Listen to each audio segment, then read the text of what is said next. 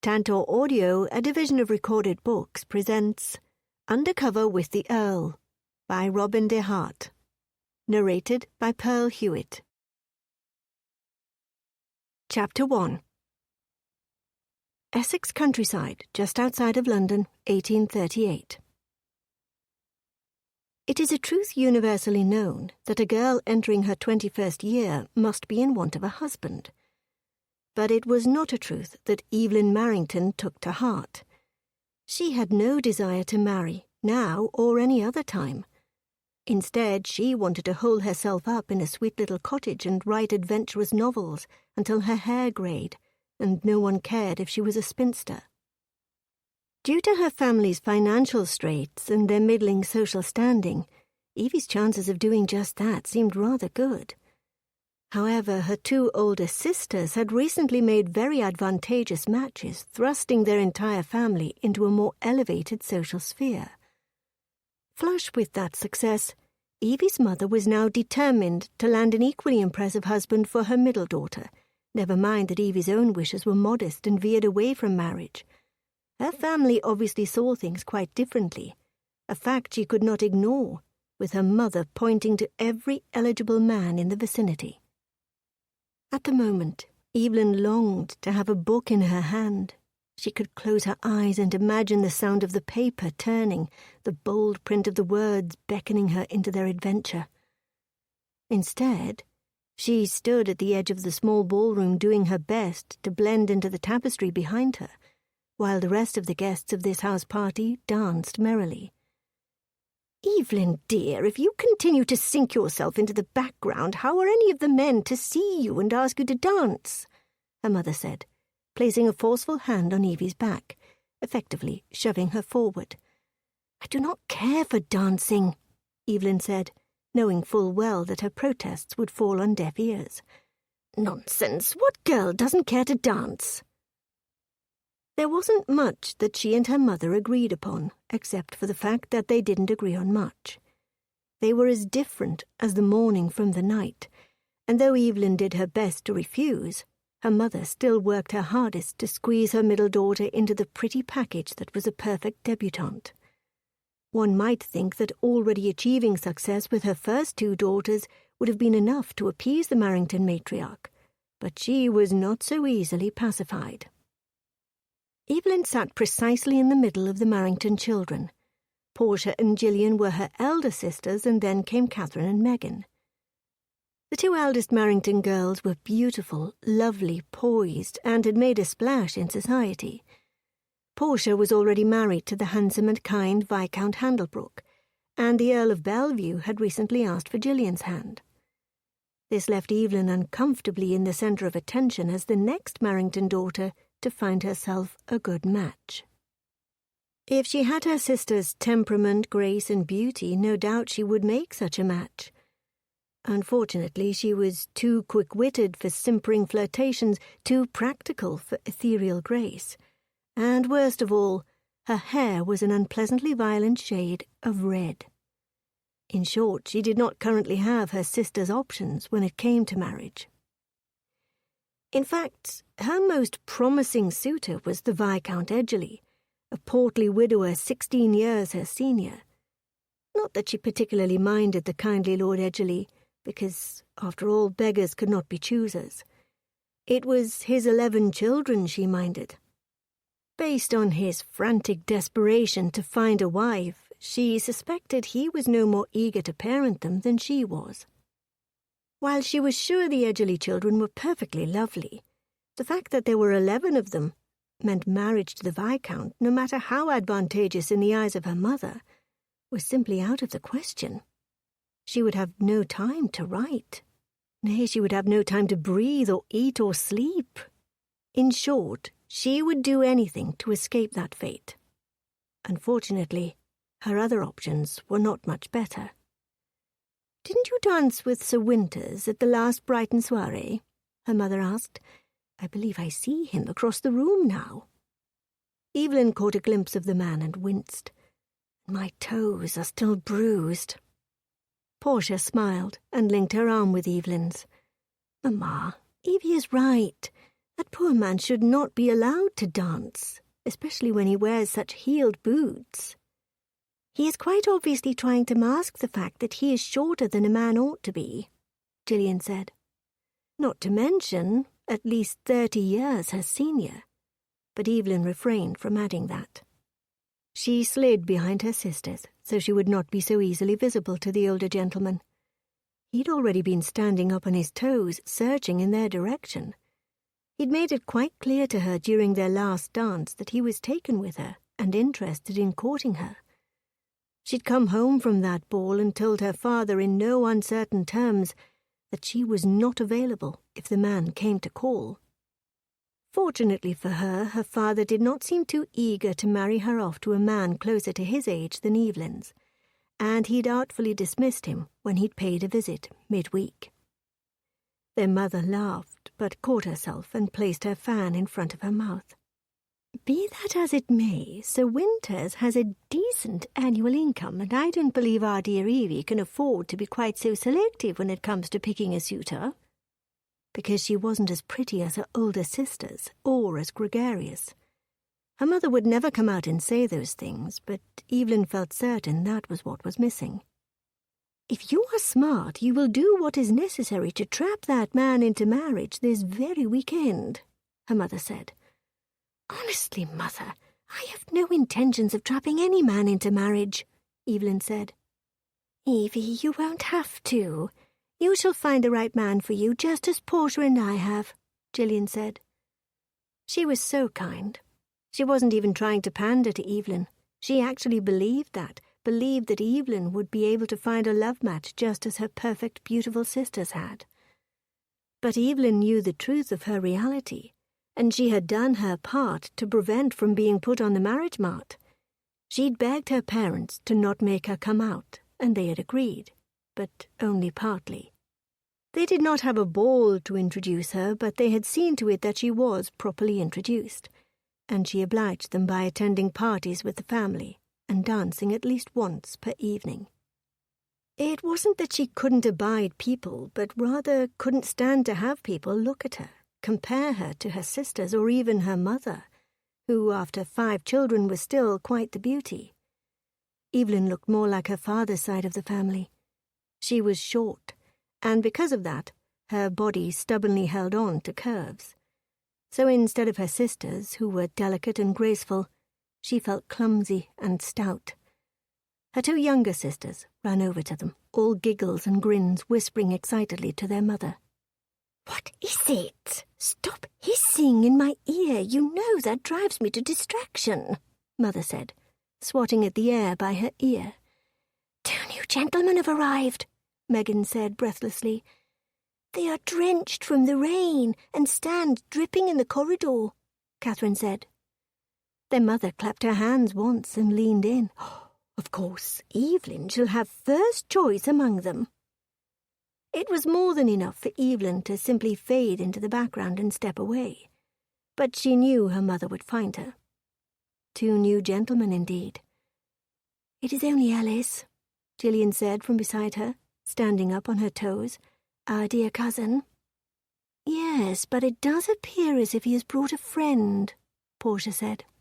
A very large and handsome friend. Evelyn glanced out into the corridor and saw the man in question. He was tall, impossibly broad, and rain dripped from his fair hair and into his face. Isn't he dashing?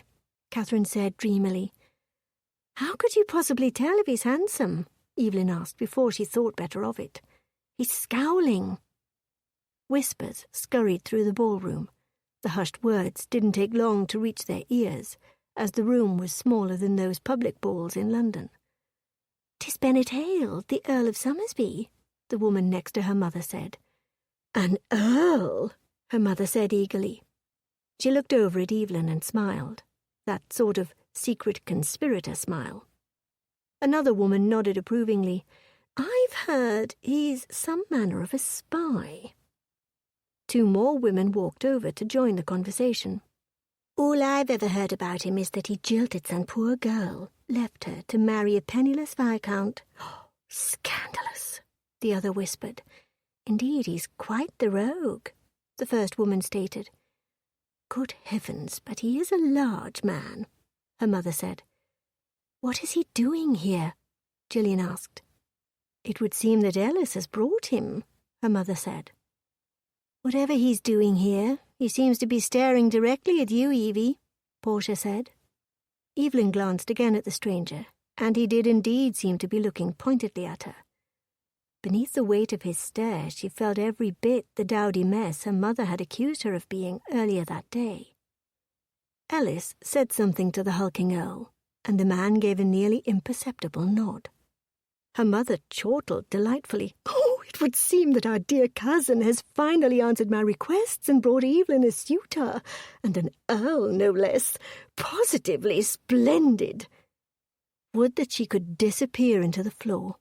But Evelyn had never been that fortunate. Bennet Hale, Earl of Somersby, looked around at the ballroom. Granted, it had been ages since he'd attended a ball in London, but he didn't recall them being quite so overrun with people. No matter what room he entered, he always towered over everyone around him, both in height and breadth. Here in this small ballroom in Essex, it was no different. Perhaps it was even more pronounced. It certainly didn't help matters that he and Ellis had gotten stuck in a rainstorm and were soaked. The couples twirled gracefully on the ballroom floor. Beethoven's waltz accompanied their dance. He loathed dancing, had never been particularly skilled at it. He exhibited nothing but speed and precision when in the boxing prize ring, but in a ballroom it did not translate. His feet were too big, his hands like a couple of hams, and his instincts muddled when so many bodies swirled about him. Why was Potterfield meeting them here? Bennet had not quite so many questions when Ellis had requested he ride along with him to his cousin's in Epping. But as they journeyed, and he'd learned that Potterfield was to meet them, Bennet knew this was official brotherhood business. Bennet had been recruited into Custos a Vesica, the Brotherhood of the Sword, when he'd graduated from Oxford at the tender age of 18. He'd eagerly accepted the invitation to become a member of the elite security agency dedicated to protecting the monarch of England, expecting a life of danger and adventure. Over the last 10 years there had been a good deal of that, and he was grateful he'd had an excuse to avoid society and the machinations of marriage-minded maidens. He was no more inclined to follow the rules and dictates of marriage than he was to follow the orders from his superiors to the letter. But he believed in the mission and the discipline required to fulfill it. "Where is Potterfield?" Bennet asked Ellis. "Why the devil would he ask us to meet him here?" Then, as if the mere mention of his name summoned him, the man appeared. Sir Percival Potterfield entered, and obviously had travelled by coach, as his person remained dry, unlike Bennet and Ellis, who still dripped on the rug. He was an unassuming man, shorter than most and thin, with a balding head and nondescript features. Perhaps that was what made him so effective in his leadership of the Brotherhood. People weren't threatened by his humble appearance. "Excellent, you both made it," Potterfield said as he came to stand beside them. He looked out into the ballroom and nodded. "Is that her?" "Yes," Ellis said. "I dare say, Ellis, the resemblance is quite remarkable," Potterfield said. "Would either of you care to let me in on your little secret?" Bennet asked, keeping his voice low. "I'm beginning to worry you've brought me here to rusticate in your uncle's little village." "Not at all, Somersby," Ellis retorted, with a hint of a smile. "Then what?" He had a sinking feeling as he followed his companion's gaze to the woman Potterfield had referred to. "Be so good as to tell me what the young lady has to do with anything." Despite the fact that Ellis had pointed out the girl, Bennet had spotted her as soon as they'd entered the ballroom, as she stood out from the crowd, a wild poppy amidst a field of perfectly groomed roses. Her vibrant red hair, though tamed in a coiffure, fought against the constraints of the pins, and several curls had sprung free, framing her fair face. There was no possible way for this woman to pose as Queen Victoria.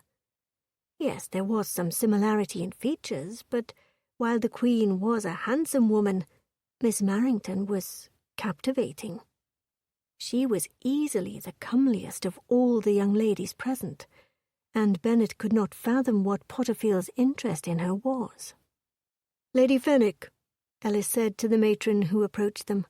"My dear Lord Ellis, you are positively drenched," the woman said. She managed to keep her distance from the puddles they were creating, and silently summoned servants to take away their sopping greatcoats. "I apologize for intruding upon your good hospitality," Ellis said. "We should have stopped." "Nonsense, I have readied rooms for each of you," the lady said. "I am certain they will not be as grand as you are accustomed to, but I can assure you they are clean and well tended." "That is very good of you, my lady," Potterfield said with a quick bow, "but a room for me won't be necessary, as I'm heading back to London tonight." "In this weather?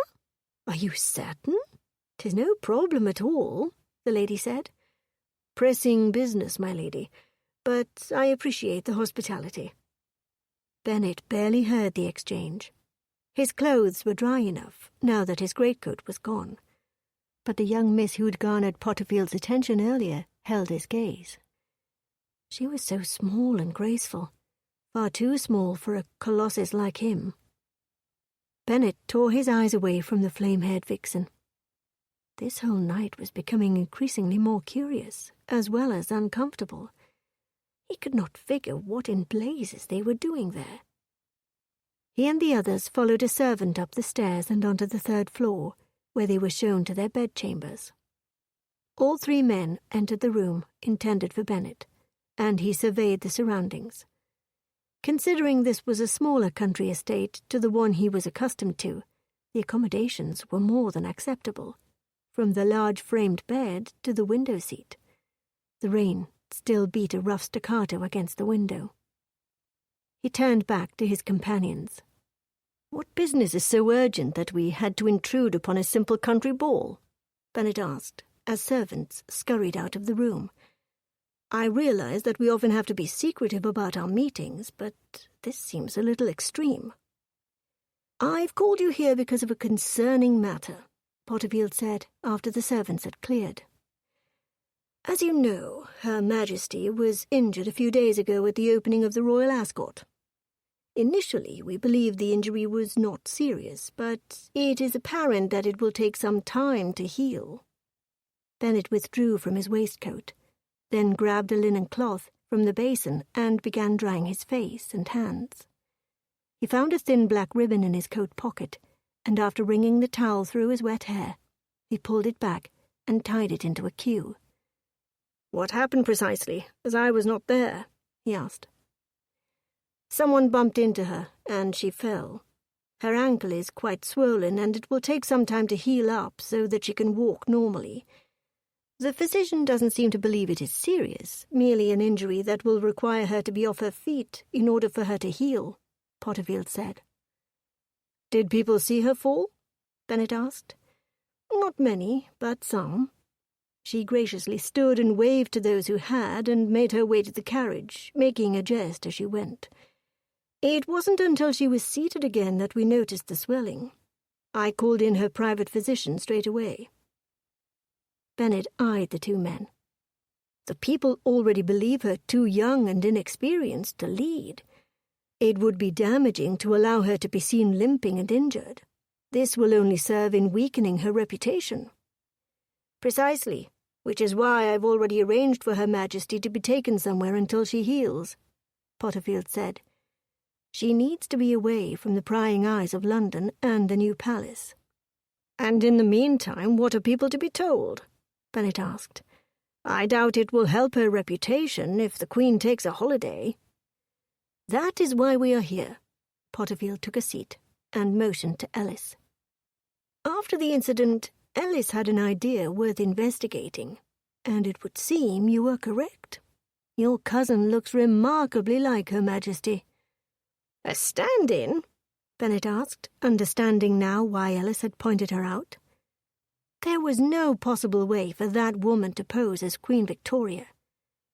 You intend to have a simple country miss charade as the Queen? Bennet asked. That's ridiculous. She's quite amiable, Ellis said, and intelligent. I can assure you Evelyn is up to the task. We would compensate her for the time she provides, Potterfield said. Bennet couldn't believe the discussion. He was nearly on probation with the Brotherhood for following his instincts rather than orders, and yet they were going to bring in a girl who was barely gentry to impersonate the Queen. The whole notion seemed asinine.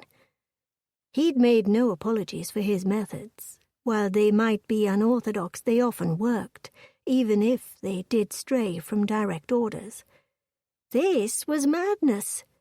How could the man who was constantly criticizing Bennet's unorthodox methods believe this was a good idea? Obviously, it was up to Bennet to be the voice of reason. She is trustworthy. This is a most delicate situation, Bennet said. Think of the consequences if this ruse is unsuccessful. We can't afford to have some girl go half-cocked and start spreading rumours about the Queen or the palace or anything that takes place within its walls. Evelyn is not a gossip, Ellis said. Trust me, she is perfect for this assignment. We can use the girl for the Belgium opera performance, and the people will be none the wiser, Potterfield said. She won't need to speak, merely make an appearance. It will buy us some time for Her Majesty to heal, and then we can proceed as usual. How will she know how to behave properly? This is the Queen we're speaking of. Not any woman can stand in her place and behave accordingly, Bennet said. Precisely why you're here, Somersby. Potterfield gave him a toothy grin. You will train her and be her escort. Were you not already planning to attend that opera with her? With Victoria, yes. She is my cousin, Bennet said. Then nothing has changed with that, Potterfield said. He felt as if the world had turned inside out. He steered clear of proper society as much as possible, yet he was the one chosen to teach the girl manners. She is a woman, one to whom Bennet had felt the powerful pull of attraction. This would never work. Do you not think someone who is more genteel would be better for the task? Someone who is better with women? Who would you suggest? Morton? He is the best among us with women, if that is the only requirement, Ellis said. Morton is a fool, Bennet said, flexing his fingers and then clenching them into fists. Precisely, Potterfield said. You were selected. I don't know the first thing about training women. Can't see that it could be more difficult than the training you do at Argyll. Their annual training exercises in Scotland covered everything from weaponry skills to extreme riding conditions, while Bennet himself had always been the lead trainer for hand fighting and proper defence. I don't see how teaching gentlemen the necessary skills to protect the monarch prepares me for this. Is Ellis to instruct her on his horse acrobatics as well? Somersby, enough. This is not up for conversation or negotiation, Potterfield said. You will do this. With that, he came to his feet. Bennet could knock the man down with little more than a shove, yet he had to defer to his authority if he wanted to be a working member of the Brotherhood. Ellis, it is up to you to persuade your uncle to agree to this. Tell them whatever you have to, but do not disclose the Queen's injury. Somersby, you will work with her. Teach her what she needs to know to pass as Queen for the Belgium Opera. Potterfield patted Bennet on the shoulder. I shall make arrangements for you to be brought into the Queen's cabinet so you have easy access to Miss Marrington. In the meantime, Linford will go with me tomorrow as we settle Her Majesty in her new location. The two of us will be the only ones who know of her whereabouts, to keep things safe. You are bringing the priest with you? Alice asked. She is still unmarried, Potterfield said. Her reputation will most assuredly be safe with Linford, then, Bennet said. Those foolish oaths of his. Now then, I'm going to head back to London. Potterfield looked pointedly at Bennet. You will follow your orders, understood? Understood, Bennet said. Technically, Bennet outranked Potterfield, at least in the aristocracy, but here in the Brotherhood, Potterfield was in charge, and he doled out the orders as best he saw fit. Bennet knew Potterfield was punishing him for disregarding orders. Still, Bennet maintained he made his choices for good reasons. He had excellent instincts, and, compliant or not, his calls had been the right ones on more than one occasion. After Potterfield left, Bennet and Ellis agreed to change and meet back downstairs. If Bennet was to be working with the girl, he'd need to observe her, see what he was up against. 20 minutes later, Bennet was on his way downstairs, clean and in dry clothes that were not exactly meant for a ball, regardless of it being in the country. He did not intentionally engage society more than his work required of him. He'd been raised in it, so he was perfectly capable of tutoring any young chit on the manners and expectations of the Queen's court, but it was an absurd waste of his talents. "I don't know about you, but I feel a hell of a lot better in dry clothes," Ellis said from behind him. The man was shorter by nearly a head. "Shall we?" He led them over to where his cousins stood. Bennet did his best to keep his eyes off Evelyn Marrington. Instead, he focused his attention on her father, Sir Marrington. "Cousins," Ellis said, inclining his head to the women with a fond smile. "Uncle?" He shook the older man's hand, then bent over his aunt's hand. "Aunt." "Ellis, I do hope you're well," Sir Marrington said. "Indeed," he said jovially. "My dear nephew, do not be rude and deprive us an introduction to your handsome friend." Mrs. Marrington smiled up at Bennet, then gave a curtsy, her manner simpering. "Bennet Hale, Earl of Somersby, my Aunt Lucinda Marrington and her daughters." He spoke their names, but the one who held his attention was Miss Evelyn Marrington. Bennet bowed his head, but before he could say anything, Mrs. Marrington pushed herself forward, both physically and conversationally. "Dear nephew, have you forgotten that my dear Portia recently married the Viscount Handlebrook? And it will be news to you that our Gillian is newly betrothed to the Earl of Bellevue." She smiled at Bennet, her gaze gleaming with calculated intent. "Our Evelyn hasn't made her match yet." He allowed his eyes to fall to Evelyn Marrington. Her whiskey-coloured eyes locked on his, and the intelligence shining there drew him in, the proverbial moth to the flame. He'd always been attracted to clever women, but he knew from experience they were the most dangerous. Silly and foolish girls could be irritating, but they did not have the skills to be cunning. Miss Evelyn Marrington's eyes were not her only fine feature. Her blazing hair fought against the constraints she'd put it into, the vibrant ringlets framing her face.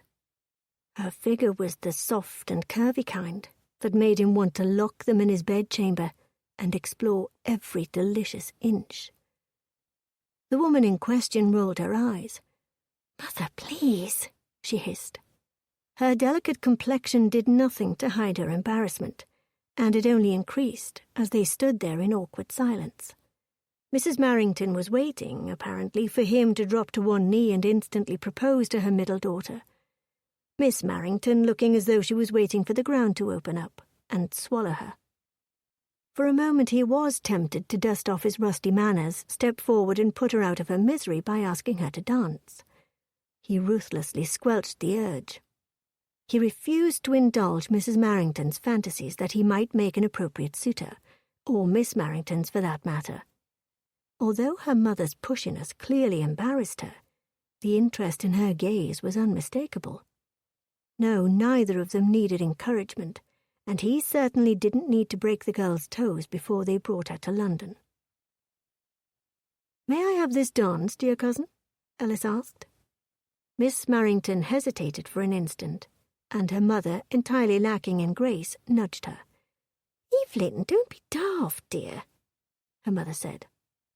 Evelyn blinked her eyes slowly, and it seemed she suddenly became aware of her mother and cousin.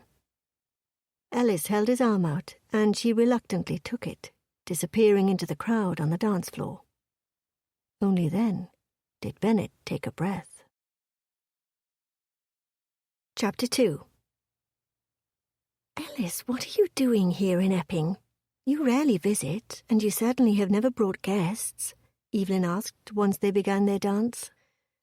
Can a man not come out to see his favourite cousins? He asked. I suppose, but you don't, or you have not until tonight. He chuckled. You are a suspicious sort. Then he gave a slight shrug. Though I suppose in this situation your suspicions are not unwarranted. I came to speak with you. Alice was 5 years her senior, which was just enough that they'd never been particularly close. And while they'd always been friendly, she could think of absolutely no reason why he would want to talk to her alone. Did it have something to do with Lord Somersby? Was Alice conspiring to marry her off too? She looked in the direction where the Earl had previously stood, but he was gone. A pang of disappointment shot through her. Not that she wanted to pursue anything with him, but he was a feast for the eyes. He had a face and form the likes of which she rarely had the opportunity to appreciate. She swallowed and nodded. Very well. Perhaps we should walk instead of dance. Excellent idea. He led her off the dance floor, then looked back to where they'd left his travel companion with her family. Bennett will likely have my head for leaving him there with your mother and sisters, but I have something to discuss with you in private. Private? In her experience, there were only 2 reasons she was ever called in for a private discussion. The first because her mother was disappointed in her lack of interest in securing a good match, and the second because her father wanted her to know that her mother was a nervous sort and to not heed her warnings. Evie didn't think her cousin wanted to talk about either of those things. This all sounds so mysterious, Alice. Do hurry and tell me, as you're making me quite nervous, Evelyn said. He chuckled. He manoeuvred them to a quiet corner, far from the crowd. Have you ever heard any rumours about me? She eyed him a moment, trying to gauge if his question was sincere. How was she supposed to answer that? It was not in her nature to be dishonest, but much of what she'd heard about her cousin was so sensationalized. I suppose. Nothing too salacious, though. Merely about your past time. She gave him a reassuring smile. And that you are an excellent rider. That I am. He glanced around them. The others. Are they about me working for the Crown? Her eyes narrowed. Some ancient organization, I've heard. She waved her hand dismissively. The stories she'd heard whispered seemed so outside the realm of believability she didn't dare whisper them aloud for fear he would laugh at her. Besides, she didn't want Alice to think she was a simpleton to listen to such gossip. Sounds fairly preposterous to me. It is true. I do in fact work for a secret organization for the Crown. She opened her mouth, then closed it when he nodded. While I cannot give you many details, suffice it to say that much of what you've probably heard is true, and it would seem that we find ourselves in need of some assistance. Very particular assistance. Chagrin flickered across his face. From you. Her heart stuttered. Unless they needed an awkward country mace, it seemed unlikely she had anything to offer them. From me? Whatever could I do? That I cannot tell you. At least not yet. I merely need you to understand that your country needs you. Are you amenable? She held up a hand. So you've told me that you work for a secret government agency, though you can give me no details about it. And now you have some cryptic assignment for me, but can give me no details about that either. More or less. Will it be dangerous? Her breath caught as she considered the possibility. They stepped out of the ballroom and onto a large balcony overlooking Lady Fenwick's gardens, nearly colliding with Lord Somersby. Perfect, Alice said, turning Evie over to the Earl. Wait, Alice, she said. What do you... Somersby will explain, Alice said as he made a quick departure around the corner and back into the ballroom. The Earl's muscles tightened beneath her hand, reminding her that she'd fallen into the man's arms and still hadn't righted herself. She looked up at him, feeling slightly tongue-tied, not something she was terribly accustomed to. Abruptly, she moved away. She rarely had contact with anyone but the local gentry, and Somersby was nothing like them. He was nothing like any local man Evie had ever met, which was perfectly absurd. "Am I to believe you are one of Ellis's cohorts?" she asked. His scowl deepened. "Cohorts? What do you mean?" "Accomplices." "That word does imply nefarious—" "You know what I mean, Lord Somersby. Are you one of my cousin's professional associates?" He hesitated for an almost imperceptible instant. "Yes." "And that is why you are here?" He nodded. To recruit me for some secret purpose?" When she said it aloud, it sounded far more exotic than anything Ellis had said. Excitement surged through her. This man, with his imposing size and constant frown, might represent the only adventure she ever had. He glanced around the balcony. A few couples walked together, arm in arm, or with the lady's hand quite properly placed upon her escort's sleeve, as was Evie's. She looked again at her gloved hand draped onto his forearm. When had she placed it there? She hadn't. Obviously he had done that, and she had missed it entirely.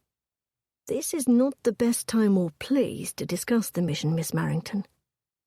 Her strange musings stopped mid-thought as she realized there would never be a time or place for her to speak privately with Lord Somersby. Even now her mother must be beside herself with anticipation of an imminent proposal. She needed to get away from Somersby before anyone else drew any conclusions either.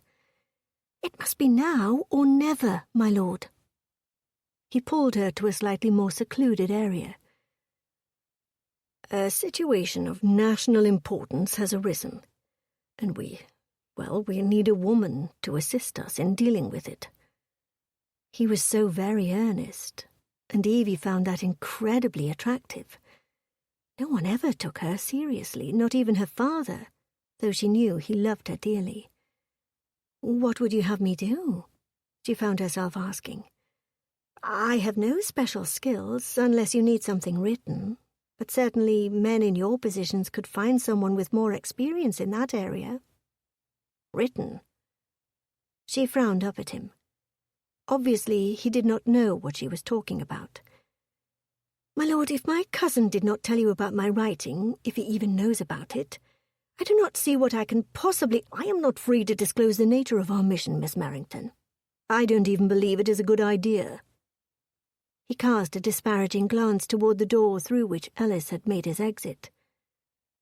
With an odd feeling of regret, Evie took her hand from Somersby's sleeve and took a step back.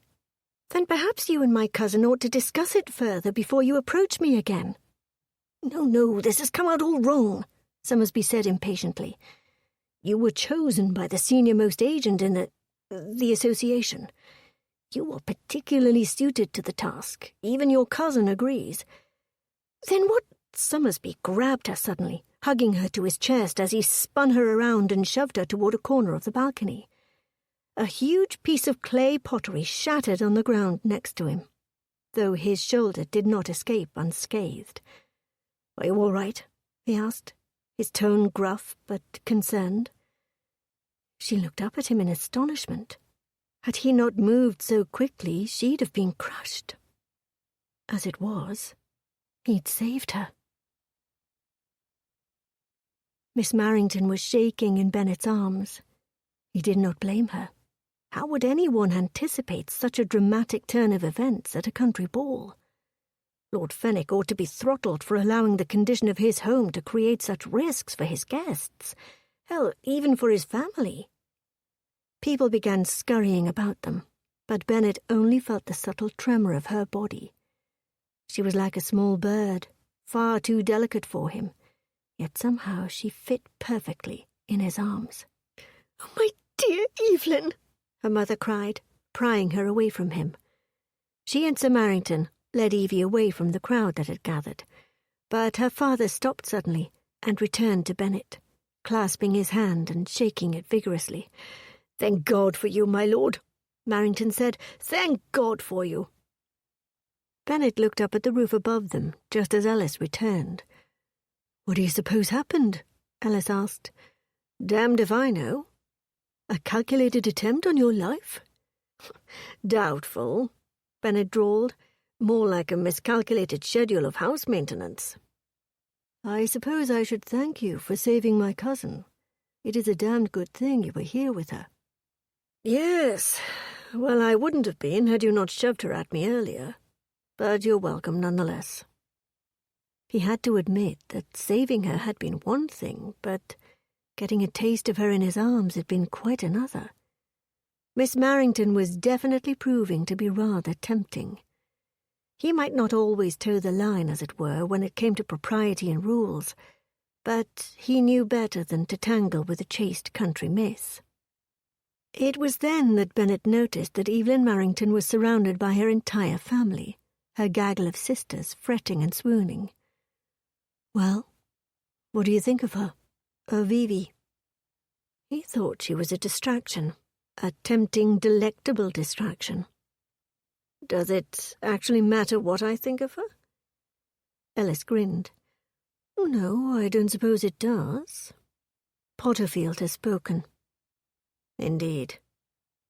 It seemed he was going to be up to his neck in one particular flame-haired beauty, at least for a few weeks. Evie barely glimpsed Lord Somersby before her parents whisked her and her sisters back inside the ballroom. They were not about to risk another mishap of falling exteriors. She was ready to retire for the evening, but her mother insisted she remain for at least 3 additional songs to assure people that she had come out of the balcony incident unscathed. Besides, according to her mother, the ordeal had brought attention to her, and with all those bachelors in attendance, Evie couldn't waste the opportunity. Why couldn't they understand that she had a different course in mind for her life? She loved children, of course, but could not envision herself as a mother, much less a wife. And how was she to join the ranks of such writers as Mary Shelley or Jane Austen if she was prevented from pursuing her writing? Evie wanted to be an author. Her mind swam with thoughts and insights on the condition of men, women, and society. Would a husband allow her to pursue her passion? Would a man like Somersby share his wife with her? Dear heaven, where did that thought come from? Likely from the fact that she could see the brooding Earl all the way across the ballroom. He towered over the rest of the guests. Her cousin left Somersby and sauntered across to where she and her family gathered. "May I have a word with you, Evelyn?" Ellis asked. Her mother chortled. Her tittering laugh grated on Evie's nerves. Their matriarch shepherded the other Marrington girls away. "Time for refreshments, ladies." She placed her closed fan on Ellis's arm. "Do let us know, nephew, if we have celebrating to do." She eyed Evie. Then they were strolling across the ballroom to the refreshments table. "What was that about?" Ellis asked, once the rest of their family had left them. "Oh, my mother has hopes for me, and she believes you are the resolution of those hopes, or at the very least that you've brought him here." Ellis looked as though he would choke. "Do not worry," Evie said. "She has convinced herself on more than one occasion that a suitor was interested. She'd been handling her mother for quite some time, and would do so again." Ellis nodded knowingly. "Somersby is, as far as I know, a confirmed bachelor. Perhaps I should have told her as much." "It wouldn't have mattered. She accuses me of having my head in the clouds, but she's the one with the ridiculous imaginings." Ellis chuckled. "Now then, did we have more to discuss? Can you give me any more information on this mission you need help with?" "Not much," Ellis said. "We need you to accompany us to London, where you will be told all you need to know." Evie studied Ellis for a moment, taking in the crease between his brows and the pensive set of his shoulders. I asked you earlier if it will be dangerous, but you shoved me off on Lord Somersby. Is that your way of telling me it shall be dangerous? No, of course not. I would not put you in such a position. Oh, well, that's a relief. Nevertheless, she still felt the strangest little pang of disappointment. It wasn't that she wanted to be in danger. It was merely that thus far in her life, nothing interesting had ever happened to her. Alice, how am I to decide with so little information? You will just have to trust me. And Lord Somersby. Well, yes, you will have the most contact with him during this whole thing. I am not certain what I am supposed to say to all this. A secret mission, no information beforehand, dealing with Lord Somersby. You say yes. He squeezed her shoulder. Or at least say that you will think on it tonight. Give me your answer tomorrow. But we truly need you, cousin. Is Lord Somersby always so quick? I beg your pardon? When we were on the balcony, she said, he moved so fast I hardly knew what was happening. Ellis coughed into his hand. Yes, he is one of our most effective operatives. So he is often put into dangerous situations? Yes, of course. But this particular situation is not dangerous? Ellis's mouth moved in an attempt to form words, but no sound came out. Alice? You can trust Somersby to keep you safe should the need arise. Do you have additional questions? Other than what I'd be doing, specifically? Yes, other than that, he said. No, I don't suppose so. All her questions seemed to be about Lord Somersby, and it would be entirely inappropriate to interrogate Ellis about his companion. She supposed Ellis might not even know him well. I shall think on your offer this evening, and let you know my answer tomorrow. Although she believed she had already decided. If nothing else, this little adventure could stoke her imagination and give her material for her writing. She refused to entertain the possibility that spending time with Lord Somersby was part of her reason for accepting the task. It wasn't because of the way she'd felt when he'd pulled her into his arms. Or was it? It had felt incredibly intimate. Men didn't embrace women they'd just met. A strict protocol was always observed, and yet Lord Somersby had disregarded it. To save her life, of course, but still. Another man might have merely pushed her out of the way. Somersby was obviously not a conventional man. Evie caught sight of him returning to the drawing-room ahead of Lord Fenwick, practically into the arms of Lady Dawson, the wife of Viscount Dawson, and a most annoying woman. If you'll excuse me, Evie, I believe one of your neighbours is attempting to foist her daughter off on Somersby, and your mother is about to fend her off with a chair. If I don't rescue him soon, there may be blood. Evie found herself smiling at the notion of the large and powerful Lord Somersby being coerced into doing anything he did not want to do. I believe I've had enough excitement for one night, Alice. Pray do not let any other untoward thing happen to your companion tonight. She took advantage of her mother's distraction with Lady Dawson and her daughter to sneak out of the ballroom. She managed to get to the bedroom she was to share with her sister and methodically readied herself for bed. She craved the silence of her own thoughts for the remainder of the evening, and not merely to consider the request Alice had made. Getting away from her family for a time on a reasonably safe adventure was more than tempting. She'd wanted to say yes immediately, regardless of what the assignment was. The thought of escaping her mother's aggressive husband-hunting was incredibly tempting, and the presence of Lord Somersby was certainly no deterrent, though Evie knew better than to allow her curiosity about him to dictate her decision. She wondered what was behind that brooding visage, what made him so serious. He didn't seem quite as convinced that she would be able to assist them in their mission, which was really the deciding factor.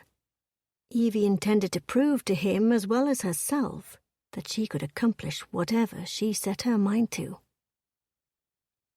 Alice had assured Bennet that his impressions from the night before had more to do with their disruptive entrance than the realities of the Marrington family. Intruding upon a country house party at Lord Fenwick's estate had not been part of Bennet's plan. But when they'd first ridden up to the Marrington house, they'd been sent 30 miles further west to find the entire family attending a ball at the local Earl's estate. As he'd stood in the corridor dripping on the Fenwick's rug, everyone in the drawing-room had gone quiet, surreptitiously eyeing him. He might be taller and broader than most men, and one would think he'd have become accustomed to the stares and whispers of people who saw him for the first time. It seemed he never could escape their curious gazes, but he could take it. Unfortunately, his poor sister could not. She was only an inch shy of his height, and gangly as well. He'd learned a long time ago to avoid society and their silly superficial attitudes. They had cost him, his sister. Damnation! He wasn't here to ruminate on the terrible slights Christie had suffered at society's hands. He had a job to do, and he really needed to obey orders this time. He couldn't defy Potterfield's command once more and still remain in the Brotherhood, even if the old man still seemed to dwell in the previous decade. Last night, Ellis had whisked Miss Marrington away to speak with her privately, and then she'd disappeared. He really needed to speak to her at length, needed to see whether she was up to the task Potterfield expected him to accomplish. She had backbone, he'd give her that, and perhaps a streak of adventurousness. She'd been shaken by the incident on the balcony, but she'd also been curious, looking up at the roof from where the huge piece of stone had fallen. Had her parents not whisked her away, he was certain she'd have stayed and asked questions about the incident. Even so, the idea of substituting her for Victoria was ridiculous. He could not see how they would ever get away with it. Miss Marrington did not possess the sophistication of a London debutante, and certainly had none of the polish of court. Her eyes were guileless, and her mouth, so plush and pink, was too quick to smile, to question, to fascinate. All right, so she did resemble Victoria, slightly, in stature only, perhaps a bit in facial features too, the way siblings might appear similar. But that flaming red hair was impossible. It made him think absurd thoughts, like how it would look spread about her on a silken pillow, whether it would feel as soft as it appeared, if the smooth wisps about her face would curl tightly around his fingers. She'd been blessed with curves, too, and Bennet had awakened more than once during the night remembering the lush bounty he'd felt beneath the bodice of her gown when he'd pressed her against him on the balcony. Good God, this mission was making him a simpleton. He ordered his thoughts, straightened his waistcoat, and made his way downstairs in hopes of finding breakfast. It was early enough that the dining room should be relatively free of guests. The empty corridors gave him hope that he'd be able to break his fast in peace and quiet. The aroma of fresh cooked meats and bread led the way, indicating that even though it was an early hour, the staff was prepared for Fenwick's guests to eat. He had already opened the door when he heard the guests' lively chatter. If he wanted a quiet breakfast, he was not going to find it here. And to make matters worse, women, all animatedly speaking over one another, surrounded the table. This would never work, and he decided to say as much to Pennington as soon as possible. The Brotherhood couldn't share a valuable national secret with even one of them. With any luck, Miss Marrington would refuse the assignment, and Bennet could come up with another plan for Pennington. Because in truth, there was no reason for Miss Marrington to put herself out for a purpose that had not been explained to her. "Come in, my lord," a voice beckoned. Every instinct in his body insisted he turn and flee the room, and he did exactly that just as Lady Fenwick arrived. "Lord Somersby, I see you were an early riser too. Come in, come in." There was no turning back now, not when she threaded her arm through the crook in his elbow and pushed through to the breakfast room. Sadly, there was no legitimate excuse that would allow him to turn around, so he closed the door behind him. The woman who had first called to him, smiling broadly, was Mrs. Marrington. Bennet nodded and tried to ignore the staring eyes of the people around the table. 3 of the Marrington daughters sat near their mother, and all 4 women watched his every step as he made his way across the dining room. The heat from their stares burned into his back as he stood at the sidebar and loaded his plate. He had not felt such attention since his father died, and he'd assumed the earldom. He'd been arrogant and foolhardy back then, and enjoyed the attention from the eligible maidens and their mothers. Then he'd met Gwyneth, and learned how truly deceptive they could be. He took more time than was necessary selecting foods for his plate, knowing full well he would not eat everything. "As I was saying, I still think that if our monarch was a man, none of this would have happened," Mrs. Marrington finally said. Bennet was nearly ready to take his seat, but the words stopped him.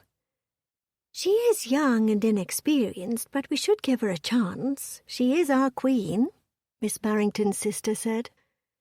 He could not stand here any longer without drawing undue attention to himself, so he turned and took his place at the far end of the table. "What are your thoughts on our new queen, Lord Somersby? She is awfully young to be weighted with such important duties," Mrs. Marrington said, "and unmarried at that." She clicked her tongue disapprovingly. "Indeed she is." He smeared butter on a chunk of bread. "But she was raised knowing she would be queen, and therefore has had time to prepare," he said. "Have you met her?" one of the Marrington girls asked, this one delicate and fair. "She is my cousin," he said simply. The girl's eyes widened, and he looked down at his breakfast. That should end the gossip about Victoria, at least while he was in the room. "What brings you to Essex?" Mrs. Marrington asked. "A travel companion to your nephew. Nothing more." "It is lovely countryside. I do hope you'll have time to explore," she said. "Unfortunately, we're leaving today." He did his best to be polite, but beneath the scrutiny of the Marrington women he was losing his patience. None of them looked at his face, but rather seemed entirely enthralled by the breadth of his shoulders and the volume of food on his plate. All except for Evelyn. Her flaming wild hair was pulled back in some sort of modest confection, but curls still teased her cheeks. She did not look at him at all. Mrs. Marrington clicked her tongue. "Perhaps another visit, then. It is really quite lovely. I'm certain one of my daughters could show the 2 of you around." "Leave the man alone, Eleanor." It was Sir Marrington, who quickly shut at his annoyed expression and went to the sideboard for his breakfast. Bennet nodded to him, but the man was not allowed to take his plate in peace. "I was merely being hospitable," Mrs. Marrington said. "It is quite unfortunate to be in a new part of the country and not have a guide to show one around." The door opened, and 2 more Marrington daughters entered with Ellis. Well, they were a family of early risers. "Uncle, might I have a word?" Ellis asked. "Indeed." He set his plate back on the sideboard, then followed the younger man, leaving Bennet in the dining room with only the Marrington women for company. This was the 2nd time he had done this in 2 days. Bennet would box Ellis's ears for this later. "My lord, 'tis very nice of you to join us this morning," the eldest Marrington sister said. She was tall and willowy with strawberry blonde hair and a wide smile. He vaguely remembered Ellis telling him their names, but at the moment he remembered only Evelyn's. She was the one that mattered for this assignment, so that was all he was concerned with. "I do believe it has stopped raining," another said. Evelyn sat at the far end of the table and resumed reading a book that was propped open in front of her. "Evelyn, dear, perhaps you could read another time.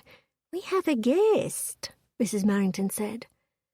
"Mother, we are all guests here at Fenwick Hall," Evelyn said. Her mother frowned, and Bennet hid a smile. She had bite, that one. Perhaps she was inhospitable and didn't realize it. The aloofness would serve her well posing as the queen. All royalty were aloof, untouchable, though Victoria was not like that on her own. In public, she had mastered the behaviour at an early age. "You said you were leaving today, my lord? Returning to London?" the eldest sister asked. "After a quick diversion to my estate, yes." "And where might that be?" Mrs. Marrington asked. "Berkshire. It is not too far from here, only a few hours' ride." "Is it a harsh land?" "No, it is quite lovely," he said. "Is that not where Windsor Castle is, my lord?" one of the Marrington sisters asked. "It is." He paused a moment, then asked, "Miss Marrington, I wonder if I could inquire as to what you're reading?" Silence fell over the room, and all eyes turned to Evelyn. He simply wanted to see her behaviour. Thus far he'd been so unimpressed with the Marrington family that he was highly reluctant to take her anywhere. She looked up slowly, met his face. There it was again, that intelligence sparking in her eyes. He was too far away from her right now, but he knew from the night before that they were a warm amber colour. "Frankenstein." She immediately went back to reading. Her sister nudged her, and Evelyn looked up. A silent conversation seemed to flow between the two women before Evelyn looked back at him. "Have you read it, my lord?" "Yes." Surprise rounded her eyes. "Indeed? And what did you think?" A smile teased at her pink lips. "I did not care for it." She frowned. "Why ever not?" "Evelyn," her mother hissed, then shook her head. "It is a legitimate question. It's a nearly perfect piece of literature," Evelyn said. He could tell her why. He'd spent the entire novel feeling far too similar to the monster and his plight in society. But he'd be damned if he'd ever admit that to anyone, especially a room full of gossiping females. "I believe Mary Shelley is a gifted writer, but the book simply did not appeal to me." She returned to reading, satisfied that she had met whatever requirement her family had placed on her. He stood and nodded to them all. "I wish you ladies a good day." Then he turned on his heel and walked out. He stood just outside the door, listening. "Evie, that is not how you interest a gentleman," one of the sisters said. "Honestly, child, I simply do not know what we shall do with you. Oh, I suppose your father and I will have to select your husband, since we cannot rely on you to do so, though we might have to sew your mouth shut." Bennet left the dining area and went in search of Ellis. The story they were telling the Marringtons was that Ellis's mother had fallen ill and had requested Evelyn to come and keep her company while she healed. But Bennet had his doubts about the plan, and he intended to make his objections known as soon as possible. The Marrington women were gossips, which meant they could not be trusted. He'd had the opportunity to observe them after Evelyn had retired, and knew that they had discussed him at length. They'd discussed every other guest as well, although the conjectures about his own family, his estate, and his annual income were the most disturbing. He would have none of it, not after the way such insensitive talk had destroyed his sister. He came upon Ellis just as the man stepped out of Fenwick's library. His uncle followed and jovially patted the man on his back, nodded to Bennet, then headed back to the dining room. "Everything is set," Ellis said. "This is never going to work," Bennet said. "We need to leave now." "What do you mean? Even Potterfield thought she was perfect," Ellis said. They walked to the back of the house and out the French doors that opened to the gardens. "I do not mean to disrespect your family, but they have done nothing but whisper about me and many others since we walked in. Discretion is quite obviously not among their virtues. We could never expect her to hold such an important matter in confidence." He frowned. "Why am I the only one concerned about this?" "Yes, my aunt and some of my cousins are likely discussing you. My aunt is quite enthusiastic about marrying off her daughters, but none of that is relevant to this situation. Besides the fact, Evie is quite different from her mother and sisters." "They were gossiping about the Queen this morning at breakfast," Bennet said. Ellis released a slow breath. "Precisely why we need Evie to come to London. People will only gossip more and more if Victoria is not seen. Or worse, if people see her injured.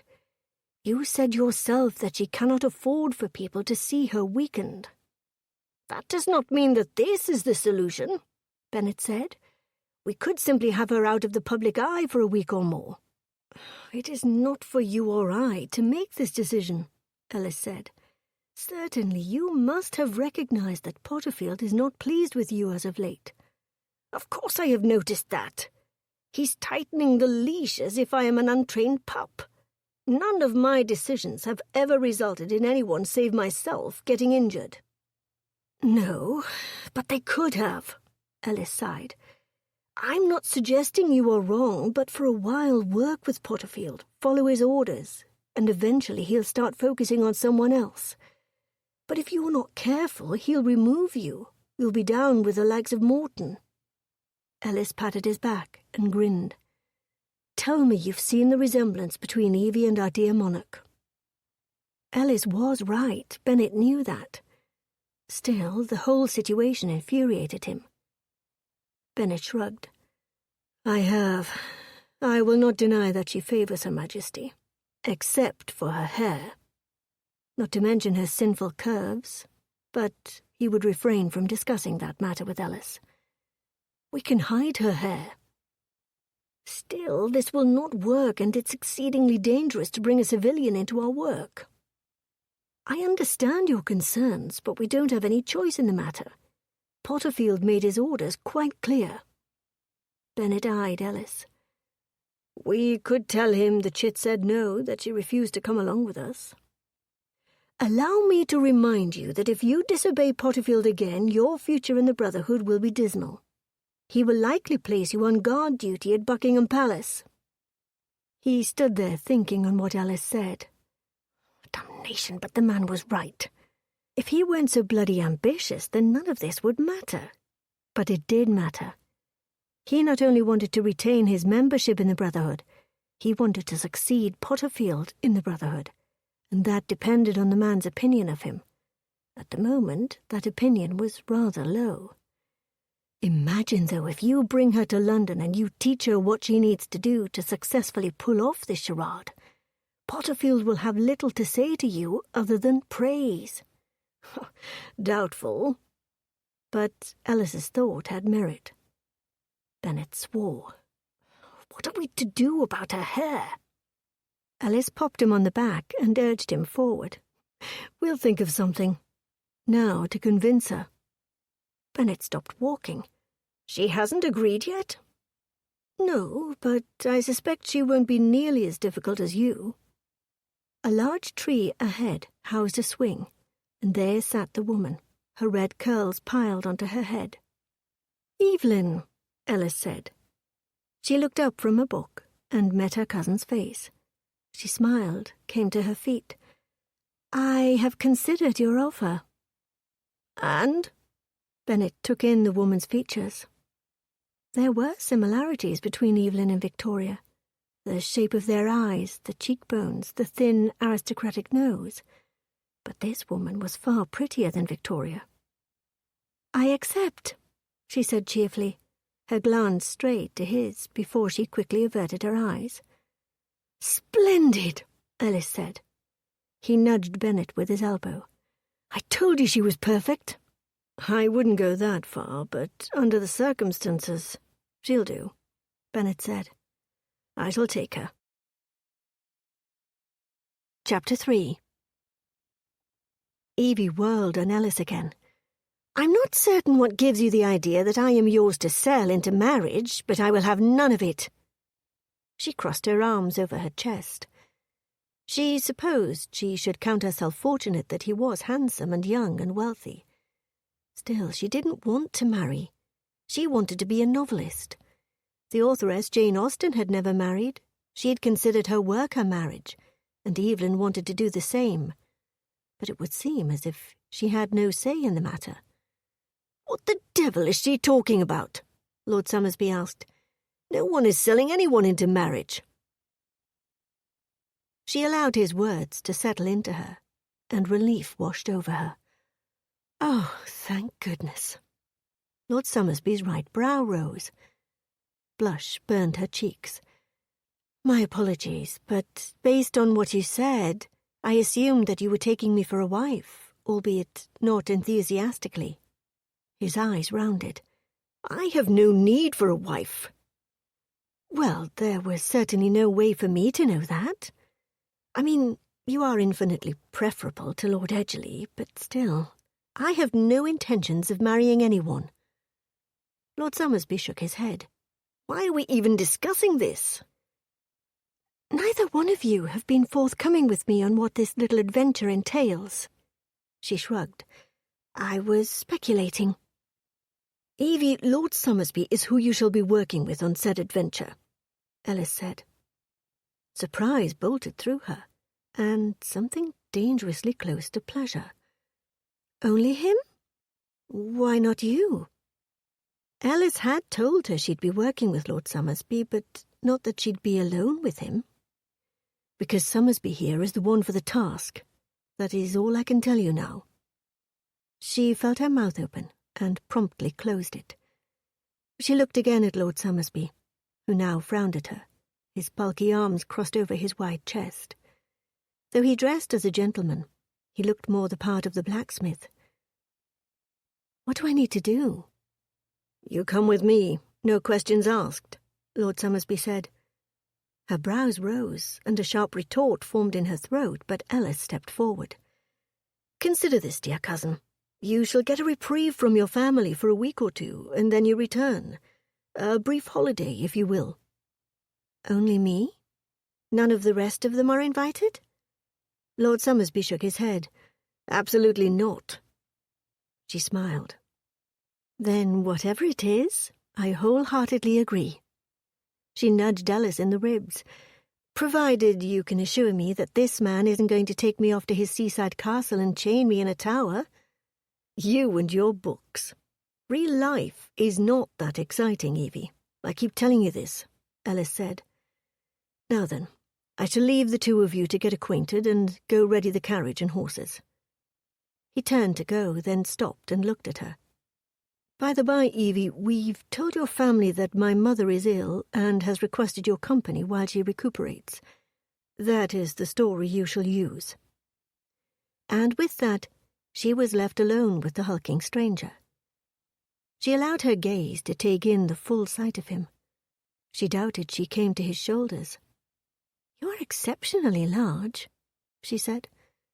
He said nothing, though she couldn't blame him. Her comment had done nothing but state the obvious. He'd probably heard similar hundreds of times. "No questions? That might be difficult, as I am a curious sort." Not even a hint of a smile showed on his lips. Perhaps he had no sense of humour. "Lord Somersby, my cousin, has assured me that you shall protect me in the event of danger. Is that true?" "That is a question." She grinned. "I suppose it is." He peered at her. "If you are going to be overly chatty, this arrangement will never work." Ellis suggested we should get acquainted. I was merely following instructions. His expression barely altered. "When we arrive at my town home, I shall give you additional details, but not until then." Squeals came from inside the house, and she ignored Catherine and Megan waving frantically from the drawing-room window. They were all smiles and giggles. "Your family is loud, too much, obnoxious?" "Yes." She took offence, or at least she should have taken offence, but she said nothing more. It mattered not what the Earl of Somersby thought of her family. They were not part of this agreement, and he would likely never see them again. "But what are his intentions?" she heard her mother frantically asking, as Alice and her father stepped outside the house. Evelyn cringed. "Good heavens," she whispered. "She's going to see my sister, dear," her father said. "Lord Somersby has naught to do with this." Then he did his best to close the door. It wouldn't matter. She'd either open it or stand so close she'd be able to hear their conversation. Alice and her father shook hands, and her father waved her to him. She strode the length of the garden and came to his side. "Yes, Papa?" "Are you in agreement with your cousin and wish to take this holiday?" She faltered, uncertain if her father knew more of the truth than he let on. "Yes, I would very much prefer to go," she said quietly. A cool breeze fluttered around her, whipping curls from the confines of the braid wound onto her head. Her sisters' voices echoed through the door. "I can't hear anything," one of them said. Evelyn smiled. Her father looked over his shoulder, then back at her. "Perhaps I should go along with you." A pang of wistfulness surged through her. She would miss her family, her father the most. "They'd never survive without you," she said. "Quite true, my dear." Alice rounded the corner of the house. "The carriage is ready." Her father cleared his throat, did his best to frown in fatherly concern. "Well, then, I trust that, Alice, you shall keep her safe." "Of course, Uncle." Her father kissed her cheek. "Be safe, my dear, and I shall see you soon." "I am to leave right now?" she asked. This was happening rather quickly, but she supposed if she was to live out an adventure, she should be ready for nearly anything. That was what she wanted, something other than this quiet country existence to impart into her writing, her stories. "Yes," Lord Somersby said. "What of my clothes? I need to pack." "It's all been taken care of. Your trunks shall meet you there," Ellis said. "But I want to go too," her youngest sister whined as the door flew open. Nearly 3 girls fell to the ground with the force. They must have all been pressed tightly to the wood with their eavesdropping. "The carriage is around this way, Miss Marrington," a footman said. She had no notion to what she'd just agreed to, but she waved to her family, then followed the men, setting off on her first true adventure. Of all the arrogant men, he wouldn't even ride with her in the carriage, instead insisting to sit in the damp weather upon his horse. Well, let him catch his death out there. She was relatively cozy inside here with a blanket wrapped around her lap. But she was expected to work with him despite having spoken to him no more than their brief and curt exchange. And her cousin had diverted away from them as soon as they'd left her village. He was headed back to London. Perhaps she should be pleased rather than offended that Lord Somersby was not accompanying her inside the carriage, because then she'd have to suffer his presence in silence. Instead, she sat in this relatively dark carriage being carted off to the Earl's London townhouse. She withdrew her notebook from her reticule and did what she did best. She made some notes for a book idea. A plucky country miss being whisked off to a cranky lord's castle, where she'd be forced into a loveless marriage. Oh, and perhaps the castle had some mysterious secrets, a tower with broken stairs. She supposed she should be mortified that she'd thought he'd wanted to marry her, and had told him so, but she generally wasn't prone to embarrassment, though her mother would have most certainly had a fit of the vapours. Evie chuckled to herself. The whole situation was amusing. Granted, he was preferable to Lord Edgerley and his 11 children, so if this had been some sort of arranged marriage, she would have at least been pleased by her betrothed's appearance. As best she could tell, Lord Somersby still had all of his teeth. Bennet had opted to ride his horse rather than inside the carriage with Miss Marrington. His reasons had been twofold. He hadn't wanted to stare at her, all the while imagining all manners in which to scandalize her, and he hadn't wanted to endure her peppering him with questions. Once they'd arrived at his town home, he'd left her to his staff to get her settled in. Mrs. Kimball, his housekeeper, had whisked the girl away. This had not been the assignment he'd been expecting nor hoping for. He'd wanted to go to Oxford and interview the professor there who was working on a machine to send notices quickly and without the post. A telegraph machine, the man called it. Bennet felt certain that this sort of technology was precisely what the Brotherhood needed to give them an edge in protecting the crown. Potterfield saw no reason to do things any differently than they'd been doing them for the last 100 years. Yet Bennet wasn't at Oxford with the professor. He was here back in London with Miss Marrington in tow, and he was expected to transform her into the Queen, as if he were some manner of nursemaid or nanny. His butler scratched at the door, and Bennet looked up from the papers he hadn't been reading. "There is a woman here to see you, my lord." Another woman? Why was his life suddenly overset with women? "Who is it?" "An old friend, she claims," Winston said. "Send her in, but do come and relieve me if she hasn't left in 20 minutes, Bennet said. Winston nodded. "Very well, my lord." Bennet stood and came around his desk to greet whomever had come to see him. He wasn't in the mood.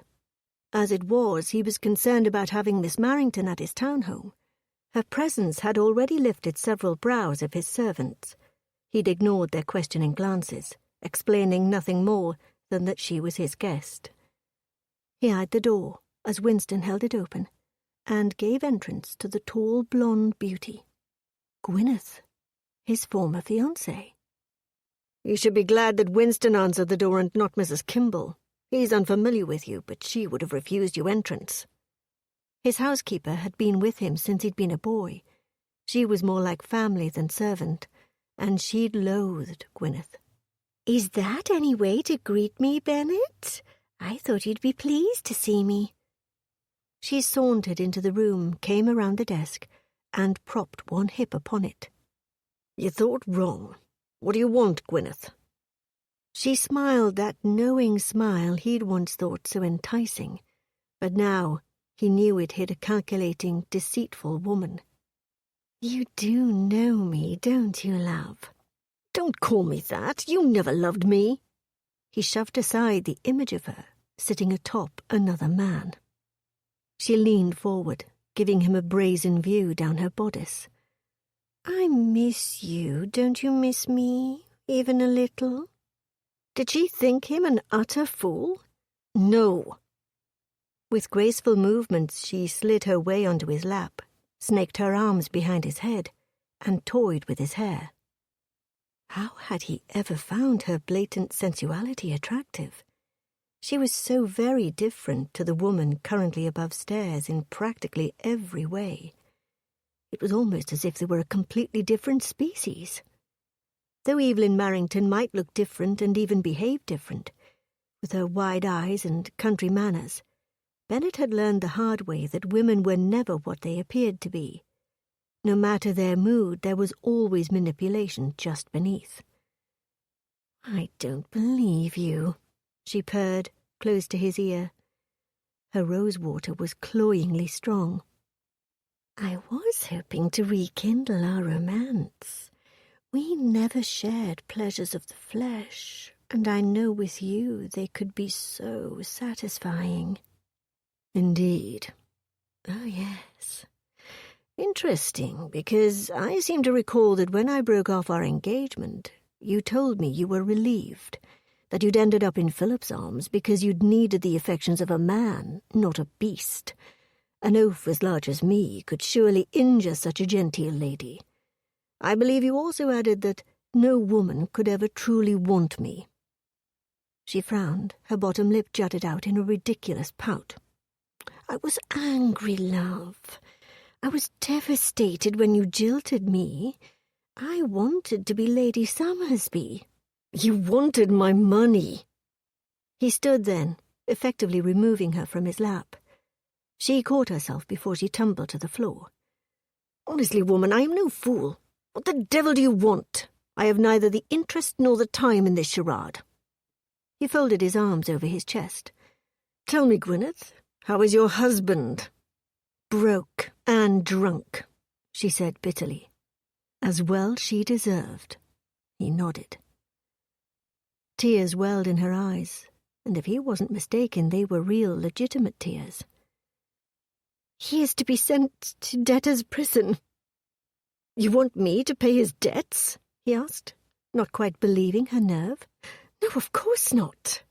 I was hoping we could come to an arrangement, one that served us both." She held her arms out as if presenting herself to him.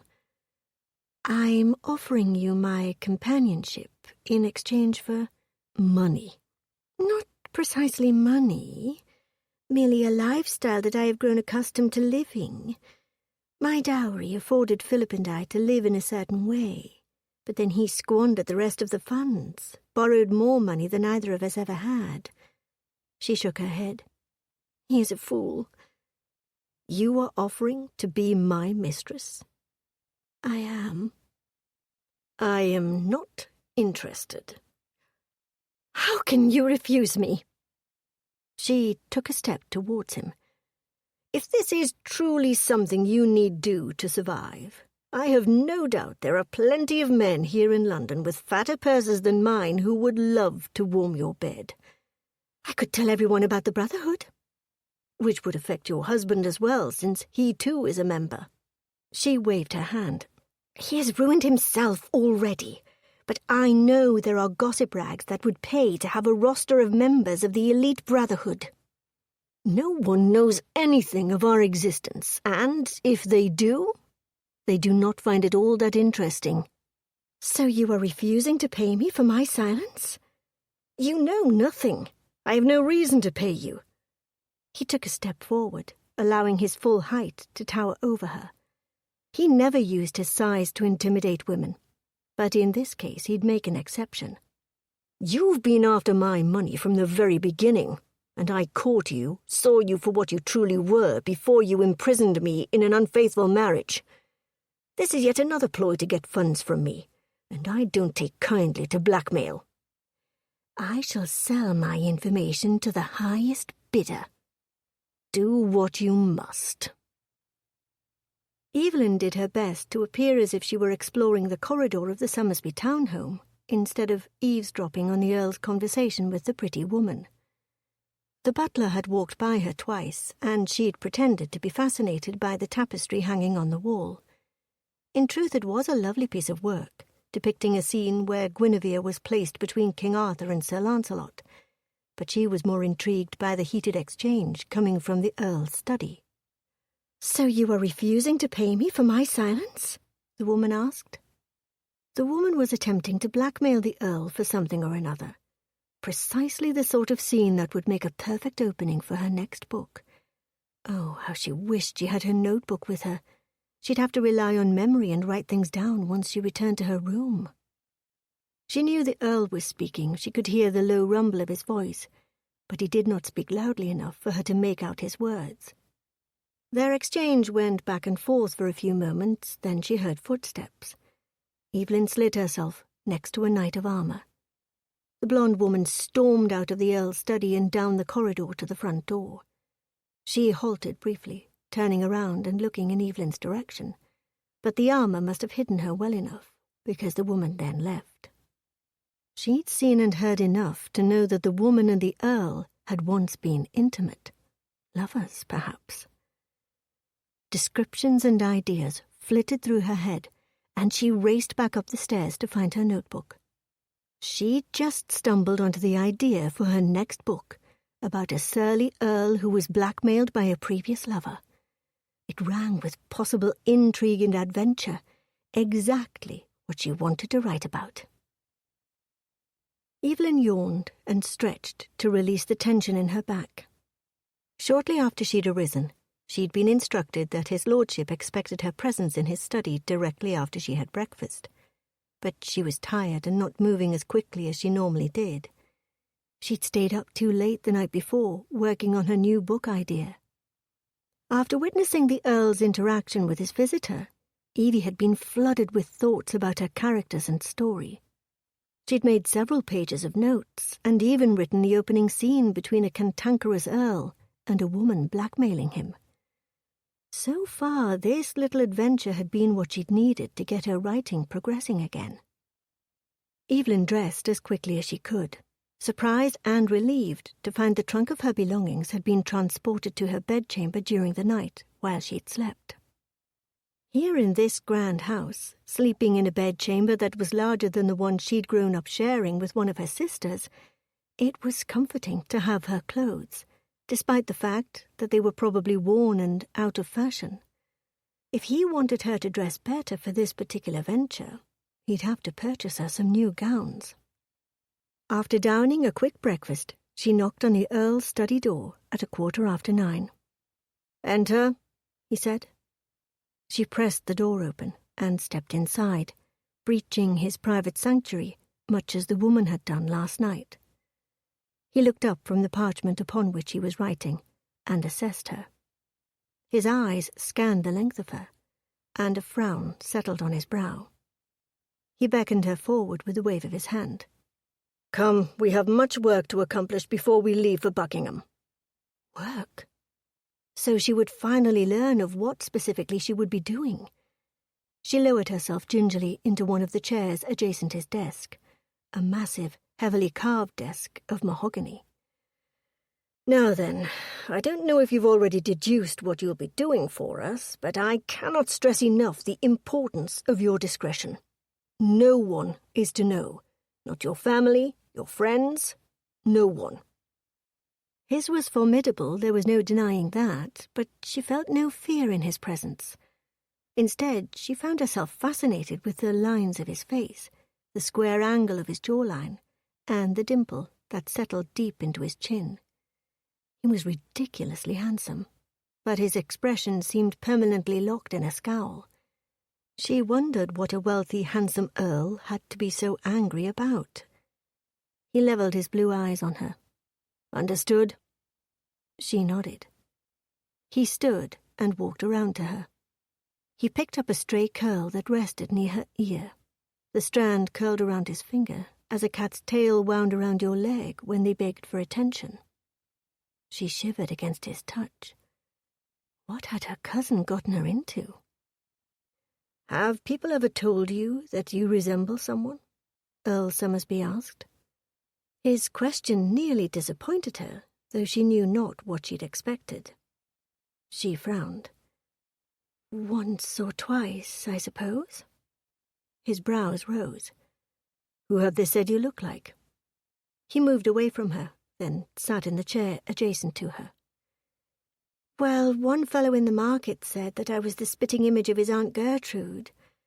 But, for the most part, people say I favour Her Majesty, Queen Victoria." Evie shook her head. She was loath to admit that, as she didn't want him to laugh, so she quickly added, "Personally, I don't see it. Then again, I've never actually seen her, only portraits." "You and Her Majesty are about the same age," he said. "I am older by 2 years, I believe." He nodded, leaned forward, and braced his elbows on his knees. "Miss Marrington, I need to know that I can trust your discretion." "Yes, of course." "I work for the Crown, as your cousin told you. I will not detail how precisely, but suffice it to say, you have been chosen to assist on a very important task. We need you to pose as Her Majesty at an upcoming event." Had she heard him correctly? Certainly not. Charading as the monarch must be an act of treason. "I'm sorry, I thought you said that you want me to pose as the Queen." "Correct." "Do I favour her that much?" He eyed her, and under the weight of his scrutiny she squirmed in her chair. "You do favour her, I suppose. I am much more familiar with Her Majesty, obviously, but your features are quite similar."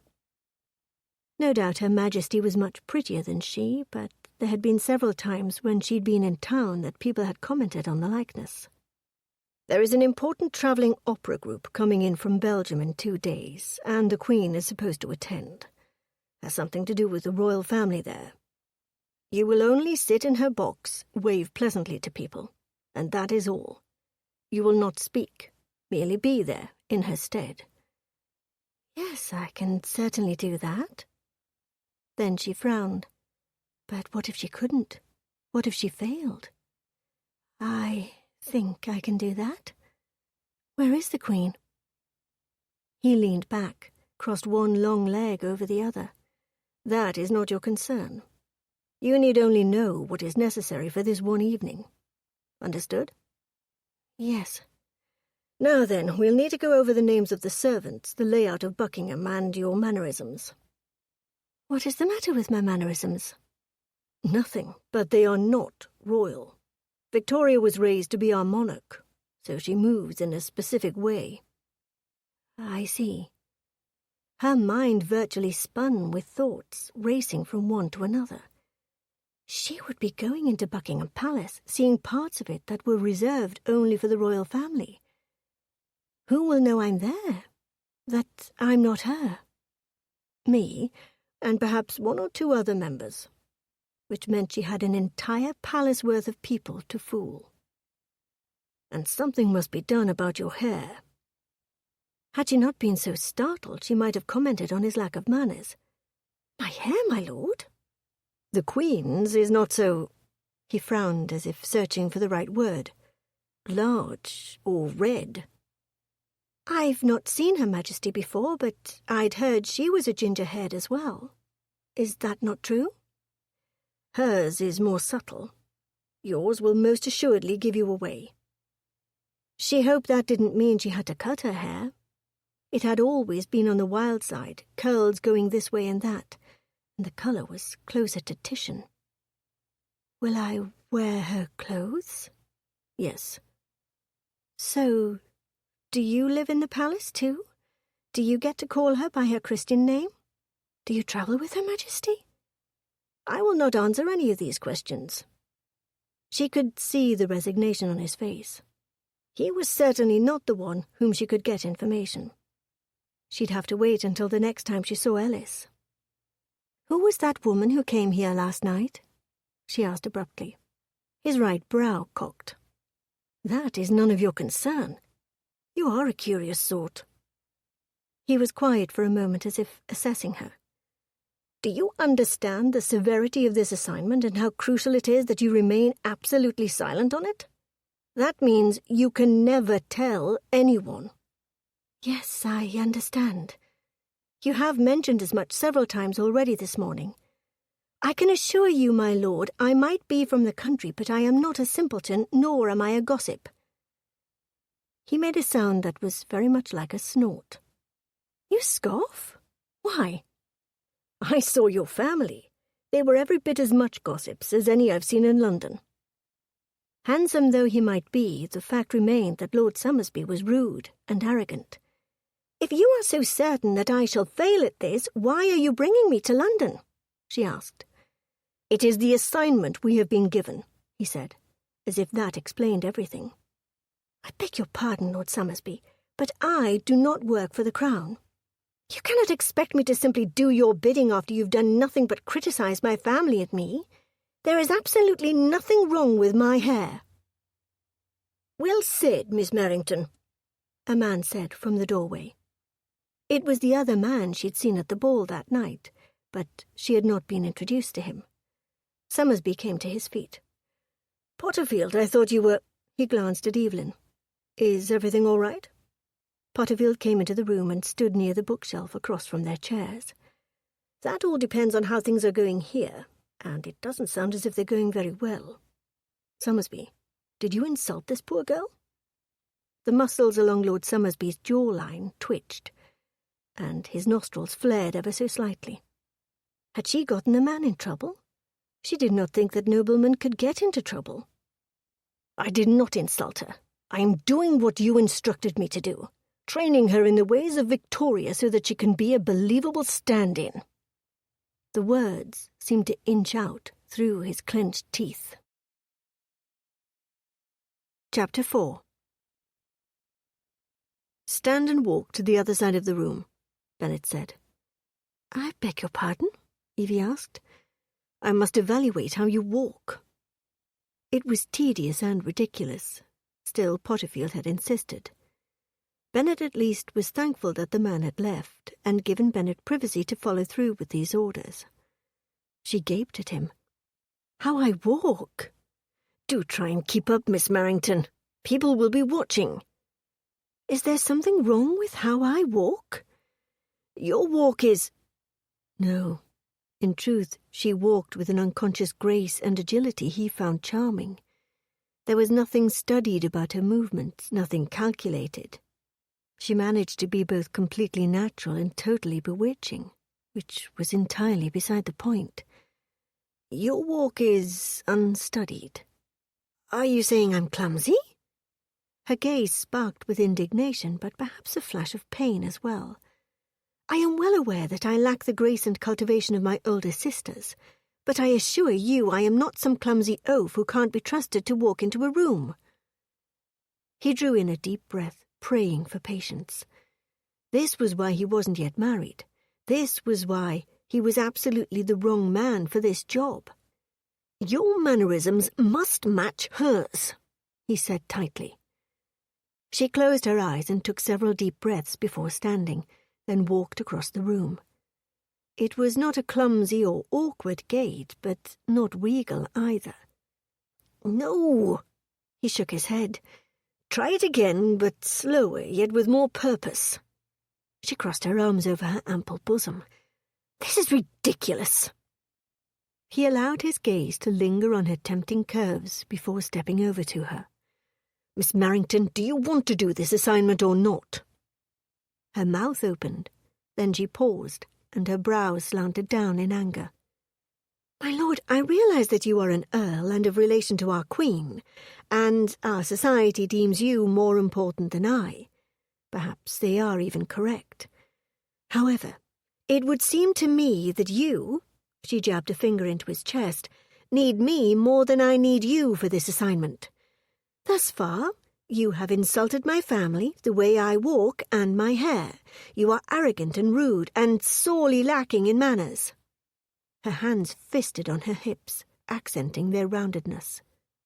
How was it that this slip of a woman showed no fear of him?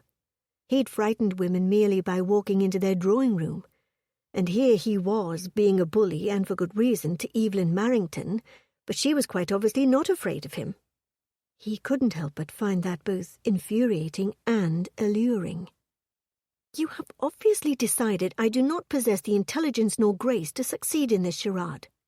I will not stand for this sort of treatment. I should like a carriage to bring me home on the morrow. Good day, Lord Somersby. She turned and marched from the room. In complete disbelief he watched her go. No one had ever spoken to him in such a way. Arrogant and rude, she was the one lacking in manners. This entire assignment echoed with idiocy. Ellis had claimed his cousin amiable and clever, neither of which Bennet had seen. All he had witnessed was her sharp tongue. Damned if he didn't find her sass alluring as hell. All the more reason to send her back home and tell Potterfield she refused to participate. Bennet couldn't be blamed for this failure if she was the one who walked away. This would work out perfectly. He'd get to continue with the Brotherhood, and not be distracted by the ridiculously attractive and fiery-tongued Miss Marrington. It would almost be worth completing the assignment, just to see if she was as passionate in other areas. Almost. Her heart was pounding so loudly she was unsure if it was indeed her heart or her boots against the stairs as she raced back to her borrowed bedchamber. Of all the infuriating men! Her mother would have fallen over dead had she heard Evie speak to him that way. "An earl, Evelyn," her mother would say, fanning off the vapours. "You might as well put me in the grave now." She knew her harsh words had meant nothing to the Earl. She tossed some of her belongings into the trunk. The hairbrush landed with a thud. Yes, she was walking away from money that could give her the life she dreamed of. But no amount of coin was worth being treated as if she were daft and ugly. More belongings tumbled into the trunk. She wondered which was more offensive, being seen as ignorant or unattractive. Definitely the former. She had always been praised for her superior intellect, and quite frankly she'd never believed herself particularly attractive, especially in comparison to her sisters. But the Earl of Somersby certainly knew how to make a girl feel both. She might not get to experience a full adventure, but the little she'd been here she already had a book idea. Better than what she'd come with. As far as what she'd tell her mother and the rest of the family as to why she'd returned early, well, perhaps she'd come up with something tonight. "The girl wants to return home," Bennet said as he stepped into Potterfield's study. Potterfield looked up from his desk, but said nothing. Bennet fully entered the room and sat in a chair across from Potterfield's massive carved desk. He shook his head regretfully. "I don't think there is any changing her mind. She's a stubborn lot." Potterfield's eyes narrowed. "I'm trying to understand how precisely this is my problem. I believe this is your assignment. Are you forfeiting?" "No. But I cannot be held responsible if the girl won't cooperate." "She won't cooperate, or you have made it impossible for her to do so?" Damnation! He should have known Potterfield wouldn't simply shrug and give him leave. "Sir, it is my opinion that this assignment is too dangerous and risky for everyone involved. The girl could get hurt, and as stubborn as she is, I'm not certain I can control her." "I never asked you to control her, Summersby. She is not a horse." He shook his head. "How is it that you know nothing about the fairer sex?" Bennet would not answer that. He knew plenty about women and their ways, knew about the poison of gossip and how it could destroy weaker women as it had his sister Christie, knew about the greediness and deception of the stronger, clever of their sex, and all the destruction they left in their wake. What he did not know was how to convince a strong-willed, intelligent woman to do something she'd set her mind against. "What did you do, Summersby?" "I did what you told me to do. She is unwilling to do as she's told." "Be that as it may, this is your responsibility. You make this work." "Or?" Bennet asked. "Or you will be reclassified as a guard." "Just like that?" Potterfield slammed his book on the table and stood. He braced his arms on the desk and leaned forward. "You know very well that this isn't the first time you've broken protocol. Like it or not, the rules exist for a reason. You will follow them or you will lose clearance. It is as simple as that. I will not continue to play games with you. I don't care who you are." Bennet took a deep breath. He could walk away, end it right now, and simply be done with all of this. Then what? What would be left for him? Return to London and live the life of the idle rich? His days filled with nothing but the mindless pursuit of pleasure? Or retire to one of his country estates and live the life of a simple farmer? He didn't know which alternative seemed duller. He knew nothing save how to be a member of the Brotherhood. It was what he'd worked toward his entire life. To walk away now would be juvenile. He refused to let a simple miss rob him of his future, no matter how alluring she was. "Make her change her mind," Potterfield said. He walked around his desk and went to the bookshelf. "You fix this or walk away. Your choice." Bennet knew he'd been dismissed. Potterfield had moved on to something else and was done entertaining this conversation. So instead of being able to blame everything on Miss Marrington, Bennet had to either make her compliant or lose everything he'd worked for. He stood and made his way out of Potterfield's study and back to his waiting steed outside. He could find a way to make the Marrington girl stay. He'd simply offer her what most women wanted: more money. Evie had finished packing nearly 2 hours before, and she'd already rearranged the trunk 3 times. She'd tried writing some more on her book idea, but she was far too distracted with thoughts of the arrogant Lord Summersby. It was only because she was still in his town home. Once she returned to her family's cottage, she'd be able to concentrate and get writing done. Until then, she supposed she could read. It had started to rain, and the droplets knocked on the window in her bedchamber that overlooked Hyde Park. She stood at the window now, watching the moonlight blur the water rivulets as they slid down the glass. Her fingers pressed against the cool window. London. She'd wanted to come here, wanted to see the city and experience some manner of life before she resigned herself to either marriage to an unappealing older man or a life alone with only her books and characters to keep her company. But it would seem that would not be happening. She'd return home tomorrow and settle into the familiar routine of her family. "Miss Marrington," the Earl said from behind her. She started at his voice and turned, hand to her chest. "You gave me a fright. You shouldn't sneak up on a person in such a way. Yes, well, I am not accustomed to knocking on doors in my own house. Oh, he was a handsome devil, she'd give him that. Not terribly kind, though perhaps that was the way most people were here in town. The arrogance practically dripped from him, and exasperation lined his features, deepening his scowl. He stepped forward. Incidentally, the door was open.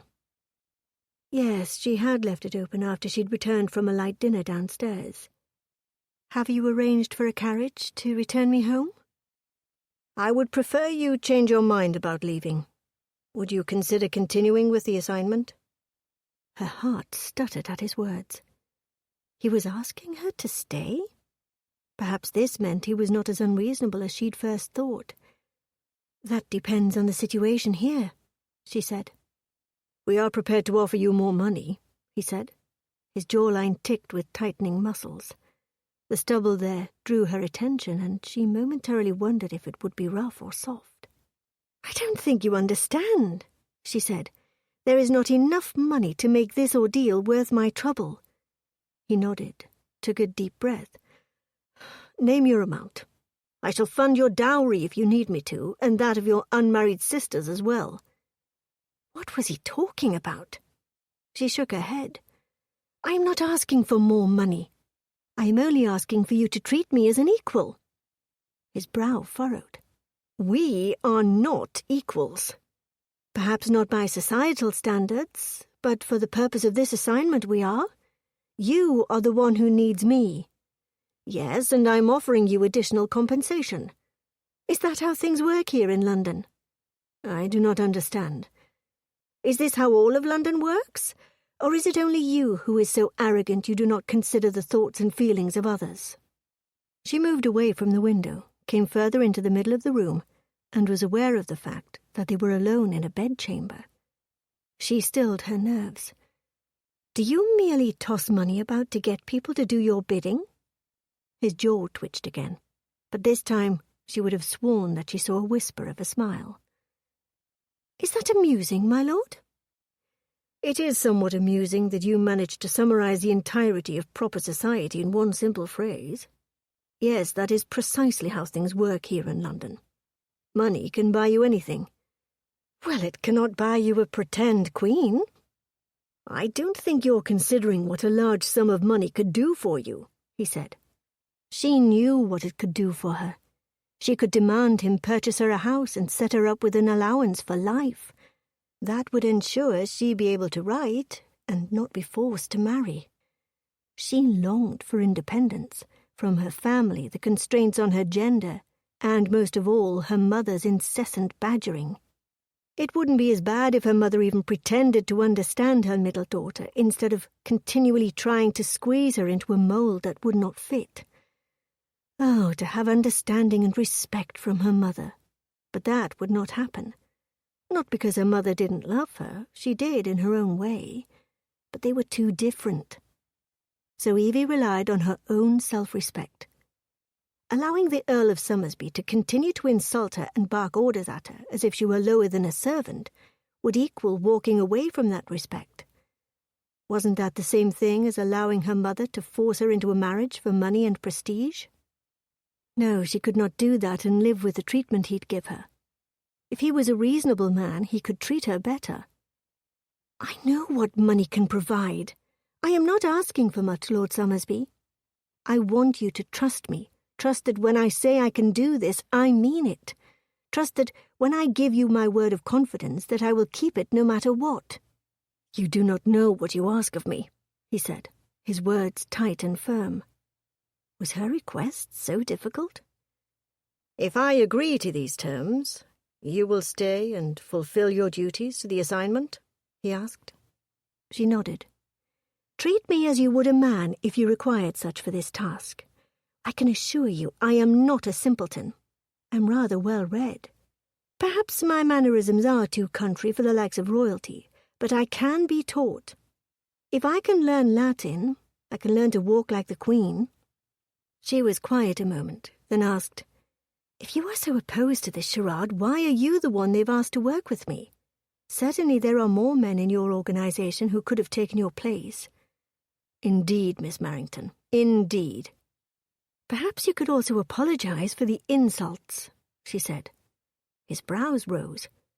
Insults? I shall let it go, the things you said about my family. They are not a part of this. But the things you said about my person, I cannot work with someone who believes me to be an idiot. She waved her hand dismissively. It matters not that you find me so unattractive, but I do not wish to be thought a fool. He took a step closer to her. You believe I find you unattractive? You suggest otherwise? I'm fairly certain that any lady who is criticized for having wild and large hair and a pedestrian gait would make the same summary that I have. As I said, that is inconsequential.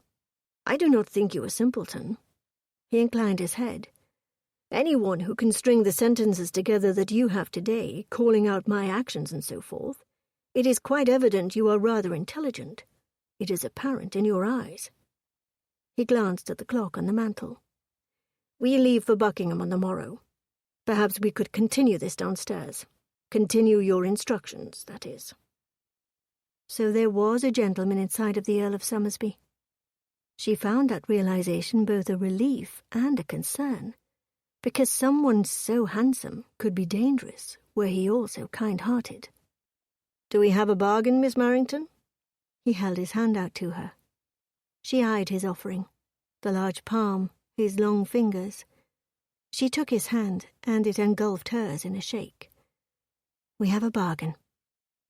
Why did she feel as if she'd just irrevocably sealed her fate? For the record, I am not my family, she said, once they had returned to his study. There was such resolve in her features that he had no choice but to believe her, or at the very least to believe that she believed that. She was not her family. Obviously that meant she felt different in comparison. Of course, he'd seen the physical differences. Her sisters were all taller and more waif-like, not possessing Evelyn's sensual curves. Their features, too, were more subtle, none of them sharing her Titian curls or shrewd blue eyes, but he suspected she did not mean those particular virtues when she spoke of her differences.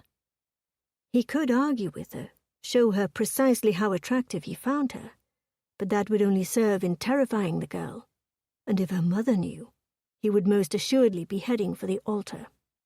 It was better that Evelyn believe he found her unappealing. He nodded to her admission. Shall we again work on the walking? She strode across the room, and there was purpose in her movement, but still something seemed wrong about her posture. Try holding your head up and straighten your shoulders, he said. Again she walked for him. He shook his head. Show me, she asked. He stepped over and stood behind her, then put his hands on her waist. She stilled. He tried to ignore the gentle curve of her hips below his palms. He took one finger and slid it up the center of her spine. Her body responded and her shoulders straightened, her chin tilted up, and she sucked in a breath. Heat from her skin permeated through her dress, warming his fingers. Standing this close to her, he was surrounded by lavender and mint, scents utterly tantalizing and feminine. He resisted the urge to lean closer and inhale the coppery curls. Now walk, he said. He followed along behind her, keeping his hand on her back. Keep your shoulders straight. That's very good. She turned and faced him, and they stood that way with no words. Her lips parted, and her wide eyes looked up at him. He wanted to put his hands back on her waist, her back, anywhere. Oh, damnation! What was the matter with him? Perhaps we require a break. He rang for tea, and they took seats in front of the hearth. Minutes later their tea service arrived, and no sooner had they been served their cups that she began peppering him with questions. "What other books have you read besides Frankenstein?" she asked. He stirred his tea. "I don't get much reading time." Not completely the truth. He read quite often, but he was not interested in getting into a discussion that could lead back to Frankenstein. I suppose as an Earl you're quite busy with the House of Lords." She bit into a sugared cake and flecks of sugar stuck to her lips. "What do you think about the new Civil Marriage Act that Parliament recently passed?" He tried not to stare at her mouth. "I have no opinion." Her brow furrowed. "How can you have no opinion? Are you not a member of Parliament?" "Technically, yes, I am. But I am not active. I am not political." He took a sip, hoping she'd follow suit, and the liquid would wash the infernal tempting sweetness off her pink lips. He'd expected this assignment to be tedious and boring, but not tempting. She shook her head in confusion. "You work for the Crown. Is that not extremely political?" "No, it has nothing to do with politics." His father had been a brilliant politician, but Bennet had never had the mind nor patience for it. He served his country in other ways, notably by protecting. His brute strength had always been his greatest asset. "My duty is to the throne. I protect the throne, whomever sits upon it. I have no allegiance to them as a person, other than their birthright." He stood and went to the window. He glanced back at her. "You have sugar on your lips." She'd just had an entire conversation with the most beautiful man she'd ever seen, and the whole time she'd had food on her mouth. How was she supposed to pretend to be the Queen when she couldn't even go 30 minutes with an Earl without embarrassing herself? She'd nearly swooned when he'd put his hands on her back. Obviously, she was too much of a goose. She would never be able to survive a real courtship. In truth, she was likely saving her mother a lifetime of embarrassment by refusing to entertain thoughts of marriage. She tried to imagine how Jilly would handle this situation, or Portia. No doubt they would have something clever to say to laugh off the faux pas. Of course, they would likely have never been in such a situation, as delicate and graceful as they were. As it was, Evie had allowed too much silence to pass between his comment and any would-be response. There was no clever response, simply mortification. She dared sneak a glance at him, and thankfully he was still looking out the window. "Is it raining?" she asked, finally breaking the silence. He turned back. "No, perhaps we shall have dry weather tomorrow when we move to Buckingham. I suppose we should go over that now. I need to familiarize you with the layout of the palace, the servants, and other persons you might encounter." He walked to the chairs near the hearth, his movements surprisingly elegant for a man his size. "Yes," she said, far too enthusiastically. She was relieved to have something for them to discuss, and for now, she'd stay away from the sugared cakes. Chapter 5. They'd worked together at his town home for a total of 2 days before heading to Buckingham Palace.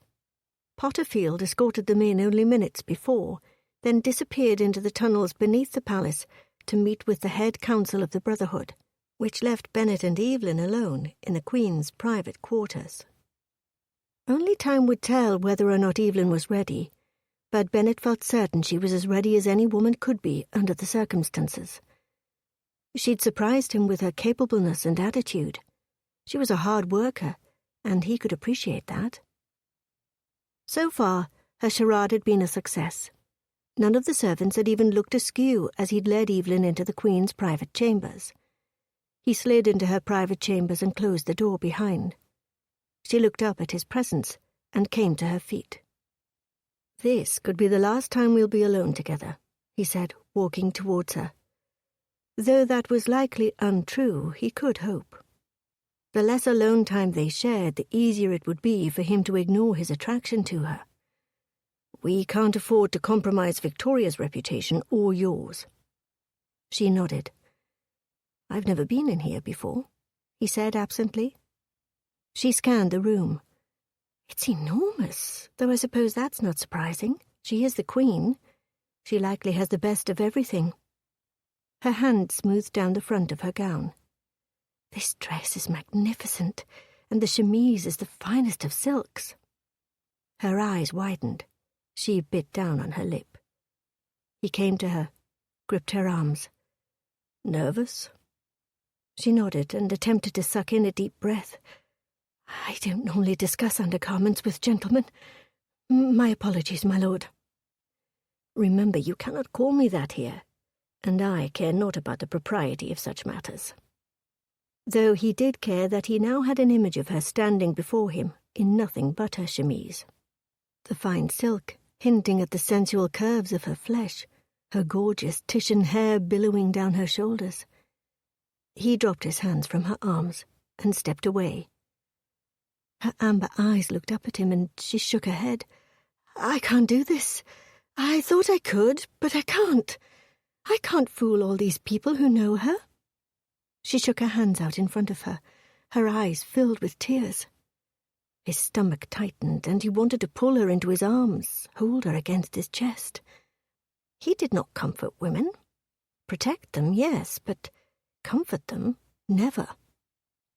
"All these people, servants, they'll all be watching my every move. I'm not accustomed to that." He stepped closer to her, not close enough to touch her, but near enough he could see the uncertainty in her gaze. "It's one day, one event. People see what they want to see. They'll see the Queen. We've given no one a reason to expect anything different." He inched forward, tipped her chin up so she would look at him. "Forget about the servants, forget about everyone but me. Can you do that?" Her whiskey-coloured eyes bore into his. "Yes." "When you start to panic, find me in the room." He chuckled. "It is unlikely you'll be able to miss me, as I'm normally the largest man in the room. But find me, and know that all is well."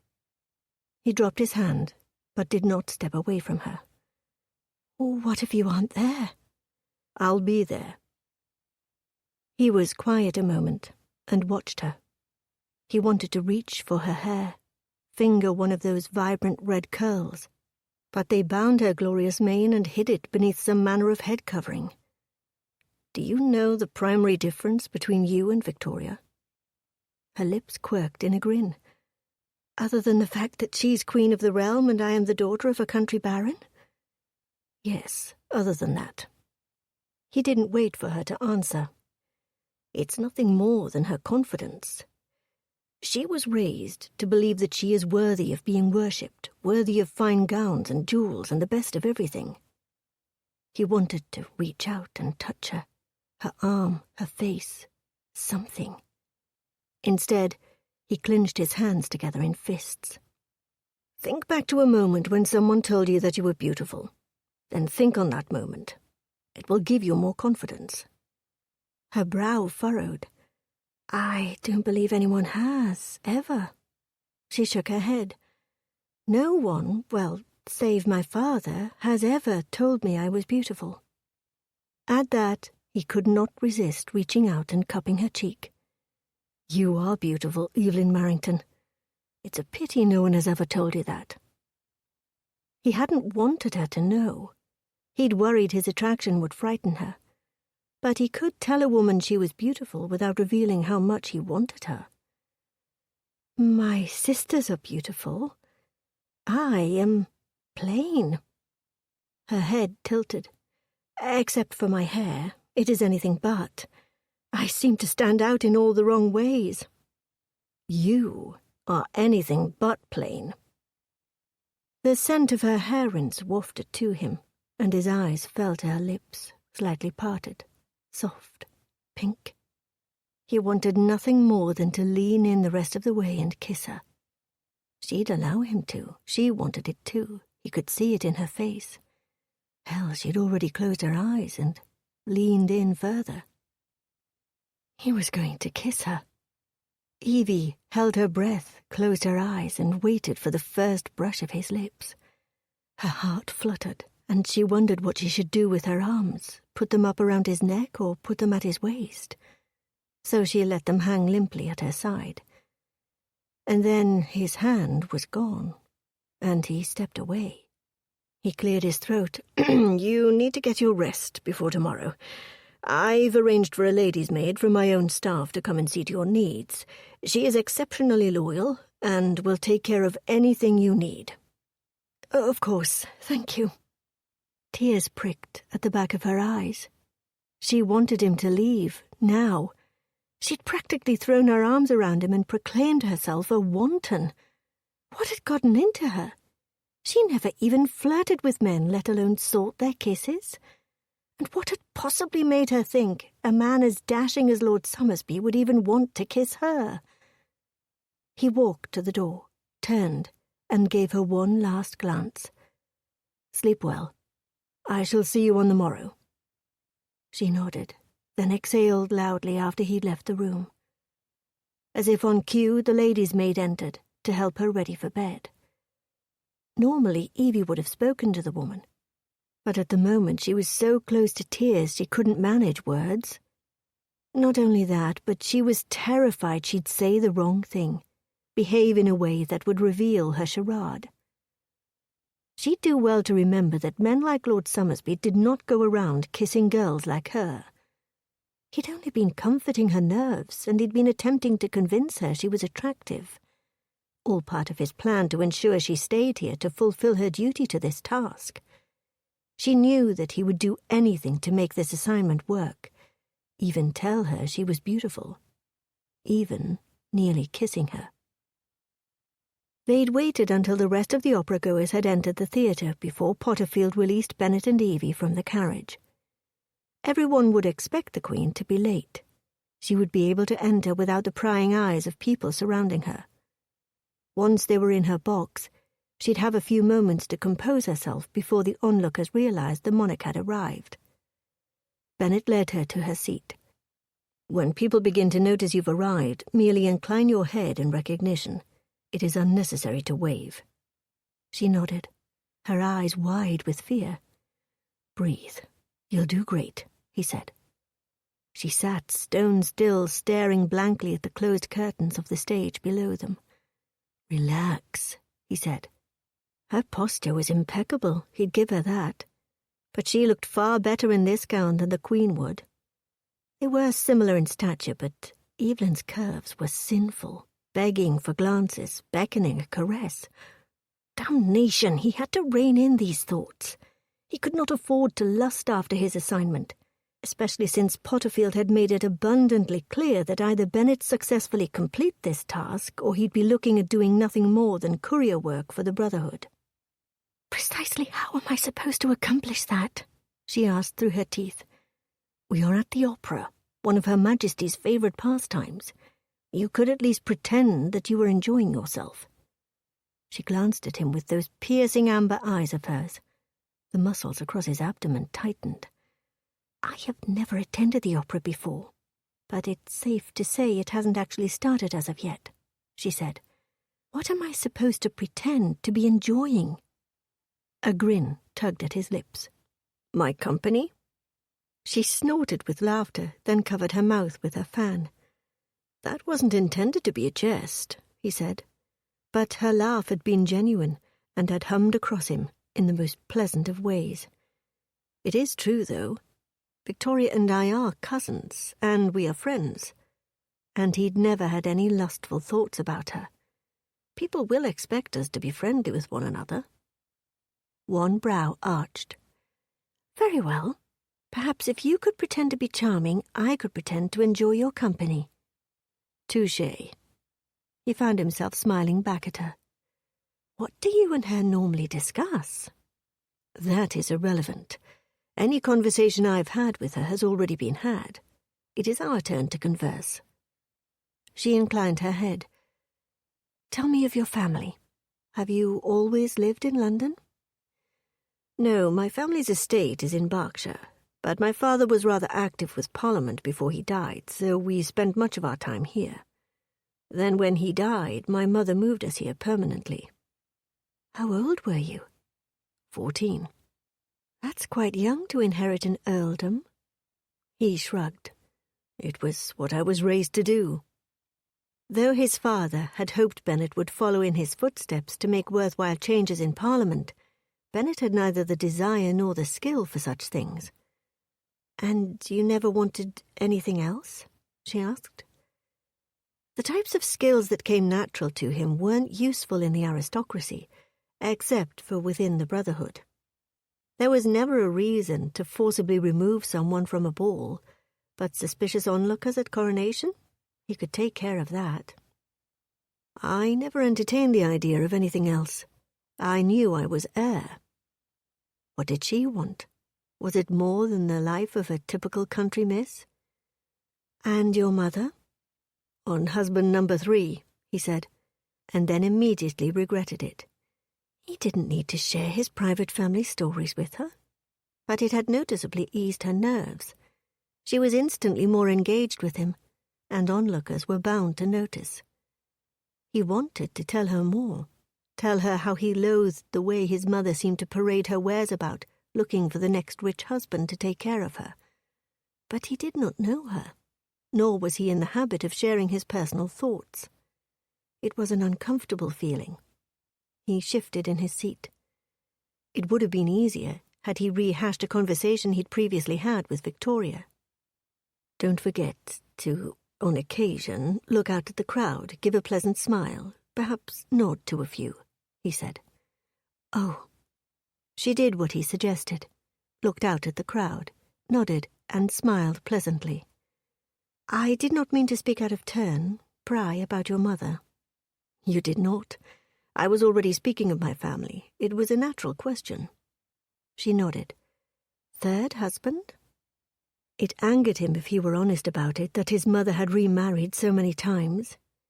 His father had been a great man who had devoted his life to England and to the crown.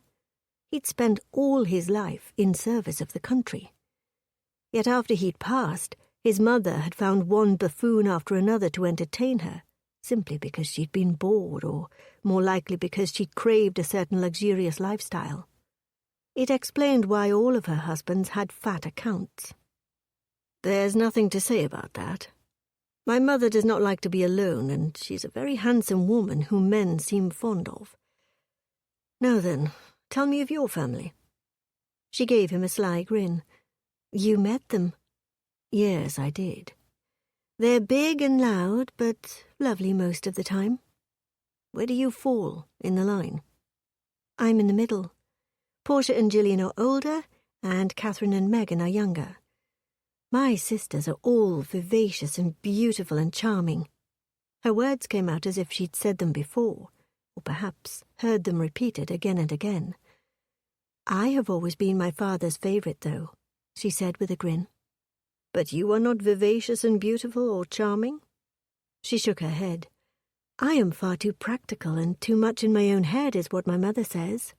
Men don't care about your wild imaginings. They want to hear about themselves. If you cannot do that, simply talk about the weather. Then her eyes met his, and her cheeks burned red. Your mother instructs you in these things? Of course. She has made it her life's work to ready us for good matches and securing husbands. He watched her then, noting the spark of intelligence in her eyes, the wittiness behind her grin. Her statement about her mother did not surprise him.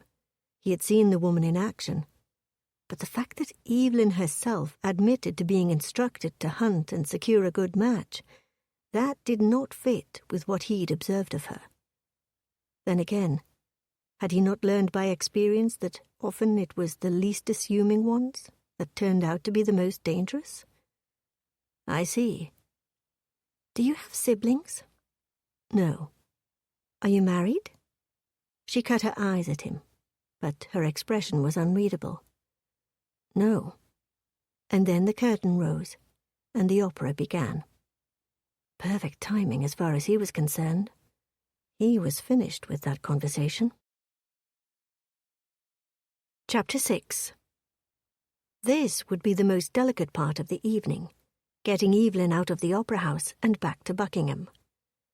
People often lined up outside her box to catch a glimpse of the young queen. There would even be commoners outside on the street waiting for a peek at their monarch. Victoria might not be thriving in popularity right now, but she was a magnet for the curious. Bennet kept his hand at Evelyn's elbow. Ellis and Adrian took the lead, and then Bennet moved Evelyn up the stairs, out of her box and into the lobby of the theatre. The crowd was thick, ridiculously thick, all smiles and gawking in their direction. It really was rather striking how much she favoured Victoria, especially when her hair was bound and hidden beneath a larger-than-necessary crown and adorned with flowers. She nodded and smiled in response to the onlookers. The smile transformed her face, and she no longer looked like his royal cousin. "Do not smile so broadly," he whispered to her. "Remember, nod ever so slightly to acknowledge them, and then we move on. Do not stop walking." She gave him a brief nod and tightened her grin. He hated to watch the spark in her eyes dim, but it was for her protection. Bennett used every inch of his looming height and kept his arms broad to prevent anyone from getting too close to her. People called to her, some heckled, anything to get her to look in their direction. She nodded in their direction but had no other reaction to the calls. In his periphery, Bennett could see several men standing with the crowd, men he knew, other members of the Brotherhood. Some of them had been assigned to mingle amidst the opera-goers, but others he was surprised to see. One in particular, though, seemed blatantly out of place. Philip Wells, Earl of Morton. While a member of the Brotherhood, his only responsibility was to be the face of Potterfield's commands outside. Because of Potterfield's lower title, he couldn't expect higher-ranking aristocrats to follow his suggestions. Morton used his charm and handsome face to persuade people to follow the Brotherhood's wishes. But recently, his erratic behaviour caused Potterfield to nearly dismiss him. The man's membership at this point was a concession to the Queen's wishes. The man in question squeezed his way through the crowd, came forward, and very nearly got within touching distance of Evelyn. "My Queen," he said. Evelyn looked at him and nodded politely, but Bennett kept moving her forward. Adrian clipped Morton off, but the man looked at Evelyn, studied her even, and Bennett could see it immediately that Morton knew this was not Victoria. "We need to move," Bennett said, and Adrian and Ellis pushed past the rest of the crowd and out the doors to the bustling London street. Bennett blocked most of Evelyn's body with his own as they forced their way through the throng of people and into the waiting carriage. Once they were safely ensconced in the carriage, Evelyn smiled excitedly. "I did it!" she exhaled loudly. "It was actually much easier than I anticipated, but you helped a lot." Bennett swore. "What's the matter?" Evelyn asked. "Did I do something wrong?" "Someone recognized you." Evelyn sat alone in her room for the first time in what seemed like weeks, even though she had been at Buckingham for 2 days. Her pencil poised above her paper, she tried to think of what else to do with her story. This was why she was here, wasn't it? To find inspiration to write her own adventure novels? But all she could think about was the night before.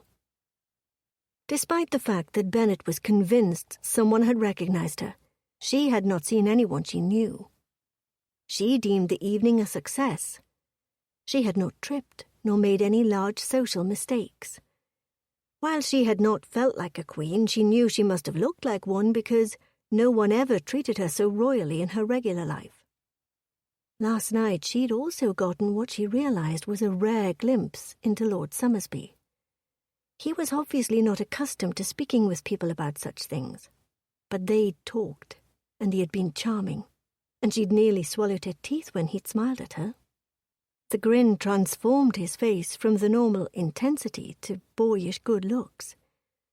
Good heavens, if he wasn't the most attractive man she had ever seen. A footman broke her reverie when he knocked on the door and introduced a gentleman. She was not accustomed to the amount of servants the Queen dealt with on a daily basis. She nearly stood, then remembered her place, and kept her seat. In walked a man that was beyond handsome. He was tall and slender and impeccably dressed, with a stark white cravat, a rich emerald green coat, and grey trousers. She knew by the way he moved, sleek and graceful, that he was confident, yet he did not seem to possess the gruff arrogance that Bennett had perfected. The man's dark brown, almost black hair created a sharp contrast to his pale and piercing blue eyes. When he smiled at her, His cheeks dimpled. He came forward, bowed deeply. "I thought you might be getting lonely here, so far away from your family." He grinned. "I am Philip Wells, Earl of Morton." Panic rose in her throat. "So you know that I'm not—" He leaned up against the desk, his foot swinging loosely, highlighting the sheen on his black boots. "Of course, my dear. I, too, am a member of the Brotherhood." She relaxed some, tension tumbling off her shoulders. She was pleased to possibly have someone else to talk to, someone who knew she wasn't the Queen.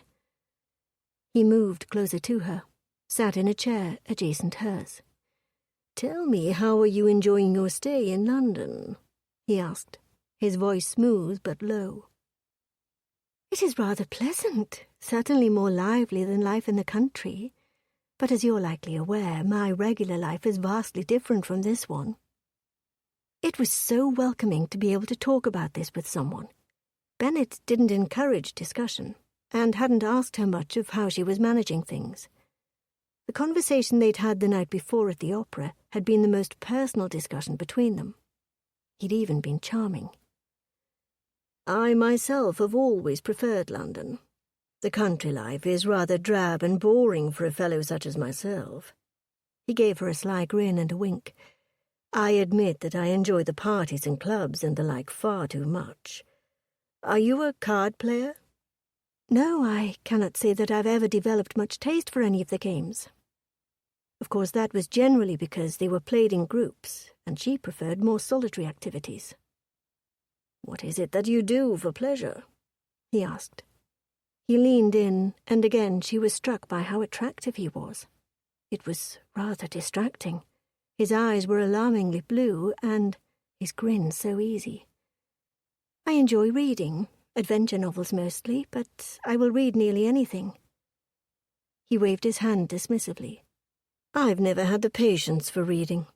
I'm afraid it made for a not-so-successful schooling." Again he winked. "I'd rather be out there living in the adventure than at home reading about it." He chuckled at his own jest. "But I suppose that's the benefit of being a man. Real adventure is far too dangerous for genteel ladies such as yourself." "Indeed," she said. But beneath that, she hid a retort that probably would irritate him. He'd been so pleasant and friendly thus far, it seemed a waste to annoy him and frighten him away, especially when he was only expressing an opinion that was widely held in their society. She believed women could have adventures as well as any man, but she knew her opinion was an unpopular one. It was something she'd have to remedy in her own books. Perhaps that was the problem. All of the books were written about the adventures that men had. She'd need to rethink her current idea and give the adventure to the woman, though she had come to like her surly Earl and the words that he spoke, so she couldn't cut him out of the book altogether. "If you do not enjoy games of chance, do you play any instruments or paint?" he asked. "I play piano, though admittedly I'm not very accomplished. I do enjoy music." He crossed his leg over the other and nodded. "Ah, yes. How did you enjoy the opera last night? I found the Belgians to be a little melodramatic for my tastes." Lord Morton certainly had his own opinions, and seemed none too reluctant to share them. "I would have to agree with you, though I'm not certain my opinion would represent Her Majesty's." His laugh rang through the large room. "Indeed, you are quite the charming woman, Miss—" Then he paused. A slight frown furrowed his brow. "I'm afraid I was not given your name." "Evelyn Marrington," she nodded. "And thank you." "Now then, you must tell me, how is Lord Somersby treating you?" Her heart stuttered at the mention of his name, an annoying effect. "He has taken great care with me, and has instructed and assisted me every step of this journey." She tried to imagine Bennett and this man conversing, and the picture would not form in her mind. "Are you and he friends?" A cross expression came to Lord Morton's face. "Perhaps we could have been at some point, but I'm afraid I do not hold the man in high esteem. I shall not speak ill of him, though, since he is a champion to you." Curiosity shot through her. She was not one to gossip, but in truth she knew very little about Bennet, and she could not deny he was quite intriguing. "Oh, no, he is merely my guide here. I could not say that I truly know him at all." He leaned further over. "I probably should refrain from telling you this, but since it is all truth, then it can't constitute as gossip. You see, he was engaged to be married once upon a time to a beautiful woman who gave him her heart. The beautiful woman who had come to his town home. That had to be her. Evie had noted that they had a past. "Go on," she said. "Summersby tired of her, leaving her destitute at the altar. Her reputation was shattered. No one would have married her or even allowed her to govern their children." He shook his head. His features spoke of concern and pity. "I did the noble thing and married her, since Lord Summersby walked away. It was the only solution."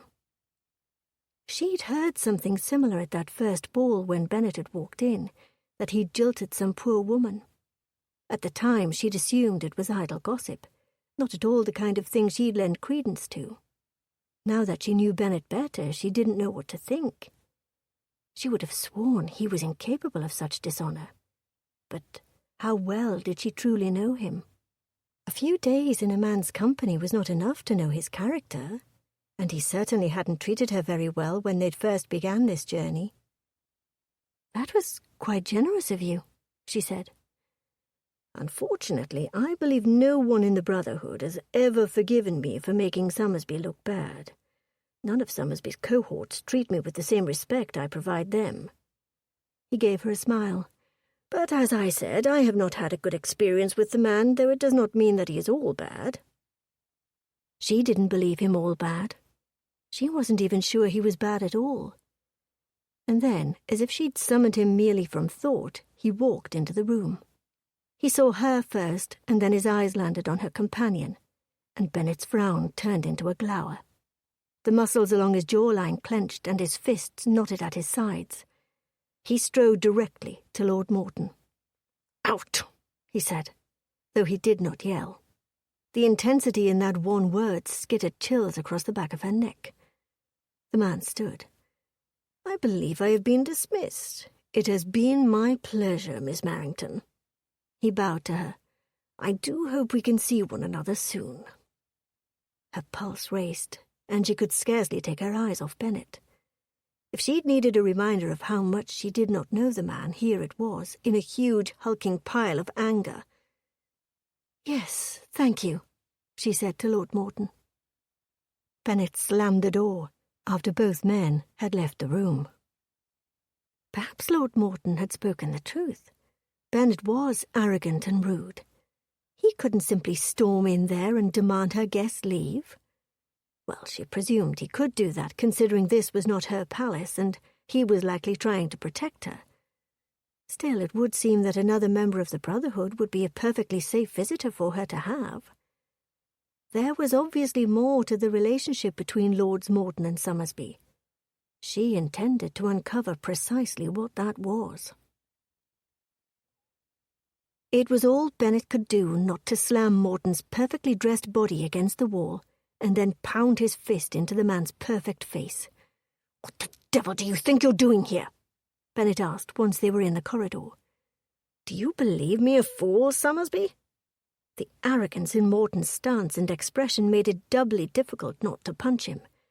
"I knew as soon as I saw her last night that she wasn't a queen. Where is Victoria?" "That is not any of your concern." Bennet did his best to keep his tone even. Yelling would solve nothing. "And you can wipe that snide look off your face, Morton." He had the audacity to appear surprised at that. "This is official work of the Brotherhood. Need I remind you that I am still a member of the Order, that Her Majesty herself insisted I be retained?" Bennet moved his hand close to Morton's throat simply to watch the fear shudder across his pretty face. Then he straightened the man's cravat. "No, you need not remind me about anything." 2 months earlier, the Brotherhood had voted to remove Morton from their membership, but the Queen stepped in and demanded he be allowed to remain. Victoria had a soft spot for the Earl of Morton. Bennet suspected it was the same with all women, enchanted by the man's handsome features. No wonder Gwyneth had chosen him over Bennet. He was prettier than some of the women in London. More than likely he took as long as a lady to ready himself for the day. "I came to introduce myself to the young woman. No doubt you have been as surly with her as you are with everyone else." He tugged on his waistcoat. "And your obscene size must frighten the poor girl." Bennet did not take the bait. "I came to demand answers." Bennet laughed. "You are in no position to demand anything. Potterfield followed Her Majesty's wishes and retained you as a member, but it is in name only. You are privy to no information." "The devil I'm not." Morton made the mistake of stepping towards Bennet. "I shall go straight to Her Majesty and tell her all about this nonsense." Bennet allowed himself to loom at his full height over the shorter, thinner man. "Go ahead. Do it. See if you can find her." "You cannot do this." Bennet half expected the man to stomp his foot as a child would. "I shall get the answers I want, one way or another, or I'll—" Bennet took a step even closer to the man. "Well, what?" "I'll go forward, to the Times. I'll tell them that the woman living in Buckingham is a fraud, that something dreadful has happened to the Queen, and that you are responsible." Bennet schooled his features. He would report this to Potterfield later, but for the moment there was no reason to take the threat with any seriousness. "Who do you suppose will believe you? You are dreadfully close to being sent to debtor's prison, despite Her Majesty's obvious lack of insight when it comes to you. No one else in this town would pay you any heed. And when that time comes, Victoria won't be there to save you.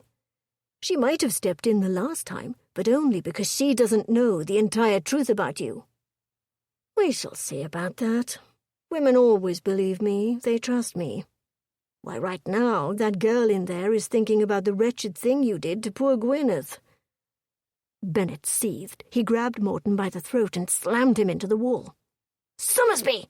Potterfield called from behind him. "Let him go." "He has threatened the Brotherhood, infiltrated Her Majesty's private offices to seek an audience with her," Bennet said, not moving his hand from Morton. The handsome man's eyes watered, and his hand turned red as he clawed at Bennet's vice-like grip. "Let him go," Potterfield said again. "Now." Bennet did as he was told. Morton gasped for air and put his hand to his throat. "You are a monster," he whispered hoarsely. Bennet made to walk off, and Potterfield put a hand to his arm. "We will discuss this later." Bennet had never liked Philip Wells. He'd always seen him as an inflated pompous ass, but today, when he'd found him sitting with Evelyn, it had gone past irritation or dislike. He'd been ready to throttle the man. His reaction had been completely irrational. Perhaps he was angry because he knew Morton had recognized that Evie wasn't the Queen. That was the only explanation that made sense. Her safety in Buckingham could be at stake, and Victoria's reputation could be in even more danger. And he'd told her about Gwyneth, which meant he'd told her the version of the story he always told, that Bennet had jilted her, and he swooped in and rescued her reputation. Morton always conveniently left out the part of when Bennet had found Morton and Gwyneth together in bed, his own bed, no less. He'd come home early from an assignment, and he'd ended their relationship that night, kicked them both out of his house. But if Bennet knew anything about Morton, it was that the man was ridiculously lazy and unmotivated. It was primarily what made him an ineffective member of the Brotherhood. That and the fact that Bennet had always believed the man had a price. People who could be bought or persuaded by any sum of funds were dangerous. Now it was time to deal with Evelyn. Bennet took several deep breaths before he entered the room where he'd left her. There was no reason to be angry with her. She hadn't done anything wrong, unless she'd told that bastard something. The calming breaths forgotten, he opened the door and glowered in her direction. "You are surly," she said, as he stepped into the room. It was evident she'd been pacing the length of the room, as she'd stopped mid-stride to speak to him, It's as if no one ever taught you to smile, she said. What? Lord Morton said that of you, and he's absolutely correct. You are constantly surly. You've been scowling since I met you. In fact, she held up one finger, the only time I've ever seen you smile is last night at the opera, and I believe that was an act to fool the onlookers. Bennet's hands clenched. Yes, well, we all can't afford to be as charming as Lord Morton. She rolled her eyes and gave a little shake of her head. Well, that is a ridiculous sentiment. It takes no extra time to be charming, only effort. I cannot believe you granted him an audience. Did you not hear me last night when I told you that someone recognized you? You said precisely that. She pointed at him, her frown heavy on her brow. Someone recognized me, but I saw no one I knew. I meant that someone realized you were not the Queen. That is a vastly different statement. With the same result, he yelled back, then instantly regretted it. If he frightened her, she'd likely run back to Essex. Then again, her staying likely no longer mattered. Yes, they had decided to use her for an additional appearance, the reason he'd come to see her. But Potterfield had seen him lose his temper with Morton, and Bennet would pay for that. Perhaps the ultimate price, his future with the Brotherhood. How was I supposed to know that? She shook her head, exasperation vibrating off her. She certainly did not seem the least bit frightened by his outburst. Besides, she said, he never pretended to believe I was Victoria. He came in and introduced himself as a member of your Brotherhood. Is that not true? Bennet exhaled slowly. Technically, that is true, but not every member is privy to all details. Only a handful who know you are here. Still, he was very friendly and charming, and he seemed far more concerned with how I'm doing with all of this. You haven't asked me even how I'm feeling, other than to ensure I'm going to follow through with the assignment. Her cheeks flushed when she was angry, and it made him wonder what she'd look like in the throes of passion. That was one of the reasons why he didn't inquire to her well-being. He didn't want to spend any more time with her than was necessary, because being in her presence made him want to toss her onto the bed and run his fingers through her fiery red hair. He shoved the desires aside. What did you discuss with him? Bennet asked as he crossed the room. He loomed over her, fully acknowledging that his size alone could intimidate or frighten her. He'd been able to utilize that to his benefit since the summer he turned 16, but thus far she seemed unflappable. She stood straight, her petite height only bringing her to his chest, but did not cower. I don't see how that is any of your business. My discussions on my own time should not be relevant.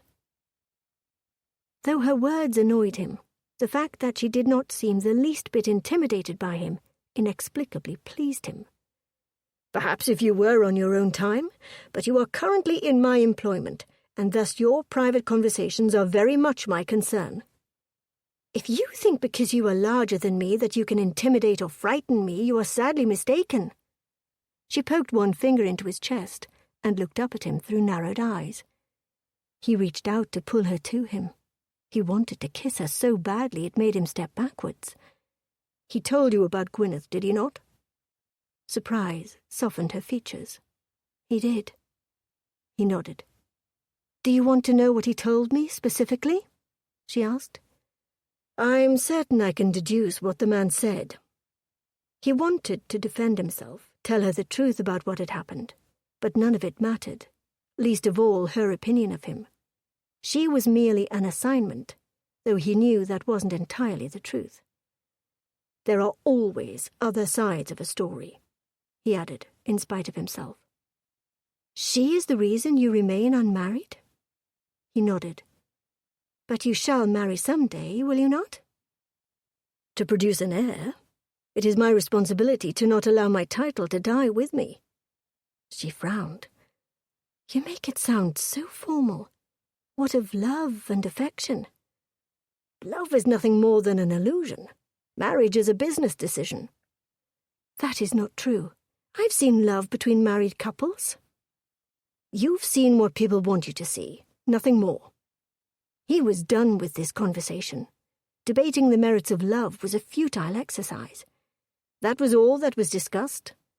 If you want to know if I told him anything that you have spoken to me in confidence, then I did not, she said. I believe I told you once that I am trustworthy.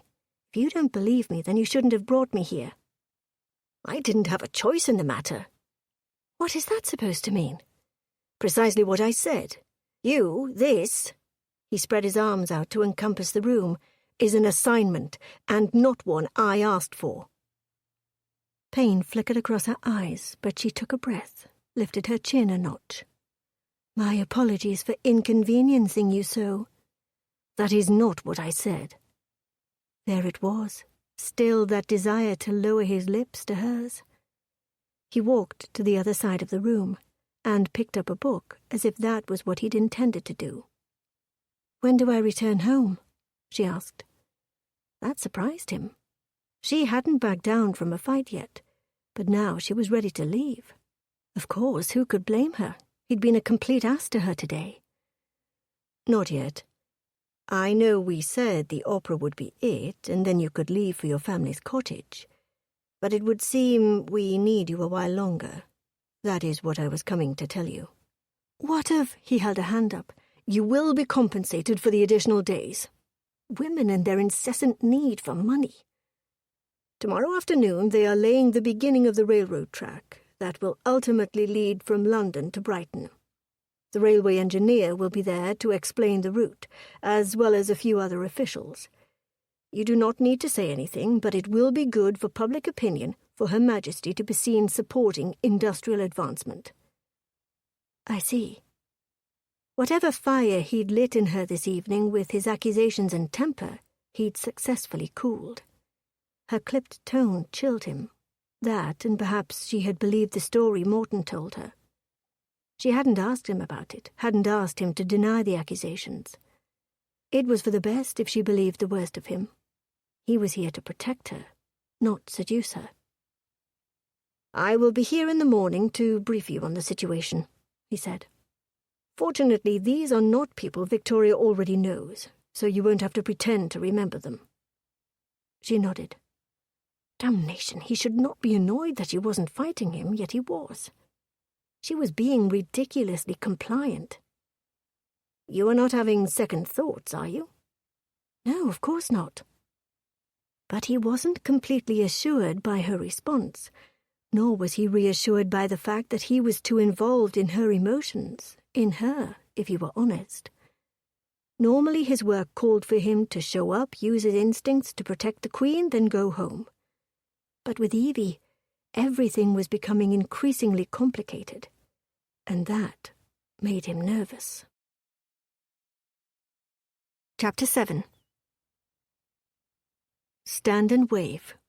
Stand and wave. That was all she needed to do. Oh, and not forget to breathe and appear as if she were the Queen of England. Shouldn't be too difficult. She'd survived the opera the other night without even a hitch. Granted, there she had spent the majority of the time in a theatre box far removed from the people. This need not be any different. Still, her nerves were on fire.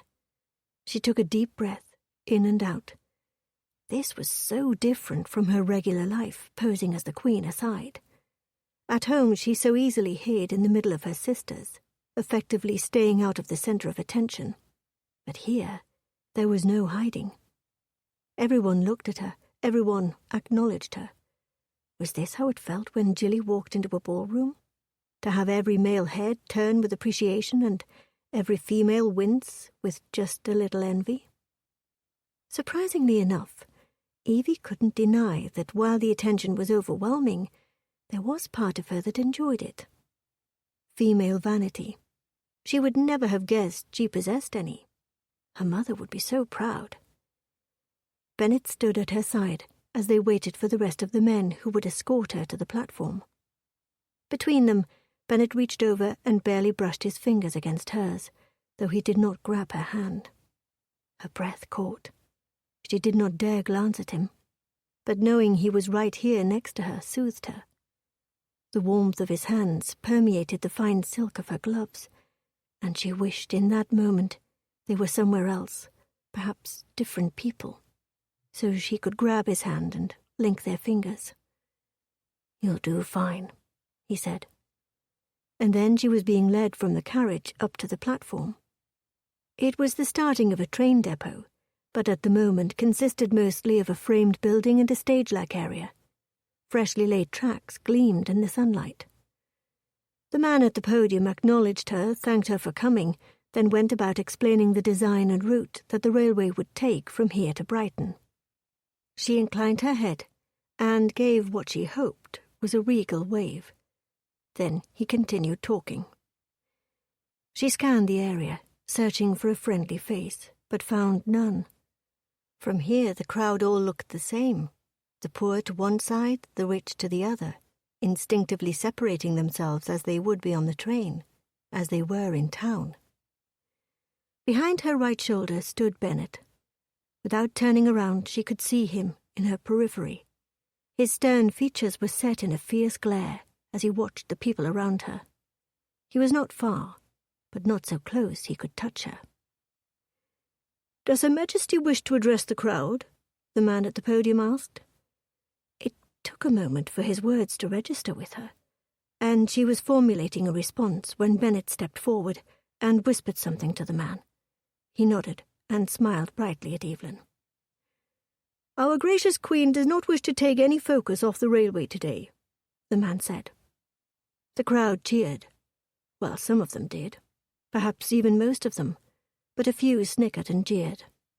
Though she could not see where the naysayers stood, she heard their voices loud above the applause of the others. Bennet had mentioned something about Victoria not being popular with much of England, but seeing that in action was jarring. Still, Evie smiled and inclined her head in a slight bow.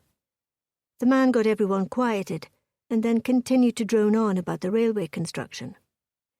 Evie had never given much thought to England's monarch, but in this moment she felt an enormous amount of sympathy for her queen. Not only did the woman have to endure such events, but she had to do so while weather jeers. She looked out at their faces, wondering what it was that made them hate her so. Then she saw him, a figure in the crowd moving effortlessly toward the stage. Bennet watched the crowd, looking for anything out of the ordinary. He glanced back at Evie, as the man at the podium continued to talk about the amazing attributes to the upcoming railroad. She too looked out at the crowd. People called to her, some jeered, some yelled spiteful things, cruel words that neither Evie nor Victoria deserved. Then in a flash she was laid out on the platform, a man on top of her. People screamed. Bennet picked up the man and tossed him off the platform, then scooped up Evie's body and raced to the carriage. "Are you hurt?" Bennet asked again and again. Evie looked up at his face, but didn't answer. "I need you to tell me if you're hurt," he said. She concentrated on his face. "What?" She shook her head. "No, I don't believe so. Merely startled." He tucked her into the carriage and climbed in beside her. "I shall check everything out when we get back to the palace." She shook her head, wrapped her arms around her middle. "That won't be necessary." Fear widened her eyes. What was the man trying to do? Bennet said nothing, only clenched his jaw. He pulled back the small curtain on the carriage and stared outside. The ride back to Buckingham went by in silence. When he'd seen her go down, fear sliced through him. But he'd gotten the man off before he'd killed her, though he'd obviously injured her. With every bump and bounce of the carriage, she winced, though she did her best to put on a brave face. Finally the carriage rolled to a stop, and he once again grabbed her. This time he took her hand rather than carried her into the palace. He led her up the stairs, and then into a room at the end of the corridor. "What is this room?" she asked. "It is where the Privy Council meets." He led her directly to the fireplace and pushed down on a small statue. There was a click, and then the fireplace shifted, revealing a hidden staircase. Her breath caught. "Wow," she whispered. He led her down, then moved a lever on the wall, and the passage behind them closed. He said nothing, but continued moving forward, until they'd reached an antechamber. He went about lighting the wall-sconce lanterns, then turned to face her. "Now then, where are you hurt? And don't bother telling me that you aren't. I've seen you wince." "I told you, I am fine." But her body betrayed her with a jab of pain on her side. She grabbed onto it, her eyes falling shut. "I can inspect it myself. I need to get to my bedchamber." His brow furrowed. "Where?" She released a hiss of a breath. "You are so stubborn." "Here." She touched her left side and winced at the feel of her own fingers. "I need to see it." "You can't see it. It is beneath my clothing." He nodded, and the realization fell onto her. Her mouth opened in a silent "oh." "It is purely a medical examination," he said, unsure if he was trying to convince her or himself. But right now his concern for her well-being outweighed his lustful thoughts about seeing her without her clothes. "Certainly there is someone more appropriate to examine me. Do you even have medical skills?" "Some," he said. "We cannot afford to allow anyone see you, or rather Victoria, in this state. I need to assess the situation before I bring the information to the others, see if we need to risk calling in a physician." "Here, you can examine me this way." She moved closer to him, held her arms up, out of the way, so he could reach her side. "I need to see it, Evelyn," he swore. "Either you take that dress off, or I'll take it off for you." Her heart pounded, and her mouth went dry. "You will have to take it off for me, as I cannot reach all of the fastenings. I still think this is completely unnecessary." She turned her back to him, so he could have access to her buttons. He swore again. His warm breath skittered across her skin. "What is the matter with you? I am the one that was hurt." "Precisely. This is a situation that should never have happened.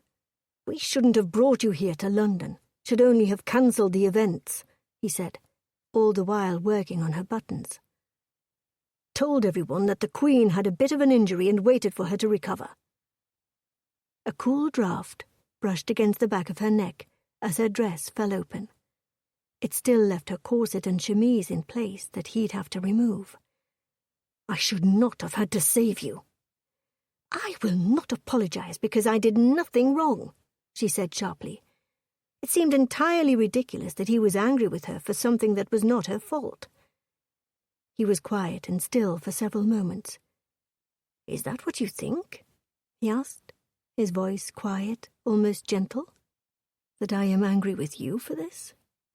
She tried to glance at him over her shoulder. "Obviously you are." "No." He traced a finger against the bare skin of her back. "I am angry with myself for not protecting you." "Oh."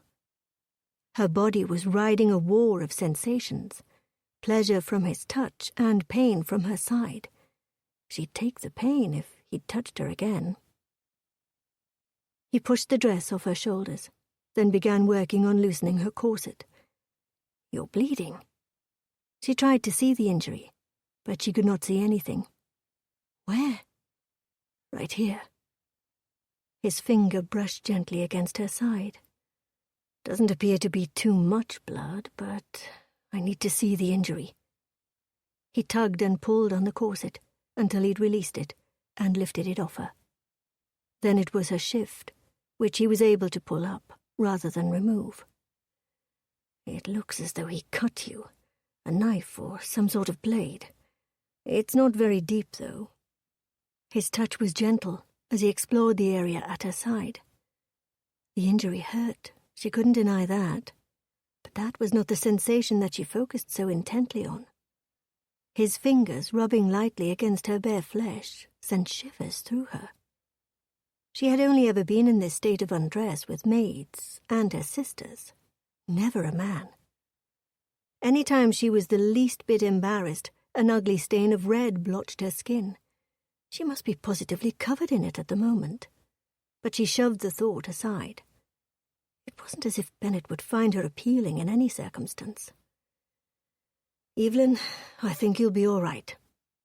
His hand cupped the dip at her waist. "I'm going to need to clean this wound and bandage you. Do you have everything you need down here?"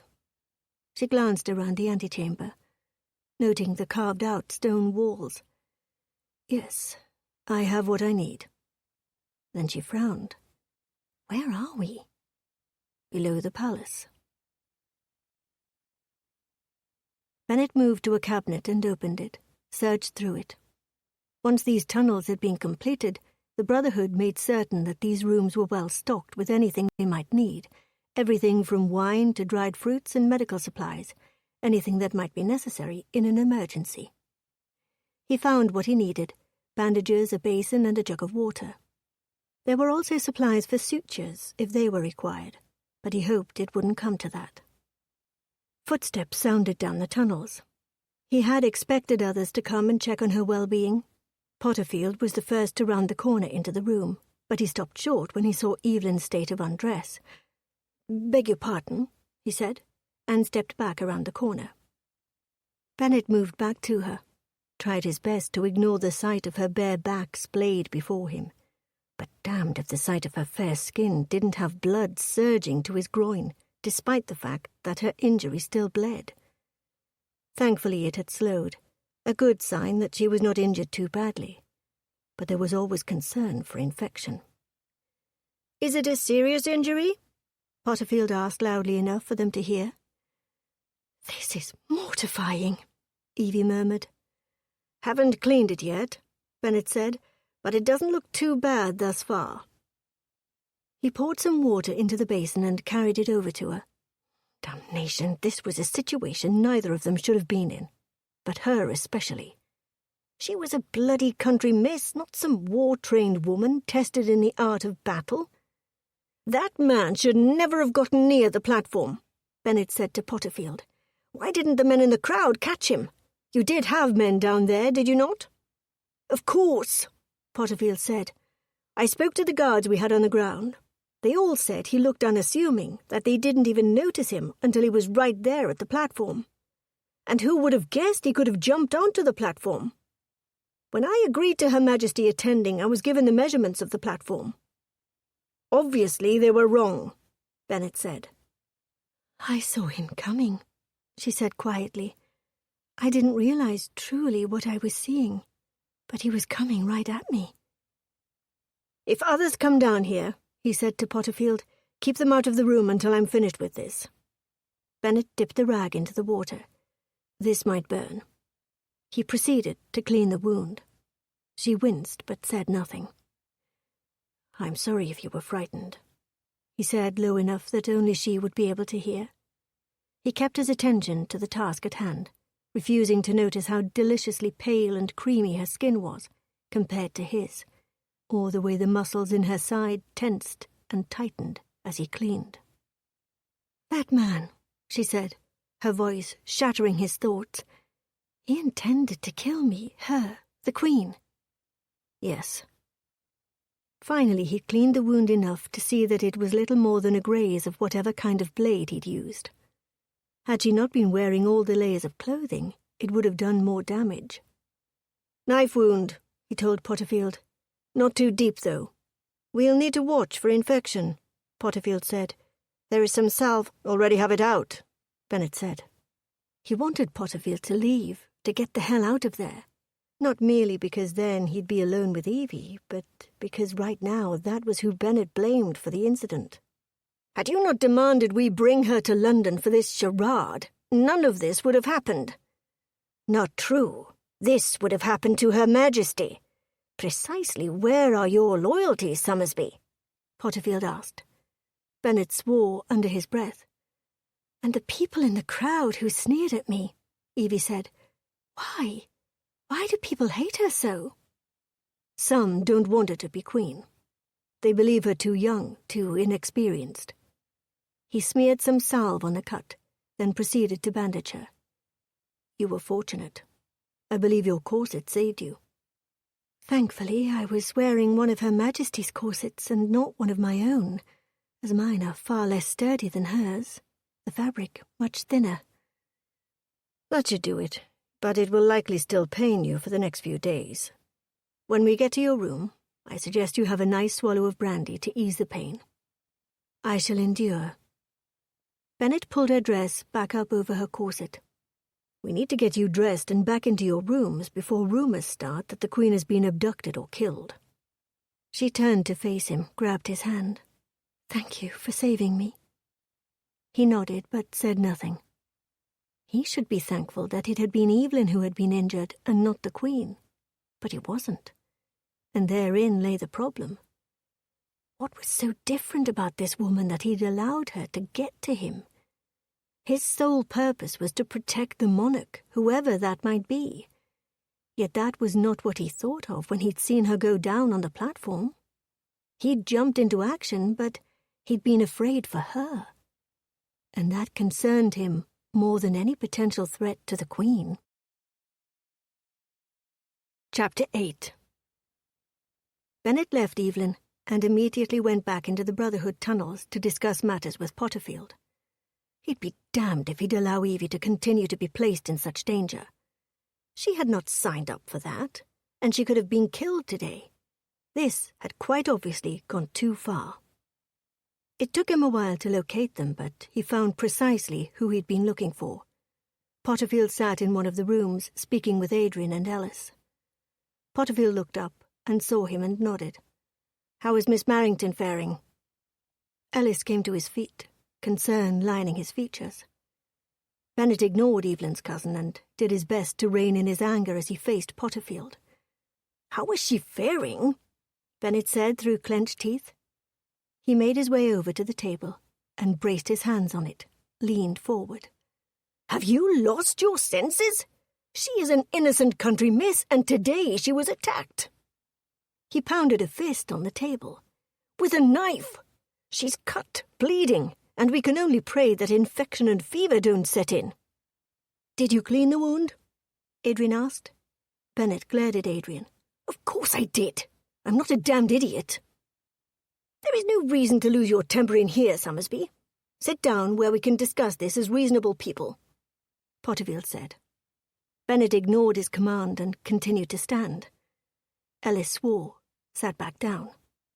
"I should never have suggested her." "No, you shouldn't have," Bennet said. "I want her taken back home. Now. She's done her part. Give her the money you owe her, and then I will bring her home." Potterfield shook his head.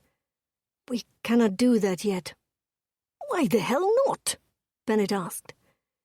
"I heard from Linford today. The Queen has not recovered from her previous injury. Her ankle has not healed, and she's hobbling around on it." Potterfield eyed Bennet. "We cannot afford to send Miss Marrington home right now." Bennet pushed his fingers through his hair and swore. "This has gotten out of control. She's not trained for this sort of task." "Then train her," Potterfield said simply. "Must I remind you that we do not have women in the Brotherhood?" Why was he the only one concerned about Evelyn's safety? Every member of the Brotherhood, at least those on the upper tier who did the actual protecting, would lay their life down for their monarch. But it was wrong for them to assume or expect that from the daughter of a baron. "True, but there have been women in every other agency that the government has used," Potterfield said. "Our spies, our monarchs. Is she incapable in some way?" "No, she is not incapable. But she is a woman," Bennet said. Damnation, he didn't know if he was angrier with himself that she'd gotten injured on his watch, or with Potterfield for putting this charade together. Ellis had started pacing. "We cannot get my cousin killed. My aunt would never forgive me." "Then it is settled. You must train her," Potterfield said. "Teach her whatever it is that you think she needs to know to survive." "So, you are suggesting that I teach her hand-to-hand combat? And what is next? Shall I teach her how to fire a weapon? How to knock a man out with her parasol? How to gut a man with a dagger?" "If those are the skills you believe she needs, then yes, you certainly should." "Are you not always reminding us that women are stronger than they look? That they are as capable as men?" "Am I to do the same for Victoria when she returns?" Bennet said, ignoring Potterfield's questions. Yes, he often told the men of the Brotherhood that they should not be so fooled into thinking that women were weak and helpless. Those effects were merely another way women manipulated men. I believe I've suggested as much before. Potterfield looked at the other men, then frowned. So you have. It is definitely something we need to discuss. Historically, the Brotherhood has always trained the monarchs in some defense skills, but it was not even something we considered when Victoria was crowned. I believe someone said she was the pinnacle of genteel propriety, and to teach her how to wield any weapon would be a disgrace, Bennet said. She is a lady, but also our monarch. If our law allows women to be the monarch, then our practices should be the same regardless of king or queen, Potterfield said. Beginning tomorrow, you teach Miss Marrington whatever you think she needs. Potterfield never took Bennet's suggestions. It seemed ridiculous that this was the one that would finally move forward. What she needs is to be safely back at home. Potterfield levelled his gaze on Bennet. If you are unwilling to do this, Summersby, I am certain that I can find someone who is. I shall do it, Adrian said, coming to his feet. Potterfield held his hand out, indicating he was quite ready to hand Evie over to someone else. On one hand, Bennet would like to pass off the duties to show that he didn't agree with this situation. But he knew that if he walked away now, he might as well keep walking, because his time with the Brotherhood would be over. Not only that, he wasn't certain he trusted anyone else to ensure Evie's safety, especially Adrian. He was a notorious rake. You are practically suggesting I make her a full member of the Brotherhood. Bennet raked his fingers through his hair. How can you be so flippant about this? It is her life we are talking about, her safety. Gentlemen, Potterfield said, directing his attention to Ellis and Adrian, I should like a moment alone with Lord Summersby, please. The other two men stood and left the room. Their steps echoed down the stone tunnel. Our allegiance, in case you have forgotten, is to the Crown, and right now that is Her Majesty Queen Victoria, Potterfield said. This girl is nothing more than a servant doing a task. She is disposable if necessary. Bennet wanted to hit him, but he held his temper in check. She could have been killed. Better her than the Queen, Potterfield said plainly. He should agree, he knew he should, but damned if that felt wrong. When he'd seen Evie go down beneath that man, he'd been ready to rip the man from limb to limb to protect her. Would he feel the same had it been Victoria on that platform? Certainly he would. The man's brows rose slowly. If you have developed some sort of attachment to the girl, no, I have not. She is an assignment. But even as he said the words, doubt gnawed at him. She is a civilian, Potterfield. Can we ask her to make the ultimate sacrifice? Did you not tell her there were risks to this assignment? Had he? He couldn't remember. He'd been so angry about being forced to work with her, he likely hadn't properly prepared her. Sit down, Potterfield said, his words even. We have other matters to discuss. Bennet released a heavy breath and fell into one of the chairs. You cost us that man today. That he hadn't been expecting. I beg your pardon. I believe I did my job and saved Her Majesty. You tossed the man off the platform and into the crowd. Potterfield shook his head. We lost him. He got away, and now he's still out there and could potentially come after her again. I saved her, he said again. You reacted in anger, just as you did to Morton the other day outside of the Queen's rooms. Morton is a bastard. Be that as it may, you cannot simply go about putting your hands on people in such a way. You must learn to control yourself. Oh, damnation, Bennet, you're more intelligent than this. You do not need to use your strength to overpower every situation. But if you continue to do so, there will be no future for you in the Brotherhood. We risk too much by your actions. Evie stepped into the tunnels exactly as she had done earlier with Bennet. She could hear them arguing down the corridor. Bennet and someone else, another man. She inched closer to better hear their voices. The tunnel was dimly lit, so she put her hand to the carved stone wall and followed it forward. Her fingertips chilled beneath the cold rock. She heard her cousin's voice up ahead. "We shall cancel it. Give some excuse as to why the Queen won't attend," Ellis said. "No one will question it." "They will," another man said. "Already the country is at odds. People believe her to be too young to effectively lead.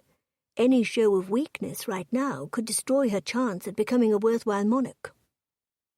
"Well, I don't want to put Evelyn in any additional danger," Ellis said. "I should never have suggested this. It's too risky." Where was Bennett in all of this? Light flickered ahead, and she turned right down the tunnel. "If Summersby is so reluctant to complete this assignment, then he should step aside and allow someone else to do it." Bennett was reluctant to continue working with her? Disappointment fell heavy onto her. "If he can't or is unwilling to ready the girl for the event, I shall do it," the man said. She'd heard enough. She followed the tunnel to where they stood discussing her as if she had no opinion in the matter. "I don't see any reason why you have to hide down here and discuss me." It was Ellis and another gentleman whom she'd seen the night of the opera, though she had not been formally introduced. Bennett chose that moment to step out of one of the rooms. His gaze fell on her, and his frown deepened. "Evelyn," Bennett said, "what are you doing down here?" He moved forward to her. "You should be resting." He tried to lead her away, his large hand hovering at the small of her back. "Miss Merrington," Sir Potterfield said, as he stepped out of the room where Bennett had been. "I take it that Lord Summersby took great care with your injury?" Blush warmed her cheeks as she remembered those alone moments with Bennett, as he tended her wound. "Yes, he did," she managed to say. "Excellent," Potterfield said. "Now then, I believe we are in agreement to move forward, are we not, Summersby?" Bennett gave a curt nod and said nothing. Bennett did not look at her, but she could feel the anger rolling off him in waves. "What is this next event you would like me to attend?" she asked. "There is an upcoming art opening that Her Majesty has been supporting. For her to not attend would be suspicious," Potterfield said. "Let us return to the palace and get out of this dank tunnel." The gentleman whom she had not officially met came to her and offered his arm. "Adrian Winthrop, Marquis of St. Giles, my lady. It is a pleasure to finally make your acquaintance." She took his arm and they followed Potterfield through the tunnel. Ellis hung back with Bennett, and they took up the rear. "I can prepare you for the art exhibit. I do believe Bennett has given up on you, my dear." St. Giles winked at her with a devilish grin. Together they followed the tunnel that led back to the Privy Council room, where they took seats. Had Bennett given up on her? She didn't want to work with anyone else. She'd come to trust him. The adventure aspect had increasingly become more dangerous, so she'd be a fool to not want to continue working with the largest and strongest man in the group. Bennett rolled his eyes heavenward. "No, I am only concerned for her well-being, something that no one else seems to be considering. The opera is one thing, a contained building, a contained box seat where no one could get to her. This other will be more difficult. Look at what happened on the train platform." "We can protect her as we would the Queen," St. Giles said. "It is our duty. No one will question our being there." "That is not the point. She is a civilian." "A civilian who agreed to do this," Evelyn said. "My lords, I am perfectly capable and happy to continue with this assignment. I trust that you shall keep me protected." Though she did not call him out, she settled her gaze at Bennett, hoping he would reassure her. Instead, it was St. Giles who grinned and put his hand on her arm. "Precisely, she knows what she's about, is prepared for the potential danger." "And we will most assuredly compensate you financially for the additional time," Potterfield said. She nodded. "But you aren't anticipating any danger, are you? It's an art exhibit, not the sort of place for ruffians." "Of course not," St. Giles said. He stood. "Then it is settled. She agrees to continue working and I can get her prepared. I shall see you tomorrow to give you all the instruction you need." Bennet's jaw clenched. "I never said I was walking away from this assignment. Miss Marrington is my responsibility." He stood and held his hand out to her. "Now, if you will excuse us, I am going to take her back to her chambers so she can rest." She turned on him as soon as they were alone in her chamber. "Why don't you want me working with him? He seems as capable as you, is he not?" Her hands fisted on her hips. "His capability is not the issue." He did his best to keep his tone even. "You may not work with him. That is the end of the discussion." "I don't understand. You don't want to continue working with me, yet you refuse to allow someone else to ready me for the event." "Adrian is a rogue. You will fall in love with him and then he'll break your heart. Is that what you want?" She covered her mouth with her hand, but mirth glowed in her eyes, and then she laughed, loud and full, a laugh that came from the bottom of her toes. He frowned. "What is so funny? You believe yourself incapable of falling in love? I can assure you that St. Giles has left a string of broken hearts throughout London and the nearby villages." "You told me the other day that you do not even believe in love. It is merely an illusion of manipulation, I believe you said. You are a silly man." "I am not silly. I am trying to protect you." He tossed his arms up in the air. "Evidently, I am the only one around here who is the least bit concerned about your safety. You are not accustomed to life in London or the ways of the men here." "He is so different from you." "I will not try to seduce you. Not because he didn't want to. Damnation, he wanted to right here, right now. I will not make you fall in love with me and then break your heart." "You are such a gentleman." She stepped over to him and reached out to touch his arm, then pulled back. "I shall not fall in love with Lord St. Giles, you have my word." Then she shook her head and smiled. "Besides, I can nearly guarantee that he would not try to seduce me. I've managed to live this long with nary an attempted seduction. I doubt that my presence in London will change that. I am not that tempting." And as if to prove herself, she leaned up on her toes and pressed her lips to his. The kiss was short and chaste, and then she stepped back with a smug little grin on her face. "See? Even when I behave scandalously, I can't tempt a man." But that one little taste proved too tempting for him to ignore. He grabbed her and pressed himself against her. "You have no idea how tempting you are." He dropped his mouth to hers. Her lips felt as though they'd been made for him to kiss, an intoxicating combination of satin soft skin and innocence and sweet Evelyn. Only Evelyn. She tasted sweet, and the moment her mouth opened to his, the instant her tongue tentatively slid against his, desire forged through him. But it was more than lust. It was an overwhelming sense of protectiveness, possessiveness. He backed her up, one slow step at a time until he felt her legs bump against the side of her bed. From here there was nowhere to go but down. Everything about her was intoxicating. The taste of her skin on his lips, the scent of her, that was somehow simultaneously exotic and familiar, the innocent yet seductive way she bumped against him, as if she couldn't get enough of the feel of his body against hers, as if she wanted him to take her right here, in this very moment. He couldn't take her, though, despite the fact that he knew she'd freely give him whatever he sought. She was his for the taking. It was a heady thought, one that nearly buckled him to his knees. Somehow he found the strength needed to end the kiss. He pressed his forehead to hers. Their labored breaths mingled between them, and he gripped her arms. "I shall not apologize for that, because I wouldn't mean it. I wanted to kiss you," he said. She said nothing, but her head bobbed against his in a nod. "I want even more, but it is not mine for the taking." She opened her mouth to say something, but he cupped her face, pulled back from her, to look into her eyes. "Please don't offer me anything. I am not so much a gentleman that I won't take it, and there is no honour left in me to do what is right on the other side of the morrow.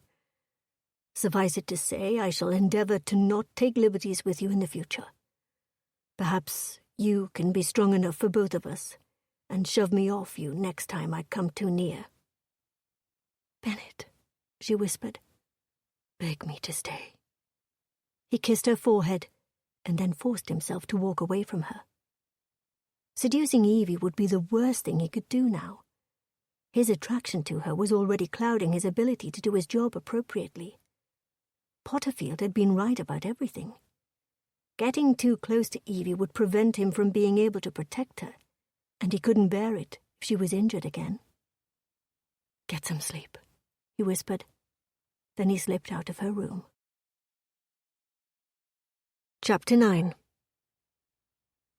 "I want even more, but it is not mine for the taking." She sat on the edge of the bed, put her fingers to her lips. They still hummed with his kiss. Evelyn's mind spun and her heart drummed erratically. He'd wanted more of her, begged her not to offer herself to him, as if he'd known she had been about to do precisely that. What did she need with her virtue? She had no sentimental reasons to harbour it. Save it for some hoped-for love that would rush in and rescue her from a dull life. Besides, hadn't Bennet done that? Pulled her out of the boredom, the incessant nagging from her well-intentioned mother? Saved her from the never-ending discussions on hair ribbons and fabric? Heat spread through her scalp and down her neck as she remembered the scandalous things she had done with her tongue. She had no idea kissing could be like that. Passionate and... good heavens! She had nearly wrapped her legs around him and climbed him as she'd climbed trees when she'd been but a girl. She tossed herself back on her bed. It seemed quite clear that Bennet and Potterfield had had some sort of confrontation, and somehow in the midst of that, St. Giles offered to take over working with her. Bennet had been jealous, hadn't he? Hadn't that been why he'd protested so much about her working with St. Giles? It seemed silly to her that he'd spent a moment worrying about her falling in love with Adrian, when it didn't occur to him to protect her heart from himself. Wasn't he the true danger to her heart? She had no desire to spend any time with St. Giles or anyone else. She'd thought of little besides Bennet since she'd first seen him, and his impossibly broad shoulders and dark, scowling face. She'd actually come to find that scowl of his endearing. Still, she needed to gather her wits about her. If she was to become a successful authoress, she did not have time in her life for a man, and he'd certainly made it abundantly clear that he had no need nor desire for a wife. "Be strong for us both," he'd said. She'd have to do precisely that. If she wanted to be a writer, she'd have to ignore what her body wanted and focus on her mind. That shouldn't be too difficult. Certainly that's what she'd been doing all these years. It was only that Bennet had awakened some sort of hunger inside her, and she needed only to quiet it again. Right now, her focus was on the next assignment as Her Majesty. Then eventually she could take the money they'd pay her and buy herself a little cottage somewhere, settle in, and write until her heart's content. She'd spent so much time the night before reliving Bennet's kiss that it had taken until this morning for the anger to surge. While she waited for him to appear, she'd formulated what she'd say to him. So the moment he stepped into the parlour that adjoined the Queen's bedchamber, she stood and spoke. "I believe you owe me some answers," she said before she could run out of courage to do so. She had only been angry a handful of times in her life. Today was one of those times. "I'm not certain why I didn't bother asking them last night." He stopped walking and looked at her. "Exactly why am I here? Where is the Queen? And why is someone trying to hurt her?" Then she put her hands over her mouth. Oh dear, has she already been killed? Why had it even taken her so long to ask these questions? He shut the door behind him, then shook his head. "No, of course not," She is relatively unharmed. Bennett, please. I was told this was to be a simple assignment, and I've been here longer and— Yes, I know. His jaw clenched. The muscles ticked against his cheeks. He was so dashing, it was distracting. Victoria is healing from a simple fall. She is safe. Yet I am not. He released a long breath. It is the price we pay. Not me. I didn't exactly agree to any of this. She hadn't realized how much the events of the railway ceremony had affected her until the words left her mouth. The wound at her side stabbed pain through her when she moved her arms. She was frightened, no sense in denying that. She'd been attacked yesterday, nearly killed, or at the very least she could have been killed. I thought this was a charade, a taste of adventure from my regular life, a little acting for some money. Yes, I realize. He took a step towards her.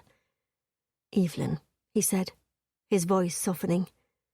None of this was supposed to happen. Look at me. Look at all of these things. She picked up a book from one of the occasional tables. None of this is mine. I'm not even wearing my own undergarments, she said, her voice cracking with emotion. But as we discovered earlier, that was helpful in preventing you from being injured worse than you were, he said. She shook her head. That is neither here nor there. The fact is, I'm feeling a little overwhelmed by all of this. She gave him a weak smile. I'm not certain why it took so long for me to fully grasp all of this. She sucked in a breath, but it didn't seem to fill her lungs. I can't breathe. He took her over to the settee and lowered her down. Breathe, Evie. All will be well. I will keep you safe, I promise. But if you want to return, I shall bring you home. What of the assignment? I know you fought with Potterfield. His brows rose, then he shrugged. I can handle matters with Potterfield. That being said, I've told the other members of the Brotherhood I believe you need to be returned home.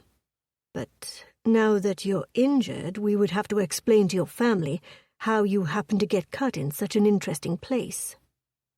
She waved her hand dismissively. That is easily enough explained. Was she ready to return home? She might be frightened, but not so much that she was too scared to stay. If Her Majesty isn't healed, then I need to stay until she can return. Do you know when that will be?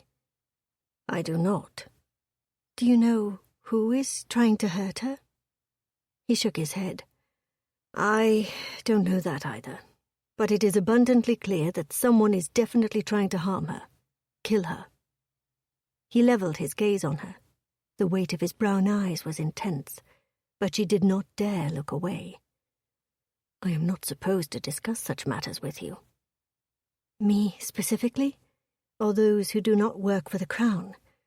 Because it would seem that for however long I do in fact work for the Crown, temporarily. A ghost of a smile crossed his lips. I suppose you're correct. Excellent argument, by the by. He was quiet for several moments before he moved to one of the chairs and sat. He motioned for her to do the same. A few weeks ago, Victoria attended the Royal Ascot, where she tripped and fell, injuring herself.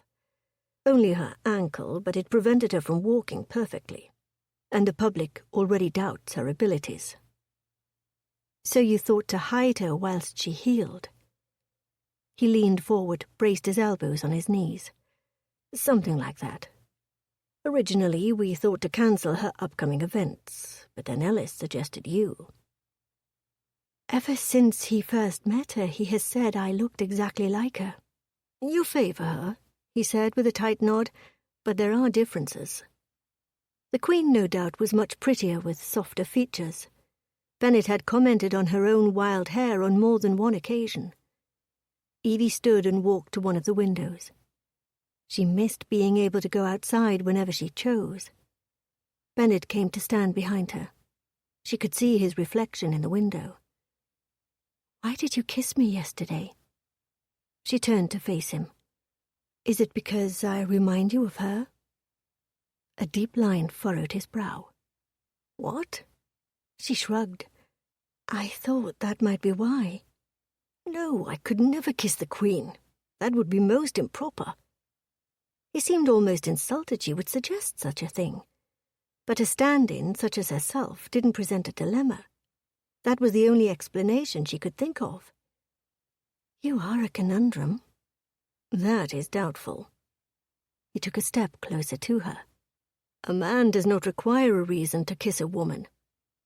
Well, that is ridiculous. One does not simply go around kissing people because the opportunity presents itself. There must be attraction or desire, or at the very least, curiosity. He stepped closer, fingered one of the ringlets that had escaped her hairpins. You have this all figured out. I pay attention to people. They rarely act without first being motivated by something. So those are my three options: attraction, desire, or curiosity? She shrugged. 3 possible options. Well, why did you kiss me? Because you kissed me first. So you were being polite? Again he toyed with the curl by her ear. She wanted him to kiss her again, but she'd not dare ask for such a thing. I meant the first kiss. You leaned up and kissed me, briefly, but a kiss nonetheless. That is the one I was referring to, he said. That is... You are irritating. He chuckled. Surprise and something warm and pleasant curled through her belly. That's the first time I've seen you laugh. I didn't think you ever did. Everyone laughs on occasion. I reserve it for the moments I find truly humorous. And my finding you irritating does it? He shrugged, and that, combined with his grin, gave him a boyish look about him. Evidently. I'm back to my original assessment of you. A conundrum. Very well, I shall remain a conundrum. He dropped the curl and stepped away from her. Now, we have some additional training to ready you. She frowned. For the art exhibit? Not precisely. More of a preventative training measure. He went and stood in the open area of the room. He shifted 2 chairs out of the way, creating a larger space free of furnishings. Come here. She eyed him warily, but walked over to him. I want you to hit me. Pardon me? Hit me, Evie, as hard as you can, wherever you think is appropriate. Then he held up a hand. He removed his jacket and waistcoat. Now, whenever you are ready. You want me to strike you? Yes. Bennett, what is this about? I want you prepared to defend yourself, if necessary. Fear and something akin to excitement coiled through her. She'd never struck anyone before, not even one of her sisters, but she had certainly read some books with the occasional tussle. She took in the sight of the man before her. He stood unguarded with his arms at his sides. Slapping him would be the easiest, but she doubted that's what he meant by defending herself. How do I hold my hand? He grinned. However you wish. She closed her fingers into a fist and with as much strength as she could muster, and she punched him right in the stomach. The rock-hard wall of his abdomen didn't budge beneath her strike. Good heavens, you are no different than a wall. You went straight for the most obvious place. The trick is to size up your opponent and try to determine his more vulnerable areas. She allowed her gaze to travel the long length of him. He was massive, tall, broad, and hard. I seem unable to find any vulnerable areas. His lips quirked in a grin. Consider the eyes. You can jab a man in the eyes. That will give him pause. Ladies also possess the unique skill of being able to scratch an opponent. So look for such things. He positioned himself closer to her. Now then, what do you do if someone grabs you? He did, pulling her to him and holding her close to his body. She was supposed to fight, that's what this exercise was for. But here, pressed firmly against his muscular frame, she felt no hurry to escape. She resisted the urge to sigh and rest her head against him. She wiggled to try and free herself, but his grip became manacles and she could not budge. Look for vulnerabilities. Well, she couldn't see his face from their current position, so she did the only thing she could think of. She jumped and stomped on his boots. The movement jarred her free, and she turned to face him. "Aha!" she said. His eyes had grown darker, and the muscles in his jaw ticked an erratic rhythm.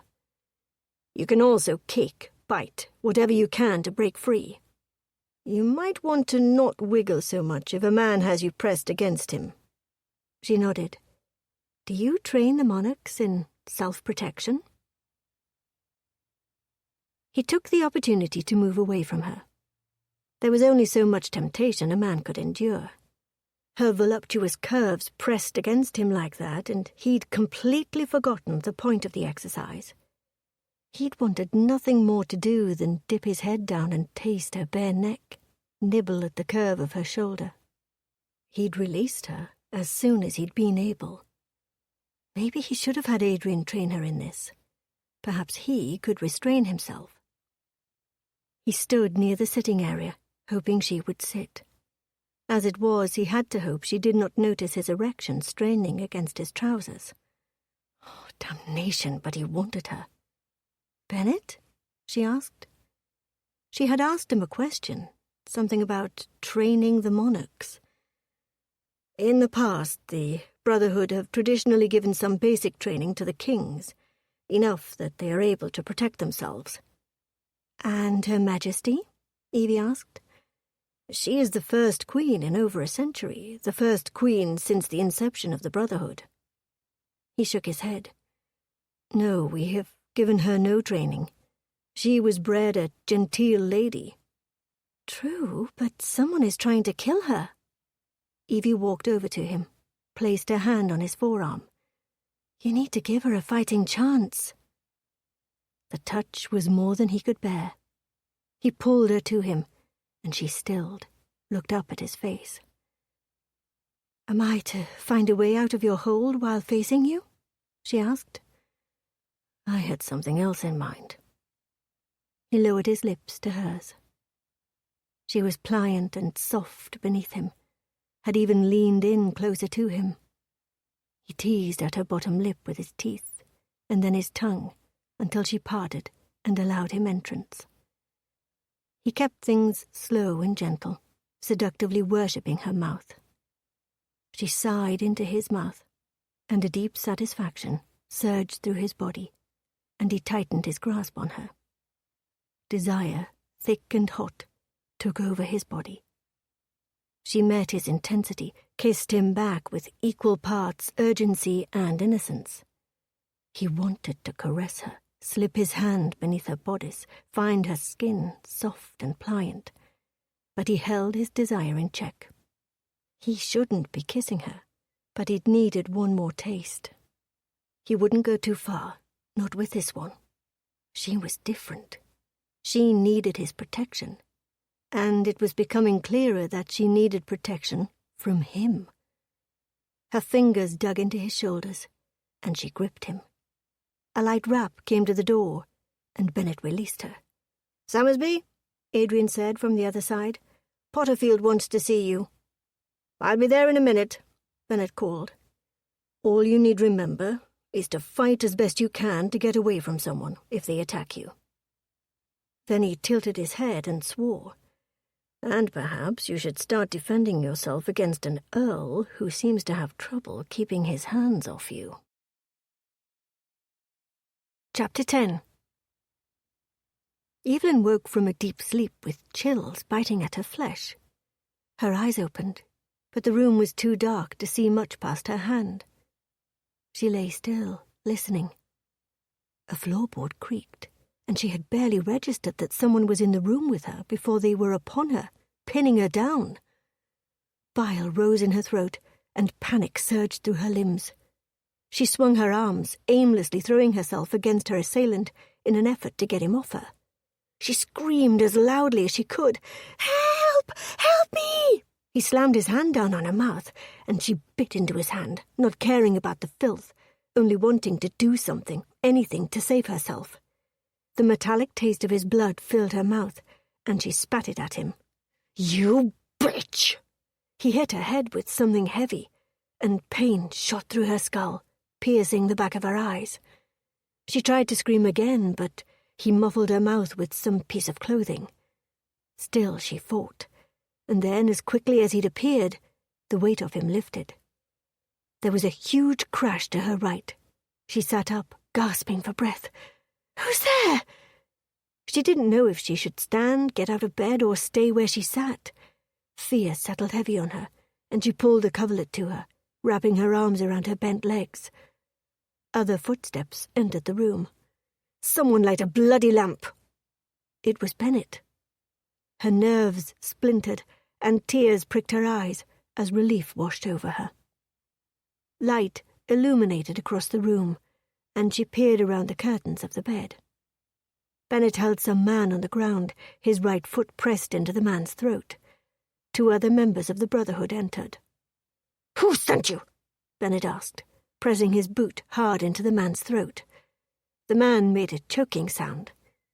"He won't be able to answer any questions as long as you're stepping on his neck," Adrian said. He walked over to Bennett. He reached down and grabbed the man up by the shirt front and lifted him to his feet. "You tend to her and we'll take this one down to answer some questions." Bennett watched as the other men carried her assailant out of the room. He appeared so unassuming. Had she seen the man on the street, she would have figured him married with a few children, and that perhaps he worked at a local shop. Bennett waited until they were alone before facing Evie. "Are you all right?" "Am I all right?" Her voice hitched as she spoke. She paced the length of the room, a feat in and of itself because of the large size of the bedchamber. "I accepted this, agreed to this. I wanted the adventure, the experience." She stopped walking and stared at him. Then she shook her head and began her journey across the room once more. He allowed her to pace and talk for another 15 minutes, though none of her sentences connected or made much sense. As her words fell together faster and her breathing became shorter, he made his way to her, gripped her arms to steady her. "Evelyn, all is well. You are safe now. I shall not allow anything else to happen to you."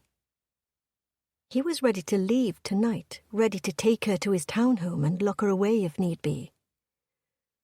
Damnation, but he had already been through far too much. She stared at him, gape-mouthed.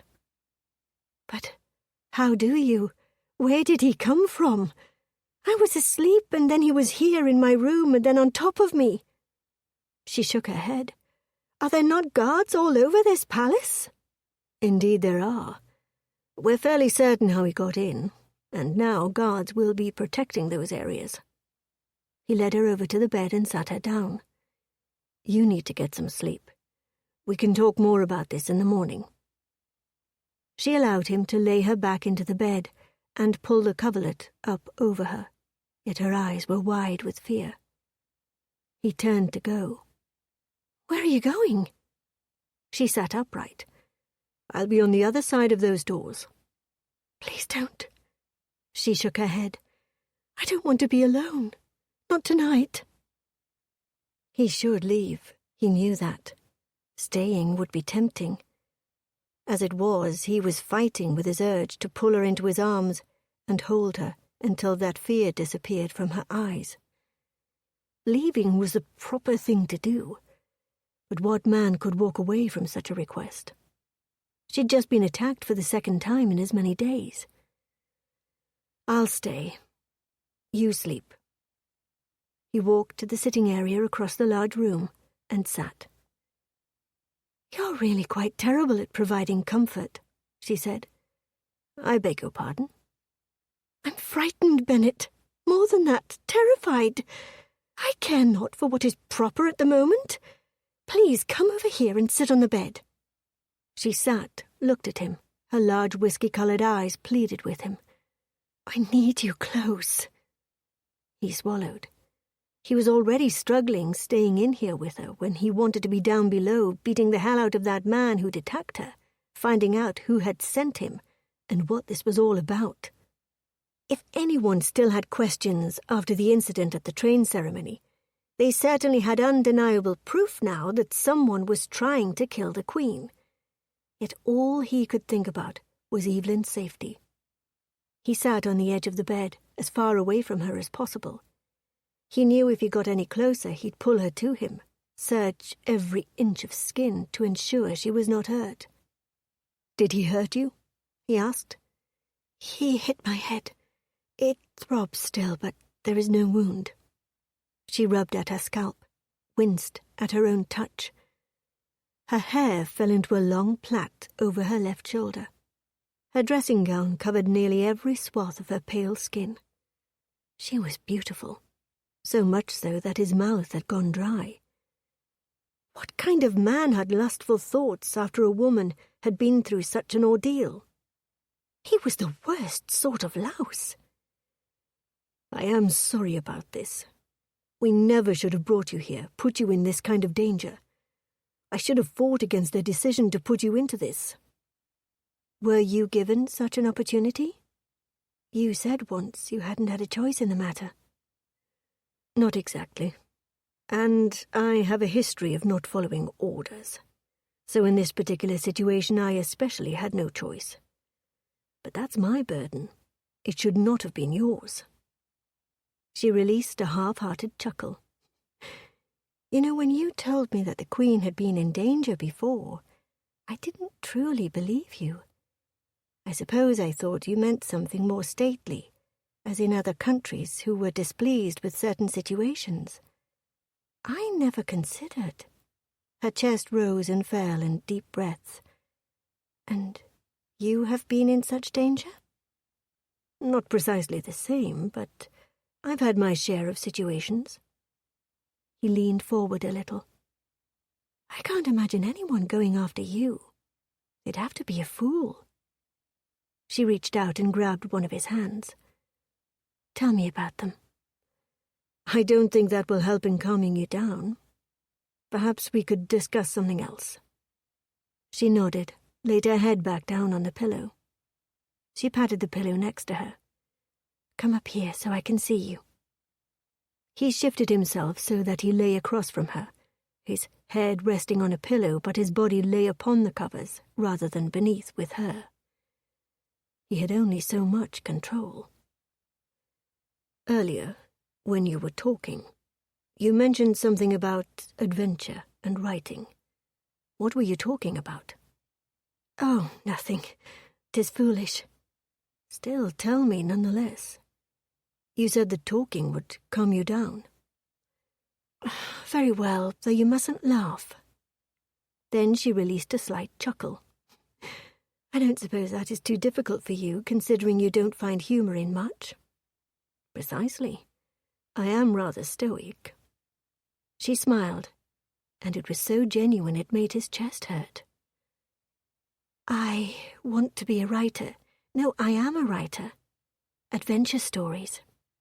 She rolled her eyes heavenward. "And I foolishly thought this would be good experience to assist with my stories. I thought that pretending to be someone else for a while, living a different life, would give me perspective, ideas, inspiration, if you will." "I suppose that makes sense. It is likely easier to write about something if you've experienced it. And has this given you any inspiration? Or have you decided that the adventurous life isn't for you?" "Yes, I've had an idea or two." Sadness fell over her eyes. "I don't believe I can give up the writing, though I don't suppose I'm equipped to do anything else." She made no mention of wanting to find a husband, have children and house to keep. "I wanted to experience anything other than my mundane country life." "I'd wager that life is looking pretty good about now," he said, unable to hide his own grin. "Indeed. And the money from this will help." "Ah, yes, the money. In what way?" "Enable me to find a little cottage somewhere, live on my own, and not have to marry. It is the only way my father will allow me to forego marriage with some unpleasant old man. I must be financially sound, else he will force me to find a husband." He couldn't imagine Evie living alone somewhere in a cottage. Either her father was a fool, or he'd never counted on her finding such financial solvency. A woman needs to be cared for. Perhaps, but they don't have to have a man to accomplish such things. There was a possibility, as slight as it might be, that he was wrong about Evelyn. Perhaps she wasn't like all other women and only after a man's money. Yes, she needed funds, but for practical reasons. He certainly couldn't fault her there. "Would you do something for me, if I asked?" she asked. "I would try." "Would you hold me for a little while? I can't shake the sensations of that man touching me." She was a wicked temptress asking him such a thing, but the weariness and fear in her face called to him. He did as she requested, much to his concern. His control was wearing thin. Now, with her body pressed against his, he wasn't sure he could withstand the temptation. "Thank you for coming to my rescue, again," she said. And that turned out to be his undoing. He lowered his mouth to hers and kissed her, gently at first, to make her feel safe and secure. But when her lips parted and he felt the tip of her tongue slide seductively across his bottom lip, it was all he could stand. He pulled her to him so that she was half lying, half leaning across him. He moved his mouth down on hers, simultaneously seducing and worshipping. He'd hoped he'd be able to be in here with her without having to touch her, but he'd never been very good at resisting temptation. He needed her near, needed to touch her, kiss her, as a parched man needed drink. He slid his tongue through her teeth, sweeping it across her own. His hand held her head in place, and his other caressed her bare shoulder, where her dressing gown had slipped aside. She was so seductive, yet she knew not how tempting she could be. It made the experience all the more exciting, knowing that no one yet had noticed her beguiling ways. It was as if he'd unlocked her secret. He continued kissing her, loving the feel of her soft body pressed against his, the way her mouth yielded to him. She kissed him back, giving as much as he gave, and the sensations were heady, addictive. If he could kiss her like this every day, he'd be tempted to go back on his pledge to remain unmarried and take her straight to the church. Sensations such as these were why people married in haste. Her hands slid up around his neck, pulling him down further upon her. He was only half atop her, the other half of him on his side of the bed, and still the bedcovers lay between them. It gave her some measure of protection from his obvious lack of control. He longed to slide his hands up her legs to the center of her, to explore and see if she was wet for him, as wet as he was hard. His mouth left hers, and he trailed kisses down her jaw to the column of her throat, and then down her neck, across her collarbone to her shoulder, where he nipped lightly. She released soft, sweet sounds of pleasure, then sighed contentedly as he continued his perusal of her body. She kicked at the covers, pinning her to the bed, but he offered her no assistance. Instead, he kissed the tops of her breasts, where her labored breathing had them rising and falling. Her flesh was so perfectly plump, he couldn't stand it any longer. With a quick maneuver, he pushed aside the dressing gown, freeing her breasts. She sucked in a breath, but said nothing in protest. They were perfect, round and full, and perfectly pink-tipped. He dipped his head and took one nipple in his mouth. The hard, erect little nub beaded against his tongue. Her hands gripped at his shoulders, and she arched up toward him, pressing her breast farther into his mouth. Again she kicked at the covers. He wanted nothing more than to lose himself in her, but he knew that couldn't happen. She was a virgin, and despite his temptations otherwise, he would not offer her marriage. Therefore, he would not take what was offered to him. Still, he wanted her, and she obviously wanted him, so he'd give her a little more. Then he'd force himself to walk away. He moved himself so that he was fully atop her, pressed his erection against the apex of her thighs. Even with the covers between them, she could feel him. Christ, she felt good. It would take nothing to whip the covers out from between them, unfasten his trousers, and bury himself inside her. She'd be warm and wet and tight, and he nearly lost himself with that single thought. He kissed at her throat, cupped her breast, then kissed her again, all the while moving against her. He could imagine her wetness against him, though he knew it was nothing but his imagination. There were far too many layers between them. Still, the hard ridge of him rubbed her in the right spot. Her knees opened wider, giving him more room, and she whimpered and squirmed, while her nails bit into shoulders.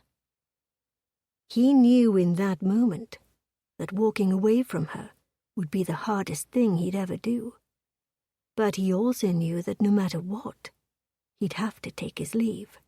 He had no promises for a woman like Evie. Her climax hit, and she tossed her head back and gasped again and again, while the pleasure rocketed through her. When her pleasure subsided, she opened her eyes and looked at him as if he were some sort of hero. He rolled off her and snuggled in behind her, wrapping his arms tightly around her. She needed sleep, and he needed to not look into her eyes. Bennett was thankful once she had fallen asleep. He had put distance between himself and Evelyn. Currently, he sat in a chair across the wide expanse of the Queen's bedchamber. There was a slight rap at the door, and then it cracked open. Adrian slipped inside. "We have a problem," he said. "What?" Bennett came to his feet. "The man has escaped." Bennett swore louder than he intended, and Evelyn sat upright in the bed, clutching the bedding to her bare chest. Thankfully, the curtains that canopied the bed mostly hid her. "Bennett?" she asked, her voice etched in fear. "I'm here." He walked over to her. "You need to get up and come with me." "Where are we going?" He handed her the dressing gown, and she slipped it on. "Back down below, somewhere you should never have known about." He and Adrian led her over to the large bookshelf that lined one entire wall of the bedchamber. He shifted a book on the third shelf from the top, and it clicked. Then the bookshelf slid open and revealed a staircase leading downward. When they were building this palace with the intent to be the London residence for the royal family, we had a series of tunnels built beneath, so we could always be at hand whenever we were needed. He led her down. "So there are others, in addition to the one off of the Privy Council room?" "There's a veritable maze of them," Bennett said. "Ellis went after the man," Adrian said quietly so that only Bennett could hear. "But I doubt he'll find him. The bastard knew these tunnels as if he had built them himself." They moved quickly through the tunnels, the chill permeating his skin, and he knew Evie was likely freezing. He took off his jacket and wrapped it around her shoulders. "Could he have been one of the workers?" Bennett asked. "Honestly, I don't know. We were so careful with the hiring of those workers, it seems unlikely." They continued walking through the tight stone tunnels. "How are you doing, Evelyn?" Bennett asked. "I shall survive. We are going in further than we did the last time," she said. "Yes, that area is below the Privy Council room. These are the main tunnels, the ones that lead in and out of the royal family sleeping quarters." "I can say that I don't particularly care for small, confined spaces, though." "Nor I." "At least I can walk upright. It's a wonder you haven't hit your head," she said. "Today I haven't, but that doesn't mean it hasn't happened before." "On more than one occasion," Adrian said with mirth in his voice. Bennett caught Evelyn's grin before it faded and was replaced with a furrowed look of concentration. They finally came to the series of doors that housed some of the offices of the Brotherhood. "You can sit anywhere." Adrian pointed to several chairs that encircled a large table. "Allow me to officially welcome you to Custos Avesica." "Brotherhood of the Blade?" she asked. "Ah, you know your Latin fairly well. Brotherhood of the Sword, actually." Bennett rolled his eyes. "It was a name given to us many years ago." He looked around the room. "Where the hell is everyone?" "Perhaps they went with Ellis to search for the man." "He escaped?" Evelyn asked, her eyes wide with fright. "Indeed, but we shall find him," Adrian said. "She needs to be moved somewhere else secure. I'm taking her to my townhome," Bennett said. "But first, I want some answers. Was the man not restrained?" Adrian sighed. "He was, but evidently when we searched him, we missed some sort of blade that he used to cut himself free." "Morton," Bennett said. "We need him here, now." "You think he's part of this?" Adrian asked. "There's a very good chance he knows something." Bennett quickly filled him in on Gwyneth's attempt at blackmail, and then Morton's subsequent visit to Evie. Adrian nodded. "I'll go find him myself, then." He bowed to Evelyn, and then left them alone. "We'll wait for Potterfield, and then I'm moving you to my townhome." Bennett was thankful a table separated him from Evelyn, since he hadn't been able to control himself earlier, and all he wanted to do was pull her back into his arms and hold her until her eyes were no longer filled with fear. "What do we do now?" Evelyn asked him. Too much had happened tonight. Her body felt pulled and scraped in so many directions. First the attack, and then the tender and passionate moments with Bennett. And now her attacker had escaped. No, not hers, but rather the Queen's. Perhaps it truly was time for Evelyn to go home. There was a ruckus down the tunnel that sounded like it came from the stairs. Instantly Bennett was between her and the doorway, a pistol in his hand. "Honestly, Percival, there is no need to fuss. I am capable of descending steps." A woman's voice echoed down to them. "Victoria," Bennett whispered. "The Queen? She is here? Now?" Evelyn wrapped the dressing gown tighter about her, then pulled Bennett's coat closed. She patted the long fiery braid that fell over her shoulder. She was going to meet the Queen, the woman she had been impersonating. Nerves surged up her throat, threatening to choke her. "My mother would have a fit of the vapors if she knew I was going to meet our monarch looking like this." "Relax," Bennett said. "It is not yet dawn, so what else would you look like?" "Relax," she repeated dumbly. "I do not think that is possible." "There you are, Bennett. Percival here has been filling me in on the details of all that has transpired over the last week or so," the Queen said. Then her eyes landed on Evelyn. "Oh, is this her?" She didn't wait for an answer, merely stepped forward and grabbed Evelyn's hands. "My goodness, you do favour me, except you quite obviously have much better hair than I do. I'm afraid mine is so thin and fine I can scarcely do anything with it." Evelyn bent in a deep curtsy. "Your Majesty, while I appreciate your show of ceremony, I do believe we're beyond that. You have been wearing my clothes and sleeping in my bed, have you not?" Evelyn felt her cheeks grow warm. "Yes." "See then?" Victoria linked her arm with Evelyn's. "We are practically the best of friends, I should say." Evelyn relaxed and smiled.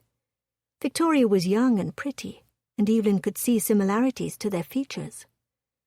"I trust that my cousin has been taking good care of you." Victoria eyed Bennett suspiciously, then gave him a wink. "Yes, quite good. He has saved me on more than one occasion." "So I have heard." The Queen frowned at the two men, who stood quiet and still. "I am so very grateful for your service, my dear. You will be compensated handsomely for your sacrifice." Evelyn didn't know what to say, so she merely nodded.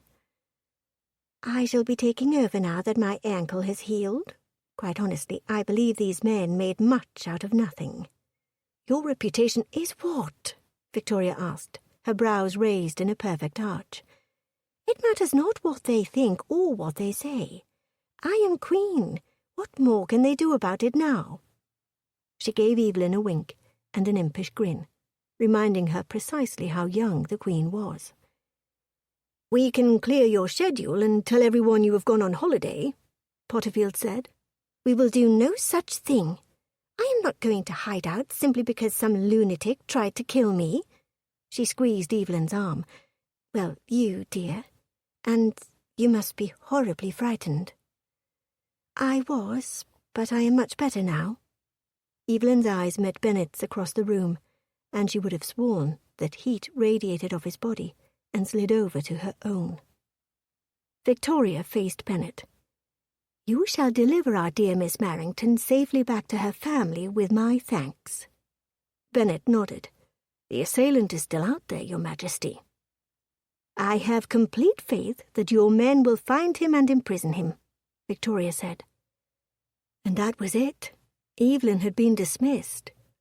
Certainly appreciated for her service, but in an instant her adventure had come to an end. She couldn't say she was that disappointed, considering she'd been attacked twice.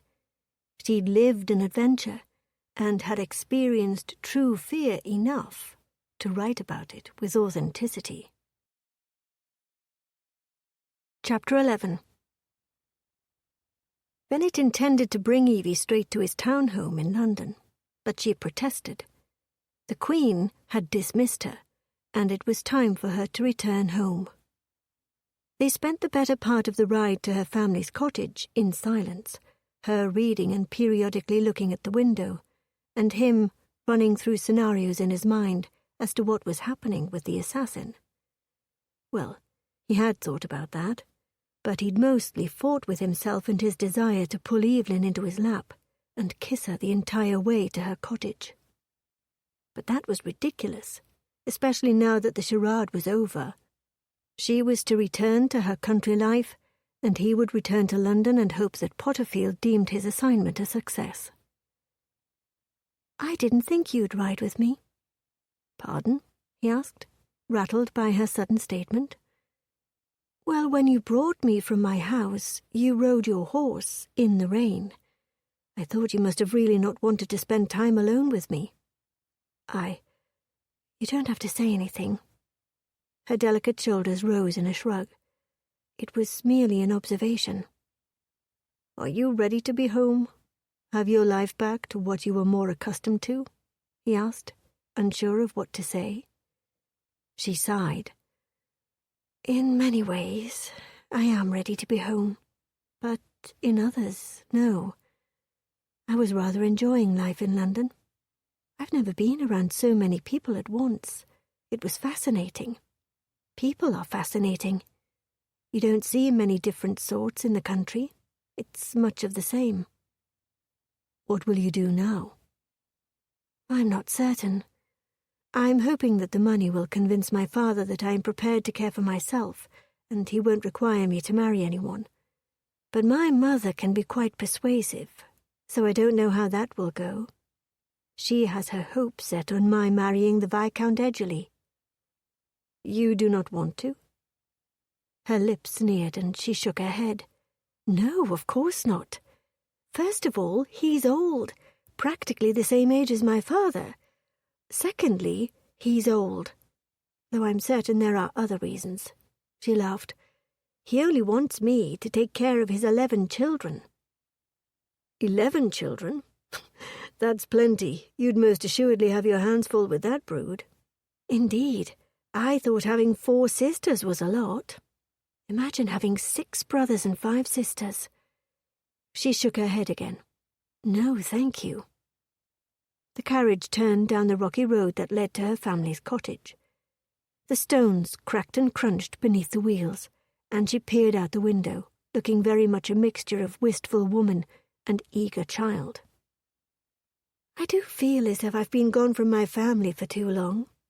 They are big and loud and drive me to near madness, but I cannot help but adore them. She smiled, a smile that cut straight into him.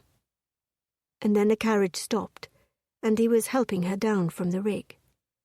He gave his driver some instructions and then led her to her front door. She opened it up. "Mamma, Papa, I am home," she called. "Jilly, Megan, where is everyone?" The housekeeper rounded the corner at the end of the corridor. "Oh, Miss Evelyn, whatever are you doing home? Did Catherine not find you in time?" Bennet stood behind Evie holding the small trunk the Queen had gifted her. Evelyn frowned. "Catherine? No, she did not." "Yes, your sister came to see you," the housekeeper said, "at your aunt's in London to give you the message." "She came to our aunt's?" Evie repeated. "What message?" Colour drained from Evie's face. "That the entire family was going to Bristol for a special party hosted by Miss Gillian's betrothed's family. Truly fancy. They wanted you to meet them there, so Catherine came to get you." "Oh dear," Evelyn said. Bennet reached for her elbow to steady her. "All will be well," he said in a hushed voice. "Let me fetch some tea. You two can rest in the parlour." Then the housekeeper left them standing there. "They'll know now that I wasn't with my aunt, that I've been somewhere else entirely, somewhere they don't know how to find me." Her eyes rounded. "What am I to do?" "I will send them a message to Lord Bellevue and let them know that you—" "That what?" She spun around to face him. "That I've been living at Buckingham Palace, charading as the Queen?" she hissed. "Which I am most certain must be some sort of treason." "Not if Her Majesty approves of it, which she did." "Still, what are we going to say?" She bit down on her lip. "My mother will certainly have an apoplexy." "I shall think of something. In the meantime, I am not leaving you here alone." "You can most definitely not stay here with me. We have no place." She waved her hand. "Poppycock, I am perfectly safe here with Mrs. Kimball." "We don't know that. I was charged with your safety, and I am not leaving you here without your family. I will not argue this point, Evelyn." She glared at him. "You are an intimidator, do you know that?" "Be that as it may, I am determined to keep you safe." And perhaps he wasn't quite ready to rid himself of her just yet, but he would never admit to that. "We shall return to my estate until your family returns. It is not too far from here." Several hours later, Bennet sat in his bedchamber, unable to sleep.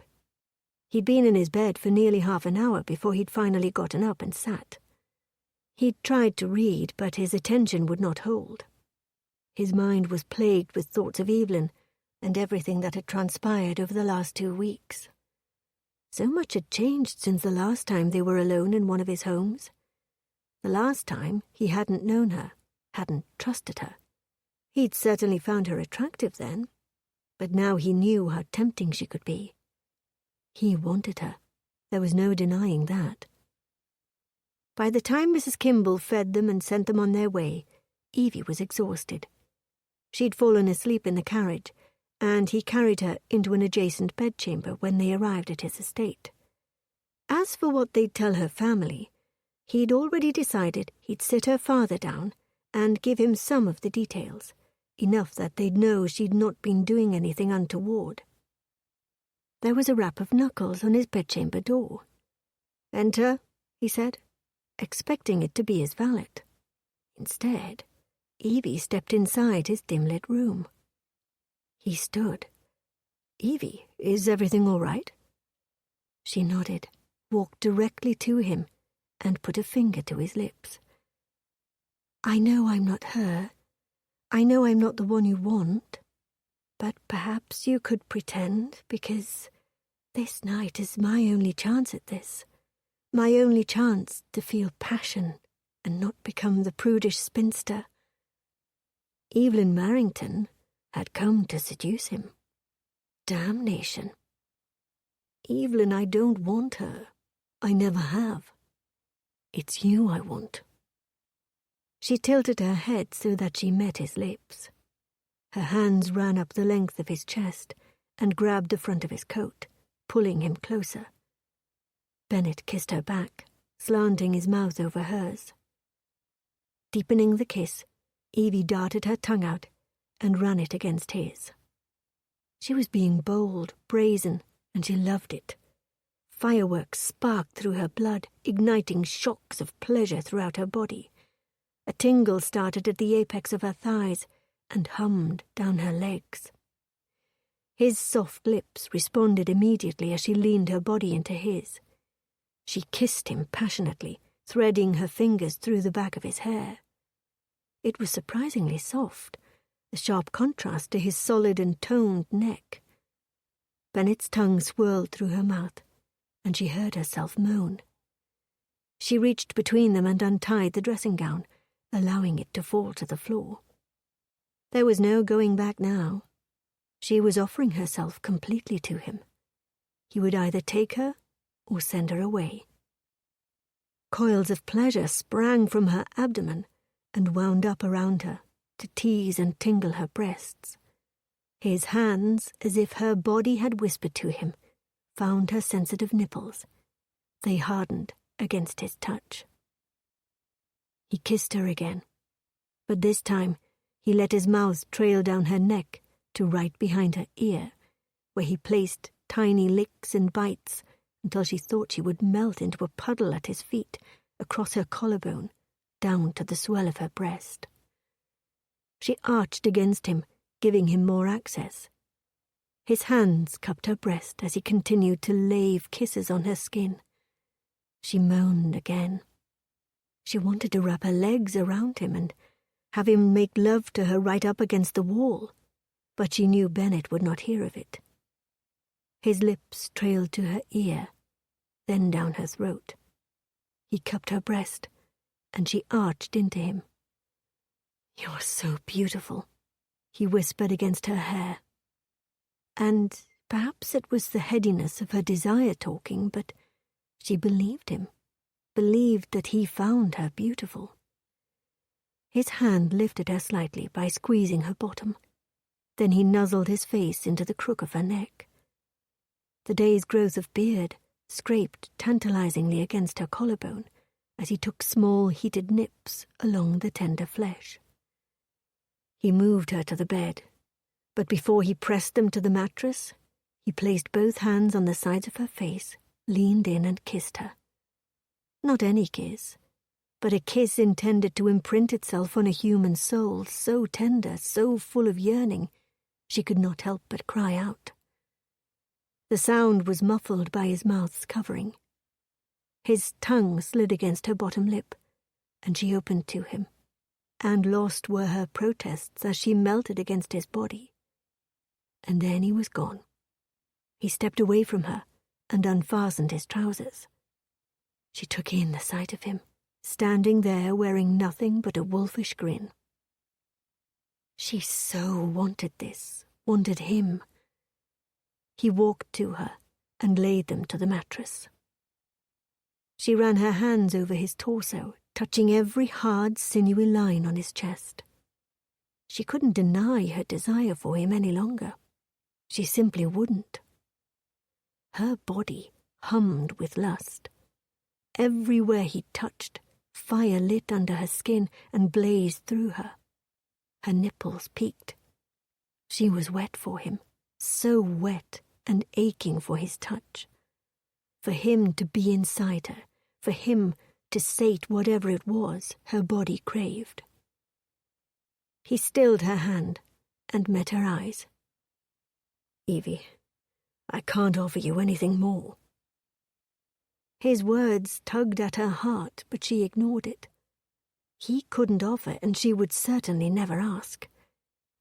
"I don't need anything else." He was so handsome, so rugged, so perfect. She wanted to touch him everywhere. "You don't know how much I want you," he said, his voice raw with desire. He grabbed her hand and pulled her back to him so that their bodies pressed together, flesh upon flesh. "How I've wanted you from the moment I laid eyes on you in that ballroom." His hands cupped her bottom, pressing her to him, pressing her into his erection. She kissed him again, then wrapped her legs around his waist, encouraging him to get closer, to lose himself inside her It was all the encouragement he needed. With slow and steady movements, he entered her. The fullness of him felt so right, so exactly what she needed, what she craved. In that moment she wished it could be like this forever, the two of them together, hidden away from the world. But she knew tonight was their only night. His movements were deep and sensual, and her climax began to build almost immediately. Swifter and swifter she climbed until she couldn't hold it any longer, and the world seemed to shatter in a million glassy fragments all around her. She clung to his shoulders as the pleasures rocked her, and she was vaguely aware of his own climax as his abdomen tightened against her. Bennett had not seen Evelyn yet, and it was nearing noon. Of course, he'd kept her up virtually all night, making love to her again and again. And they'd talked so easily about her family, his ambitions with the Brotherhood, and her writing. It had been a perfect night. But now, as he sat behind his desk in his study, the night seemed almost a fantasy. In the light of the day, though, he was questioning his actions. He'd taken her virtue, and had no intentions of doing anything honourable about that. She'd asked him to make love to her, insisted she had no fantasies of marrying. She'd simply wanted him for the night. "My lord," his butler said after rapping on the study door, "your mother is here, and requests an audience with you." "My mother?" He nodded. "Very well, send her in." Bennett stood and waited. More than likely she had come to tell him of her next marriage. She'd been spending a fair amount of time with Lord Beckwith, he'd heard. Perhaps the Earl had asked, and his mother would be walking down the marital aisle for the 4th time. "Bennett, love, you know how I do hate coming to the country. Why do you not stay in London more often?" "I've been in London for the past several weeks and only arrived here yesterday," he said. He motioned for her to take a seat and asked his butler to have tea sent in. "Still, I had to go there first and then was told to come here, and it's such an uncomfortably long drive." She lowered herself onto the floral wing-back chair. She was still a handsome woman, with nary a wrinkled line marring her aging face. "It takes no more than 2¼ hours, Mother. It's not as if the estate is in Wales." "Thank the heavens," she shuddered. "That would be miserable, out there in that rugged land." "What do you want?" She had the decency to look offended. "Can a mother not visit her son with no reason other than to see his handsome face?" She straightened her skirts, pursed her lips. "Perhaps some mothers, but not mine." She held firm for the briefest of moments before her shoulders fell and she smiled. "You do know me so well." "Indeed." The tea-cart was brought in and Bennett poured his mother a cup, then handed it over to her. "Now then, out with it, Mother." "Very well," she said as she stirred the sugar into her tea. "I have heard a most delicious rumour." "Why you would travel all the way here to tell me is rather baffling. You know I cannot abide gossip, nor should you. We have seen how damaging gossip can be." How quickly she seemed to forget his sister. "I can assure you that I am not the least bit interested." "I think you should make an exception, considering this rumour is about you." She sipped her tea. "And you are somehow pleased about this?" She frowned. "No, I certainly found the tale amusing, but when I realized it was attached to your name, I came to find you straight away to inform you. Out of the kindness of her heart, no doubt, and not because she wanted to see if whatever it was had merit. I appreciate your concern for my good name, but I care not what people say about me. It is not merely you. There is a certain young woman whose name is being linked to yours, and it would seem that you have ruined it." "Ruined who, precisely? Because I can assure you I have done nothing of the sort." And then memories of the night before, and Evie's cries of passion, her lovely fair skin marred with the blush of arousal, flashed through his mind. He bit back a swear. A country miss. I'm not certain I recall her name. She waved her hands dismissively. But it would seem that she was supposed to be caring for an ailing aunt and instead has not been seen or heard from since leaving her cottage nearly 3 weeks ago, with you. What have you done with her, Bennet? How the hell had that travelled all the way to London? This is a misunderstanding, nothing more. Her brows rose. So you know of the girl? What girl? Evelyn asked from the doorway. Splendid, she had impeccable timing. Bennet stood. Mother, may I present Miss Evelyn Marrington? Yes, that was her name. Evelyn came forward, blush creeping up to stain her cheeks. My lady, so lovely to meet you. She curtsied, and his mother didn't even bother to stand. So it is not a rumour at all. Good heavens, Bennet, you may do as you wish and have illicit affairs, but be discreet and perhaps more selective. I'm sorry. I could have sworn that you just counselled me to be more discreet with my affairs. Honestly, Mother, that is laughable with all of the cavorting you do in London. She came to her feet then. I believe I shall retire for a while before returning to London. It is such a tiring drive, and then to have my only child be so very rude. Evelyn stood there, mouth agape, watching, as his mother left the room. He followed her out, leaving Evie alone. Mother, first, I am not your only child. You do not get to pretend that Christy never existed simply because she is dead. Secondly, that was most unkind. Your sister was weak, and I do not mention her because it is too painful to do so. He doubted that, but said no more about the matter. She waved her hand dismissively. I was stating the truth. That girl is obviously trying to trap you into a marriage that would only benefit her. There is certainly nothing you would gain from saddling yourself with a country miss. You have no notion of what you're talking about. Considering I have been that girl, the advantageous girl with no funds and a pretty face, it is quite easy to trap men into a marriage. But you, my dear, can certainly do better.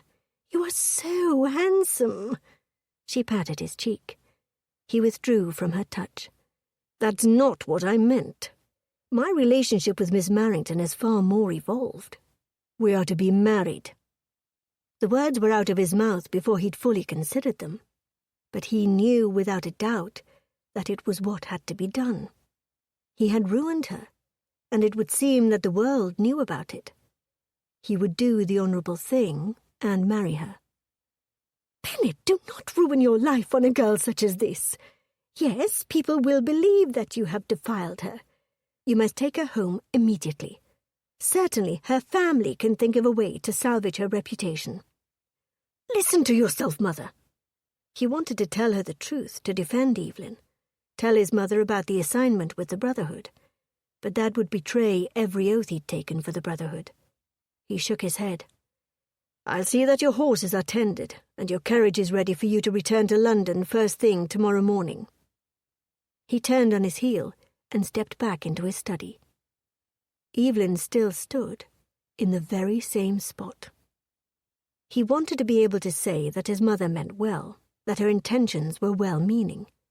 But the truth was, she'd come here to appease her own curiosity and no other reason. He was angry as hell about the entire situation. This was what he'd worked so hard to prevent. After Gwyneth, he never wanted to be put in this kind of situation, where a woman was after his name for his money. And here he was, embroiled in a scandal of his own making. He had no choice. He would have to do the honourable thing. I didn't mean to interrupt. I hadn't realised your mother arrived, Evelyn said. She doesn't normally visit. Would it be too much trouble to ready a carriage for me? I believe it is beyond time I return home. Nonsense. Once your family has returned, but until then you are quite welcomed here. His words were kind, but the tone in his voice suggested he wanted her anywhere but here with him. She had come down here looking for him for a reason, but now she could not recall what that reason was. She wished she had stayed in the bedchamber he'd loaned her. Then she wouldn't have been privy to his mother's malicious words. A muscle ticked in Bennett's jaw, a rhythmic reminder of his anger. She could inquire as to why he was so irritated, but in truth she was afraid to know the answer, afraid that it had something to do with her. I can't seem to recall why I came down here. Again, I apologize for intruding. She turned to go. Wait, he said, grabbing her elbow as she passed by him. Did you hear something from London? Is Her Majesty well? Yes. No, I did not hear anything. So, as far as I know, the Queen is well. He stepped closer to her, so close she could smell the sandalwood in his soap. He waved his hand, an angry slash in the empty space in front of him. Then he swore. Evidently, he decided that he no longer felt the need to shield her from such things. You and I shall be married, he said. I beg your pardon? Your reputation has been compromised. We have no other choice but to marry. His features set in a scowl. He looked at her as if she was a child, and he was frustrated at having to explain things to her. Her heart seemed to stop as if he'd reached into her chest and squeezed it shut. This is ridiculous. Of course we are not getting married. This is not a discussion, he said. It was as if suddenly the man she'd been with the last 2 weeks had disappeared, and in his place was that stern, rude man she'd once confronted. I will not be forced into a marriage with someone who has such little regard for me. Proposals are supposed to, if not contain declarations of love, be flattering and affectionate. You are angry at the thought of having to marry me. No, thank you. You think I have no regard for you? He pulled her into his arms and kissed her fiercely. She barely had time to react to the kiss before he ended it, still holding her arms. I'll have you know I'm very attracted to you, and have been since the first moment I saw you. She recognized he desired her. That much had been abundantly clear every time he pulled her into an embrace. Until last night, she'd thought it was because she favored the Queen, but he'd made certain to erase that thought with his murmurs of affection. Still, his proposal was horrifically unromantic, not to mention insulting. Attraction has little to do with this. Of course it does. His pallor had paled, but anger ticked in the muscles along his jawline. Why would I marry someone were I not attracted to them? She frowned. So do you want to marry me because of my ruined reputation? Or because you desire me? What I want has no bearing in this situation. I am honor-bound to marry you. His words hit as if he'd struck her with his hand. Yes, just as you were required to work with me on the assignment. She shook her head. You behave as if you have no choices in your life. The poor mistreated Earl of Somersby. She blew out a low breath. As tempting as that proposal is, I'm going to have to decline. He started to speak, but she put a finger to his lips. Enough, truly. If you say anything else, I'm not certain I can withstand all the praise and flattery. Suffice it to say, I shall not marry you, nor will I hold you to this. I came to London knowing fully what I was getting into. She shook her head. Well, I didn't know everything, but I decided to continue. And I came to your bed last night knowing what I was doing. If my reputation is ruined, then so be it. I care not a whit what others say in the first place. That wasn't entirely true. She cared what her family thought, and a ruined reputation could damage her younger sister's chances of marriage. Hopefully, though, her elder sisters could more than make up for her slip. She tugged at her sleeves. Besides, with my sisters around, people don't spend time discussing me. This little rumour, as it were, will disappear in time, and people will forget it had ever been said. She turned to leave. This is not over, he said. Yes, Bennett, it is. Where are you going? Back upstairs. I have some thinking to do, not to mention some writing. Though her own reputation might be damned, she just had a brilliant idea for her book. Chapter 12. Bennet knew that Evie was not enthusiastic about their upcoming nuptials. Still, they had details they needed to work out together.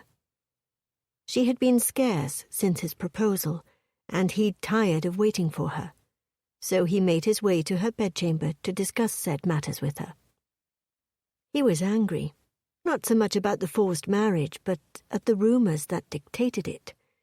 Yes, he was the one who had succumbed to her seduction and taken her virtue, but the gossips didn't actually know that. In truth, he was rather relieved about having to marry Evie. He wanted her, but he'd certainly not been willing to pursue her in conventional methods, which is no doubt what she would require for marriage. But now their hands were forced, and he'd get the woman he wanted without promises of love and romance. He knocked lightly, but there was no answer. Perhaps she slept. They'd been up nearly the entire night, and she was no doubt tired. He knocked once more before turning the knob and giving himself entrance. She was decidedly absent from her room. Not only was she absent, but it would seem that in her very short stay she'd also taken the liberty to rearrange some of the furniture. Perhaps she had done that to this room when she'd been here the first time. Most notably, she'd taken the small writing desk and moved it to beneath the window. He walked over to peer outside on the off chance she decided to take a walk. He saw no one out the window, though admittedly several trees blocked his view of the grounds. She could be out there somewhere. His nerves ticked up. After the danger she'd been in, he hated not having her in his sight. But the threat of danger had been removed. She was no longer on the assignment. Therefore, he need not be concerned about her safety. Yet he was. He could not deny that. "What are you doing in here?" Evie's voice came from behind him. "I came to appeal to your logical sense." She crossed her arms over her chest. "There is nothing you can say to convince me to marry you." "You are ridiculously stubborn."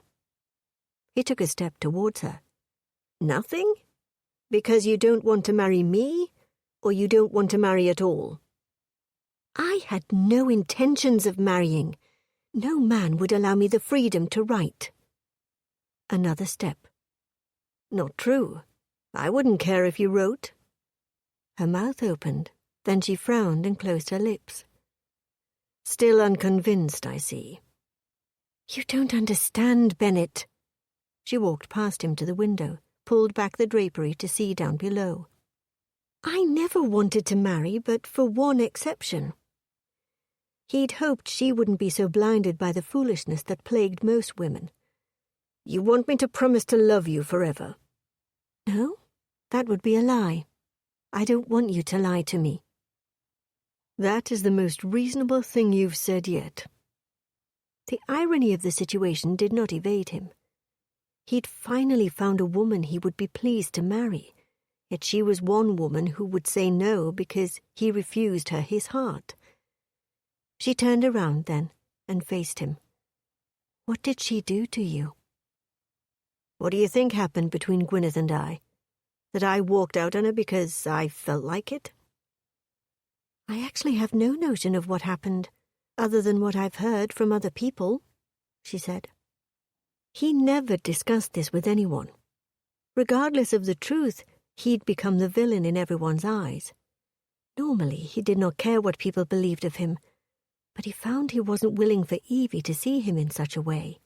"I found her in bed. In my bed, with Morton." Evie came forward but made no move to touch him, for which he was thankful. "She begged me to still marry her despite her indiscretion. When I asked her why, he shook his head. My money. She needed my fortune." Then she'd gone on to call him a beast, told him he was abnormal, and that no woman would ever truly want him. "Why did you not defend your name? Tell people the truth." "It would not have mattered. People will believe what they want to believe. With Gwyneth and Morton telling the same story, he came off looking like the hero that swooped in and rescued her poor reputation. She'd cried her pretty tears, and Morton had smiled his charming grins, and together they'd become the favourite couple that season. As it turned out, Gwyneth had been right. No woman had wanted him. Perhaps this was Evie's true motivation, but she was too gentle to say as much. What was the old saying? Fool me once, shame on you.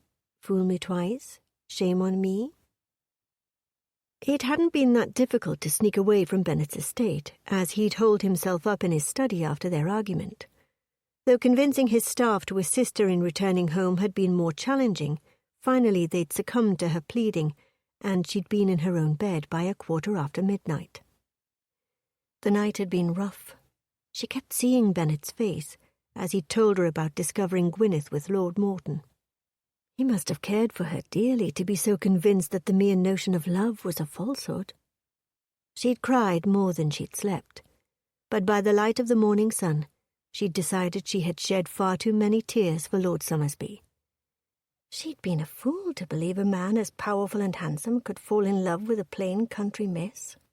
So after a quick breakfast, she retired to the front parlour to read and enjoy a quiet morning alone. Mrs. Kimball, the housekeeper, scratched on the door. "Miss Evelyn, there is a gentleman here to see you." She had wondered if he would come and try to bring her back to his estate, but she had a speech all prepared, a way to release his duty-bound notion of saving her reputation. Then he could go about his business with the crown. She swung her legs off the arm of the chair and stood, waiting for his broad shoulders and glowering expression to enter the room.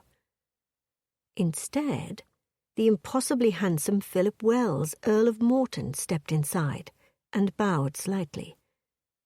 "Miss Evelyn, I'm so pleased to find you well." "I am admittedly quite surprised by your visit. I had no notion you knew where I lived, Lord Morton." Unease flitted through her, but she swatted it away. This man was harmless, a nuisance, though hadn't Bennet sent one of the other Brotherhood members to discuss some matters with Lord Morton?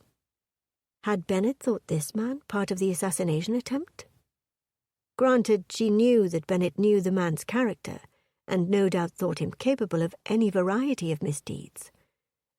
"I do hope you are not here on official Brotherhood business. Perhaps you were not informed that the Queen has returned, and she herself sent me on my way." He smiled warmly and came forward. "No, I came to see you. I have a business proposal for you." Though she'd only met him one other time, he did appear a little ruffled around the edges today, his clothes not as impeccable, his hair not so perfectly in place. Dark circles weighed heavy under his eyes, indicating he, too, had spent a sleepless night. There was a sort of desperate cheerfulness in his smile that she didn't trust. She frowned. "What kind of business could you possibly have with me?" "Why, the same kind of business you had with Bennet, of course," Lord Morton said smoothly. For one horrible moment, she thought perhaps he knew the truth about her relationship with Bennet. But then Lord Morton added, "I need you to impersonate our dear monarch one last time." She frowned. "I'm afraid that I'm retired from my life adventure, and am content to stay home with my family." "Nonsense!" He waved a hand, came towards her. "I can assure you that you will not want to miss this particular assignment." For the briefest second, she considered hearing his proposal. Perhaps more adventure was what she needed. Perhaps that would take her mind off Bennet and the heartbreak he'd caused her. She was tempted for only a moment. In truth, she knew it was a distraction she needed. She needed time to heal her heart, and a more common sense when it came to whom exactly she handed her heart out to. "It is truly kind of you to consider me, but certainly there is someone more qualified than myself." "On the contrary, you are who I need for this. Come with me, Evelyn." He held his hand out to her. She shook her head. "No, thank you." She shook her head. dread tiptoeing up her spine. Suddenly the desperation on his face no longer looked cheerful or charming. That desperation looked dangerous. He looked dangerous. "I believe I'm going to insist that you take your leave now." "I'm afraid that's only going to happen if you leave with me," he said. "Absolutely not." He withdrew a pistol from his coat and pointed it straight at her. "Oh, I insist." Initially, when Bennet discovered that Evelyn had left his estate, he'd thought to leave her be, go back to London, and proceed as if nothing had happened between them. But that thought had been fleeting. Every thought after that had been filled with anger. He was angry with her for leaving, and he was furious with his staff for allowing her to do so, nay, for assisting her in doing so. His butler and housekeeper hadn't met his eyes for the last half hour while they'd readied things for him to leave. He'd threatened to deal with them when he returned, but it was doubtful he'd do much more than give them a stern lecture on following his orders. He could already hear his housekeeper's explanation, something about how he'd told them that Evelyn was to be their new mistress and following her wishes seemed appropriate. He was angry with her still, and this little escape of hers hadn't helped cool his ire. But Evie didn't seem to be the sort of woman who would play such games. Doubt nagged at him. Regardless of her motivation, he was coming to get her. Now, as he neared Evelyn's cottage, he considered what he'd say to her. He shouldn't say anything, merely walk in and toss her over his shoulder and bring her back home. Home. When had home become where the two of them were? Only since he'd realized he'd have to marry her. This was honor. Nothing more. Evelyn had told him she didn't want to marry, that she wanted the financial freedom to write her books, that she'd only consider marriage for love. He couldn't offer her that, but he could give her all the freedom she needed for writing, and perhaps fatten the dowries for her two younger sisters to ensure they made advantageous matches. The carriage turned down the drive that led to the Marrington cottage. He hadn't wanted to take a rig. They took longer than being on horseback, but he couldn't expect her to ride behind him all the way back to his estate. The wheels had barely slowed when he tossed open the door and jumped to the rocky path. He knocked, but didn't have to wait long before the housekeeper opened, a handkerchief blotting her red-rimmed eyes. Her mouth opened, then she started crying again. "Lord Somersby, can I help you?" He frowned. "I'm here to see Miss Marrington, Miss Evelyn Marrington," he said. "That's just it, my lord. She's gone. Missing." She sniffed loudly. "I believe that man took her." Fear settled like ice in his bones. Who took her? What man? "It's all my fault. I let him in. He said he knew her from London.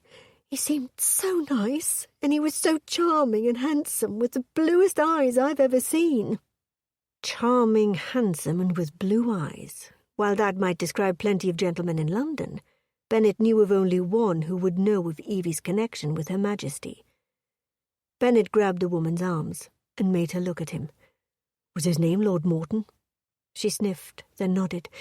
"Yes, I believe it was." "And Evelyn left with him?" "I'm not certain how it happened. He came in, and by the time I brought them the tea tray, they were gone. Miss Evie simply vanished with him." Bennet swore. He should have known that Morton would do something foolish. The man could not be trusted. He had given Adrian all the details of Morton's strange behaviour, but obviously he hadn't found the man in time. Had Bennet sent the information to Potterfield after the incident in London, or perhaps even after Gwyneth had tried to blackmail him, then perhaps he wouldn't have been a danger to Evelyn. But what the devil would Morton need with her? Bennet didn't know why Morton had taken her, but none of the reasons he could imagine were good, and his gut told him this was very bad. A quick check of Morton's London townhome revealed neither the Earl nor Lady Morton were home. Not only that, but once pressed, the staff admitted they had seen neither in more than a day, and the last time they'd seen the Earl, he'd been distraught. Bennett left there feeling a little distraught himself. He had no notion where the man would take Evie, so he did the only thing he could think of, and he started at the headquarters of the Brotherhood, the one at the base of Parliament. It was empty, save for a few servants. Next, he made his way back to the tunnels beneath Buckingham. Adrian had met him on his way out and explained that he'd also been looking for the man but hadn't seen him. "Try Hyde Park. You know how Morton loves to be seen," Adrian said. "It is one of his favourite places in town." "Would he take her to the meeting spot?" Bennett asked. "He knows about it. I will check back at his townhome and a few clubs, and we can meet back here," Adrian said. Bennett left and headed in the direction of Hyde Park, near the old Tyburn gallows. It was where the Brotherhood did much of their business, close enough to Rotten Row for passers-by to assume you were there to enjoy the outdoors, but secluded enough to exchange private information. Bennett slowed the carriage to a halt 2 blocks from the entrance of the park. He hopped down and snuck quietly through the darkness toward the wooded area. In the distance, ripples from the Serpentine lapped softly against the shoreline. The moon hung heavy and low in the sky, lighting his path. He pulled a pistol out of the back of his pants, then he crept forward. Through the clearing of the trees, he saw Morton standing next to Evie, her petite stature dwarfed by Morton's height. She wore what appeared to be a simple day dress and a cloak, so at least she wouldn't be cold. The riot of curls on her head sprang in every which direction, an indicator of how she'd been treated, perhaps. Though her hands were tied, she seemed nonplussed about it. Bennett stood at the perimeter of the old gallows spot, listening. The line of trees hid him well, enabling him to observe. If being a member of the Brotherhood had taught him anything, it was to take a moment to assess the situation before he acted. He hadn't always followed this, but Evie's life was at stake, and he couldn't afford to be reckless. "Why are they not here yet?" Morton asked, continually watching the path that led to their hiding place. "Perhaps you got the location or time wrong," Evie said. Bennett had to smile. Leave it to her to offer helpful suggestions in the midst of her own kidnapping. "I set this meeting location," Morton said. While Bennett could see the fear in Evie's tight shoulders, she did her best to put on a brave front. He'd never told her that Morton could be dangerous. He'd allowed his own personal feelings about the bastard cloud his mind, and Bennett had missed all the connections. They were here to meet someone, but who would want Evie? Enough of the waiting and wondering. It was time to take action. He certainly wasn't going to stand around and allow that man to hand Evie over to someone more dangerous. Bennett moved from the line of trees quickly, then stepped out of the shadows and levelled his gun on Morton. "Hand her over!" Morton started, looked at Bennett, his eyes wide with something far more alarming than fear. The man looked mad. "I can't do that, Summersby." He shook his head, and his normally perfect hair swayed with the movement. "They'll kill her." Bennett frowned, tried to keep his focus on Morton, and not look at Evie. Not yet. Who? Who was going to kill who? "They have my Gwyneth. They'll kill her." "Who are they?" Bennett asked. "These men." He shook his head. "I made a deal with them. I would help them with some tasks, and in return they'd pay off my debts. You said it yourself, Summersby. I'm close to being sent to debtor's prison." He winced. "I didn't have any other choice." Which meant, had he given Gwyneth the money she asked for when she'd come to him, then Morton wouldn't have gotten involved with these men, and Evie wouldn't be in danger. "What were these tasks?" Bennett asked. He wanted Evie safe, but he also had a responsibility to get some answers to these questions. "They wanted to know about the tunnels, where they were, how to access them. But I only had a limited amount of information. I came to see where you were keeping her in the palace," Morton said. "They want the Queen. I knew I couldn't get to her, so I brought them the next best thing. They'll never know the difference." "Who are they?" Bennett asked. "I don't know. I've never met any of them, only received messages by post and messenger." Bennett believed him, which meant that continuing to question him would get Bennett nowhere. It was time to remove Evie from this situation. "Evie isn't a part of this, Morton." Bennett took slow steps towards them. "I'll help you save Gwyneth, but first let me get Evie to safety." "No, I can't." He held the gun up to Evie's head, and she released a small shriek. Bennett stopped cold. "Gwyneth is in danger!" "That's no one's fault but your own." Guilt gnawed at him. Why didn't he just give her money? Bennett took another step forward. "Bennett, stop! Look at me," Evie said. He didn't want to look at her.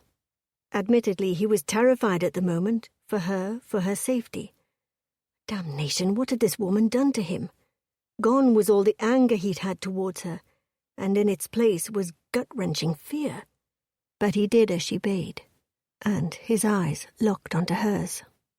His heart thundered in his chest.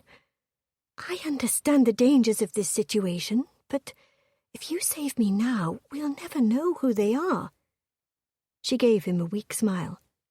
He saw tears swimming in her eyes. "This is bigger than you and me. You must uncover who these people are, who are after Her Majesty." "I will not risk your life again," Bennett said. "It is my choice. Allow me to finish this. It might be the only way to catch them," she said. "The only way to keep the Queen safe." "Both of you, shut up! I'm trying to think," Morton said. Then he looked at Bennett. "The girl is right. They will believe you're here to deliver the Queen, and they'll give me back Gwyneth. Once she's safe, we can capture him, discover who he is working for." "It is too dangerous," Bennett said. "I could have already killed her," Morton said plainly. "And I could kill you," Bennett said. "Enough from both of you," Evie said. "I believe they're here." The decision was made for them. Though he worried, Bennett knew Evie was right. If they were to uncover the identity of the people trying to assassinate the Queen, he needed to be here for this, play along with the charade. His allegiance should be first and foremost to the Brotherhood and the Crown, and not Evelyn Marrington. Still, he would never forgive himself if he allowed her to get injured any more than she already had. "Morton," a man's voice called. "Here, and I have the Queen," Morton said. The rocks from the path crunched beneath the approaching steps. From where Bennett stood, he could make out two shadows moving toward them. Then the pair stopped. "Who else is with you?" the man yelled. "Tell him you brought Bennett too," Evie said. "The Queen's guard dog. I brought you an extra gift," Morton said, not missing a beat. "Put your pistol away, Summersby," he added with a whisper. Bennett knew what this meant. Morton intended to pass Bennett off as another prisoner, an exchange in addition to the Queen, and all because of Evie's suggestion. What was she thinking? He pocketed the pistol, but kept his hands in front of him so he could quickly retrieve it if necessary. Morton was behaving more erratic than Bennett had ever seen him. When it came down to it, Bennett wasn't certain he'd be able to reason with the man.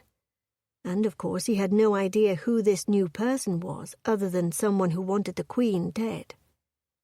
Bennett kept his hands still, and hoped that from a distance it would appear as if his hands were tied as Evie's were.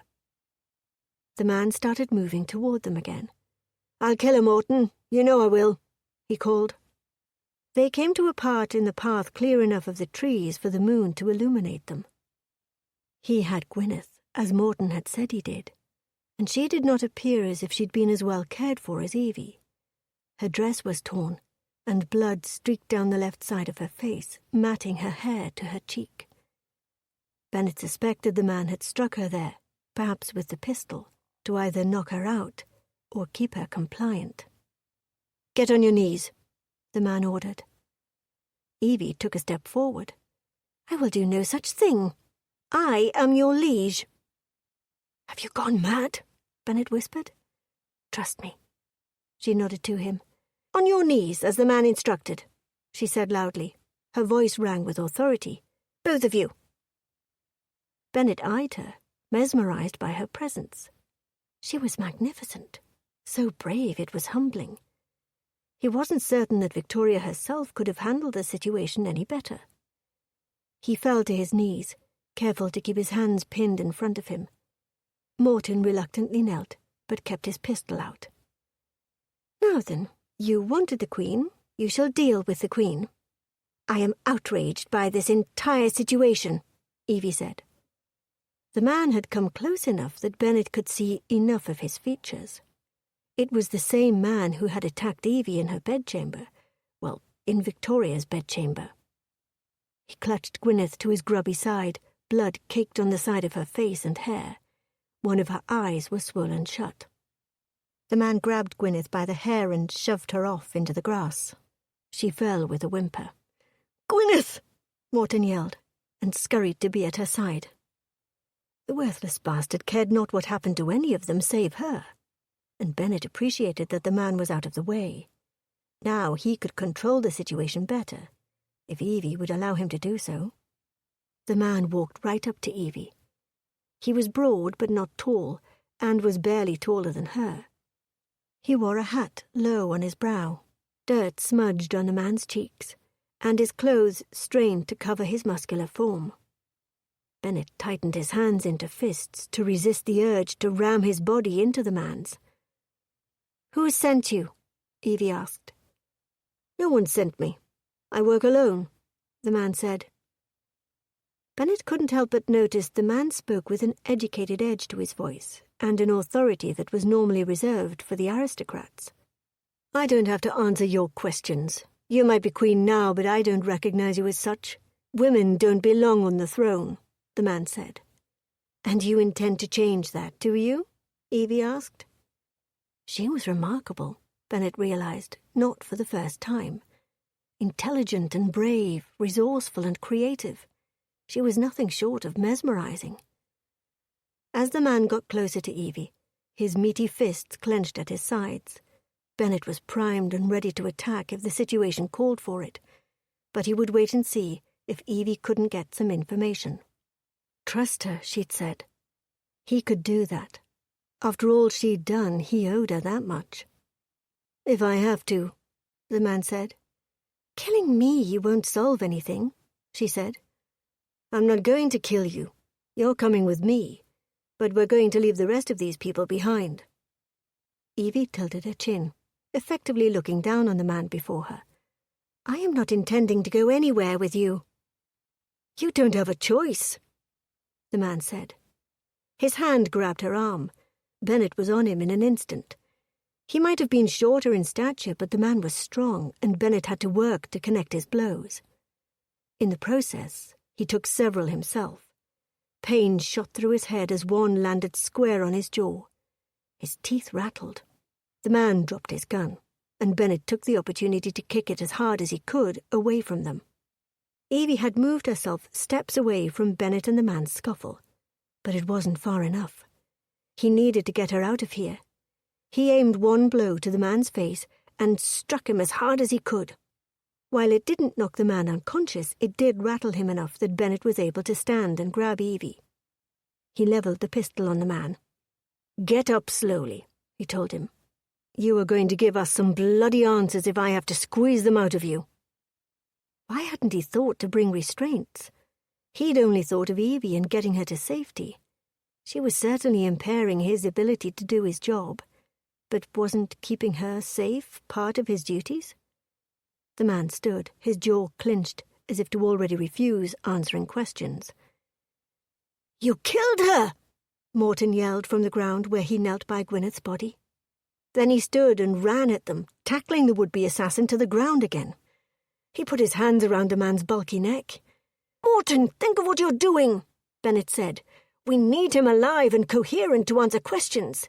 Our duty is to Her Majesty." Morton looked up at him, then nodded curtly. He released the man's throat and stood. "I wish I could live with that," he said, then aimed his pistol and shot the man. He fell backwards. Evie screamed. "What have you done?" Bennett asked. "What needed to be done?" Morton eyed him. It matters not. There will always be more. This one was merely one man working for another man. What do you know? Bennett asked. He shrugged. I told you, nothing. I only ever got notes. Then he raised his pistol and pointed it at Bennett and Evie. Get out of here before I kill the both of you too. Bennett pulled Evie to him. We need to get you out of here. What about them? We can't leave dead bodies here in the park, she said. I shall send for a constable to come and take care of matters. Then I'll send a message to the Brotherhood. All will be well. Though he wasn't quite certain he believed that any longer. At least Evie was safe. Go! Morton yelled. Evie nodded. Bennett noticed the fear lining her eyes and the way she turned her body away from the bleeding man at their feet. With nothing left to say, he grabbed her hand and led her to the carriage. They hadn't caught the assassin, but at least Evie was safe, and tonight that was all he cared about. Chapter 13. Evie wasn't certain her heart would ever slow. The pounding of it seemed to echo through her entire body. She and Bennett didn't speak the entire carriage ride back to her family's cottage. While she missed her family terribly, she was thankful they had yet to return home. She had no interest in sharing the details of the evening with them. Instead, she wanted nothing more than to spend the night in Bennett's arms, desperately trying to forget everything that had happened that evening, though she doubted he'd be agreeable to such a thing, considering. I can sleep on the floor in the parlour, he said, as they entered the cottage. She pulled his face down to hers and kissed him fiercely. No, I want you with me. I need you tonight. He growled a response, then took her mouth in another kiss. Gone were her fears about whether or not he'd be receptive to her request. In their place was a deep-seated and simple need to forget anything but the kiss of this man. She wanted to touch him and forget, if only for a moment, all that had occurred tonight. She broke their kiss long enough to bring him into her bedchamber and closed the door behind them. She cared not if the servants knew she'd brought a man into her room, into her bed. The only thing that mattered tonight was this moment with Bennett. She pressed her lips to his, and he took what she gave and demanded more. He pulled her tight to him, kissed her breathless. His fingers made quick work of the buttons on the back of her dress, which soon fell off her body in a pool at her feet. She stepped out of it, then pulled her shift over her head until she stood before him in nothing but her stockings and shoes. God, you're beautiful, he said. He tore at his own clothes, removing them quickly. She too rid herself of the stockings and shoes, and together they lay on her bed.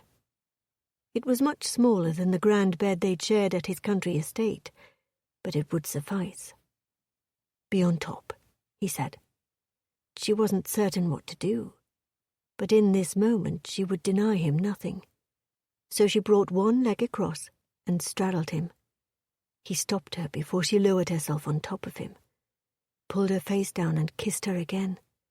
A long, deep kiss that spoke of things Evie had never dared dream of.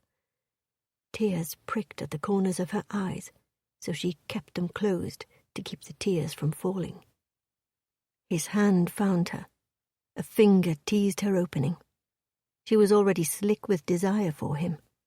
Merely the thought of him touching her had lust coursing through her. Now the touch itself was pure pleasure. One finger slipped inside of her, while another found her hidden nub. She bucked against him, wanting him to remove his hand so she could slide onto him. But she was spiraling now, the climax hitting hard and fast. Now, Evie, he said. He guided her hips, and she lowered herself onto him. He filled her, so full in this position, as if for the first time she could take in all of him. His eyes latched onto hers, and did not look away. She moved, tentative at first, but then she found her rhythm. Over and over again she rocked onto him, keeping her balance by pressing her hands onto his firm chest. His hand found her again, slid over her sex as she rode him. He was so deep, so full, and with her commanding the pace, she knew when to increase her speed and intensify the force. Deeper and harder she rode him until the world fractured. She shook with her release, but never stopped moving. And then his hit. He grabbed onto her hips, rocking her as a guttural groan escaped from his throat. All the while, he never looked away from her, never closed his eyes. "Evelyn," he whispered. The intimacy was so great in that moment that she had to look away for fear he would see into her soul. Evie stretched languidly and felt a smile firmly planted on her lips. She and Bennett spent the night making love and holding one another, talking and laughing. It had taken the worst night of her life and ended it with the best night of her life. She had already decided that despite Bennett not loving her, she would rather be with him than without him, regardless of the circumstances. She would accept his proposal, and soon she'd be the Lady Summersby. Eager to tell him, she reached her hand across the bed to touch Bennett, but she found only smooth, cool sheets beneath her fingers. He was gone. She sat upright and searched her small room, a room she had once shared with Gillian. Voices sounded from beyond her room. Perhaps Bennett had gone to find something to eat. She jumped from the bed to discover she was both delightfully sore from last night's activities and completely naked. Quickly she donned a shift and dressing gown, then padded her way downstairs. "Oh, it is so lovely to be home." Her mother. Dear heaven, had her family returned only to discover her in bed with the Earl of Summersby? Fear ricocheted through her, and she nearly fell down the last few steps. She pulled the dressing gown tighter, then stepped into the parlour. Her mother's favourite room in the house, it was butter yellow from floor to ceiling, and housed their nicest furnishings. "Evie," Jilly said, jumping to her feet. She ran across the room and flung herself at Evie. They embraced, and thankfully Evie's nerves calmed to some degree. She scanned the room, searching for Bennett's handsome face, but saw no sign of him. Her brow furrowed. "You are finally home," her mother said. "Come, give your mother a hug." Evie did as she was told, and braced herself for the result. What was it about a mother's embrace that could wring out the most stubbornly hidden tears? Her eyes prickled, and she squeezed them shut. When her mother released her, she patted Evie's cheek. "Why the tears, love?" she asked. Evie shook her head and managed a smile. "I'm just so happy to be home." Jilly laughed and linked their arms together. "So, where have you been, truly?" Megan asked. Her mother pulled her over to the settee. "Yes, do give us all the details. Your father, well, I'm certain he knows more than he's let on, but he refuses to answer any of my questions." "Where is Papa?" Evie asked. "He is resting, poor dear," Jilly said with a sweet grin. "I'm not certain he thought he'd survive this particular holiday." "How is your family to be?" Evie asked. "Later," Jilly said. "Right now, we talk about you." Evie tried to look out the window, but could not see it from where she currently sat. Instead, she saw the eager faces of her family, her delightfully loud family whom she had missed terribly. Bennett was right. They did gossip. Her mother was obnoxious in her quest to marry off her daughters, but they were her family, and she loved them. "You know all those rumours we've heard about Ellis for years?" she said. "Well, as it turns out, they're true." "What does that have to do with where you were?" Megan asked. "I took an assignment with a government organisation," she said. "The same agency that Ellis works for." Her mother's eyes rounded. Then her hand flew to her chest. "Good heavens, child! Have you lost your senses? Was it dangerous?" Evie released a sobering breath. "At times, but I was very well protected." Her heart pinched at the realization that Bennett had deserted her. He'd saved her, yes, and they'd spent a wonderful night together. Still, she'd foolishly hoped that she meant more to him than that. She'd hoped that he'd want more. "Where were you?" Julie asked. "In London. That's really all of the details I can share with you," Evie said. "And you cannot say anything about this to anyone outside of the family." "Of course not," her mother said. "I admit I was hoping you'd come home from wherever you were married, or at the very least betrothed." "Oh, Mamma, you know that marriage is likely not in my future. But I am happy." "You can live with me and Eric," Jilly said. She squeezed Evie's hand. "Until you find your love match." Her sister would never give up that hope for her, and Evie was thankful for that, even as she knew it was a futile quest, especially since she had already lost her heart. Just then the housekeeper stepped inside the parlour. "Luncheon is served." Evie stood and quickly walked to where Mrs. Kimball stood. Evie put her hand on the older woman's arm. "Mrs. Kimball, did you happen to see a gentleman anywhere in the cottage?" "No, I didn't. Were you expecting someone?" "I don't suppose I was, thank you." Jilly arrived by her side. "Come, dear sister, come and see my wedding gown." "We are to eat, Gillian," their mother said. "It will only take a few moments," Jilly said. She linked their arms again and led Evie back to the upstairs to their bedchambers. "Who have you been looking for?" Jilly asked, once they were enclosed in her bedchamber. Evie's heart thundered in response. "What are you talking about?" "You've been searching since you came downstairs, and you asked Mrs. Kimball for someone." Jilly smiled warmly. Evie thought to evade the question, but decided that would likely get her nowhere. "Lord Summersby brought me home last night." She shook her head. "He must have returned home while I slept. I merely wanted to thank him for his hospitality." That wasn't completely untrue, merely an incomplete truth. Jilly paused, then nodded. "You know, you used to talk to me. We'd stay up late and talk before falling asleep." Evie smiled. "I remember those nights." "What changed between us?" Everything, it seemed. They'd always been close because they were only a year apart, but then Jilly had grown into a poised beauty, and Evie had preferred the company of books to balls, and it seemed as if they had nothing in common. "You know, you can trust me with anything. We are family. We always will be, and I love you, Evie," Jilly said. Evie wasn't certain if it was what Jilly said or her nerves being so frazzled after the last several days, but tears stung her eyes.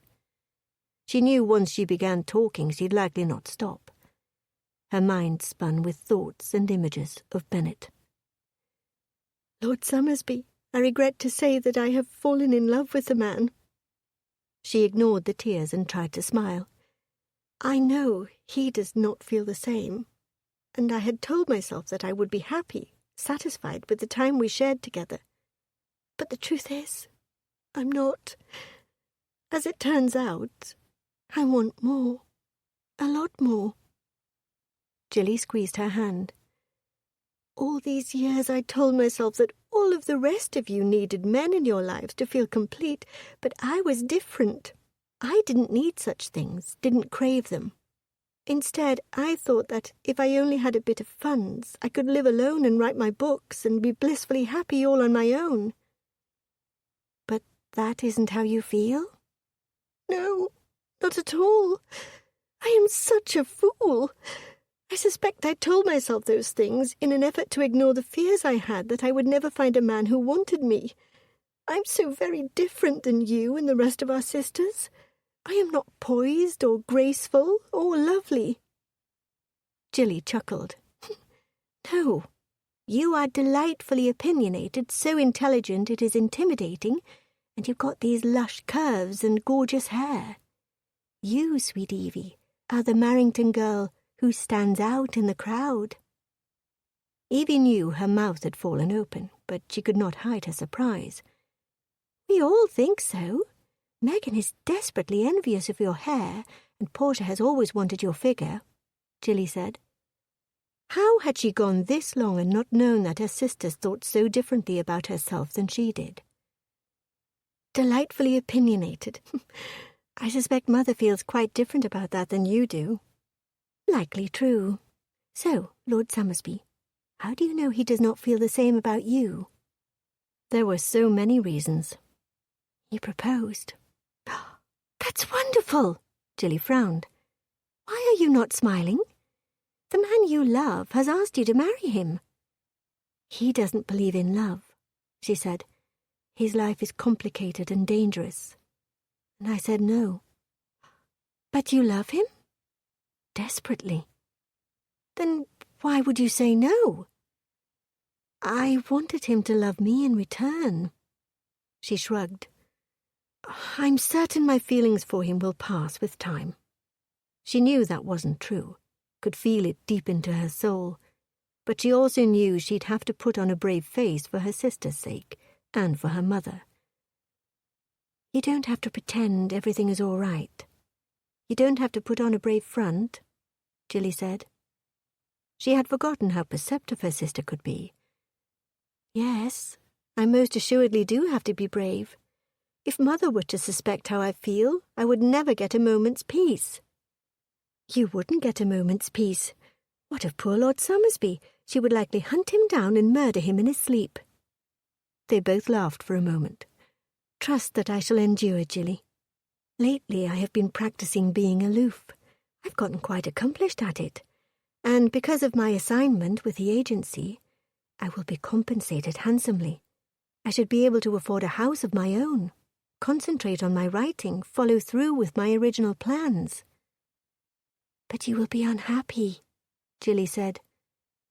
Thankfully, she didn't have to reply because Megan entered the room and informed them that Mother insisted they come down for luncheon straight away. Bennett had left Evie's bed at first light. He'd awoken with the realization that he would never get a good night's rest again if Evie was not his wife. She'd been in danger far too much, and he wanted her with him so he could ensure her safety. But before he could proceed with their nuptials, he'd had to report everything to the Brotherhood. "So Morton killed the man?" Potterfield asked. "Yes, I sent for a constable to deal with the bodies," Bennett said. "And Morton?" "Threatened to kill Evie and me. I brought her to safety before I came here." He steeled himself for a lecture from Potterfield on his priorities and how he should have come here first to report on the events of the night, but the man merely nodded. "Linford, you go to the park and see if any evidence remains, then go to the morgue to inspect the bodies," Potterfield said. Linford stood. "Glad you've returned, priest," Bennett said to Linford. "I as well. Scotland does not agree with me." Then he faced Potterfield. "I'll report back as soon as I find something. Morton is working with someone else, or several someones. He said they offered to pay his debts if he gave him information." "So that is how they found the tunnels," Potterfield said. "Evidently." "How did he even know about the tunnels?" Ellis asked. "He was not involved in any of that." "People talk," Potterfield said. "No matter how careful we are, information will get out. I've already placed additional guards in the tunnels for added security." He eyed Bennett for a moment. "You did good work on this one, Somersby." "Thank you, sir." He hadn't realized until that moment how much he'd needed that one simple statement. "Is that all?" "Do you have somewhere else to be?" Potterfield asked. "I do," Bennett said. He came to his feet. "Where are you going in such a rush?" Ellis asked. Bennett grinned. "Epping." "Developed a fondness for my uncle's sleepy little village, have you? Or a certain woman who lives there?" Ellis nodded. "Hopefully my aunt won't smother you with excitement." "It's not your aunt I'm worried about. I'm afraid I've been a bit daft when it comes to your cousin, and now I must go and do whatever I can to convince her to marry me." "Be off with you, then," Potterfield said. He slid a bag of coin across the table. "Miss Marrington's compensation for her assignment." Do give her my gratitude." It was getting late in the day, and Bennet was certain he should probably wait for the following morning to see Evelyn, but he'd never been very good at patience. So it was nearing the 10 o'clock hour when he knocked on the Marrington cottage door. The housekeeper answered. Her brows rose. "My lord." She stepped out of his way, giving him entrance. "Come in. They're in the parlour." She opened the parlour door and had announced him before he'd even gotten a chance to request an audience with Evelyn. He breached the doorway to the parlour, and 5 Marrington women, as well as Sir Marrington, stood waiting. "My lord, what an honour," Mrs. Marrington said. "I do apologise for the late hour." "Don't be silly," Mrs. Marrington said. "You are welcome any time, my lord." Evie stood between her sisters, still his wild poppy amidst the field of roses. She was not the same woman he'd taken from this village and brought to London. All of them watched him expectantly, and he wanted nothing more than to be alone with Evie, to merely have a moment to explain to her how he felt. He'd come here, her money from the Brotherhood in his pocket, ready to give her a choice. The future she wanted, freedom to write and live on her own, or perhaps one she hadn't fully considered, one with him. He glanced at each of their faces. He had not intended to discuss any of this in front of her entire family, yet they made no move to leave the room. Her father, at least, had taken a seat, though his newspaper remained on the side table. The women, though, they all looked directly at him, all of them, save Evie. "Evelyn, could we speak alone?" One of the sisters grinned widely, but held tightly to Evie's arm. Evie's gaze never wavered, her blue eyes locked onto his. "I believe anything you have to say to me can be said here, within the walls of my family's home. They are well aware of where I've been, though I did not share too many specifics." She was the most intelligent woman he'd ever known, which meant only one thing. She knew precisely what he intended to say, and did not want to hear it. She thought having her family here would prevent him from proposing. She had made up her mind, it seemed, decided that no matter what he offered her, she was not interested in being his wife. No woman would ever want you. He reached into his pocket and retrieved the bag of moneys owed her. He held it out. Her brow furrowed, but she took it. The coins jingled as her hand gripped the velvet. "I believe you'll find this sum more than adequate for your service to the Crown. Her Majesty sends her warmest regards." He bowed slightly. She took a visibly heavy breath and gave him a curt nod. "Thank you." He bowed. So this was it. She would no longer be in his life. He tried to grasp the thought, tried to think of something, anything he could say that might change her mind. But ultimately she had made her choice. She told him repeatedly that she had no intention of marrying him. Why should he expect a different answer now? "My apology for having disturbed your evening." And he turned to go. He'd told Alice he intended to do whatever he could to convince her to marry him. He hadn't even tried. He hadn't even told her how he truly felt. She might still reject him, confirm Gwyneth's words from so long ago. But damnation, he was going to tell her how it felt. He slowly turned. "No, I can't do this.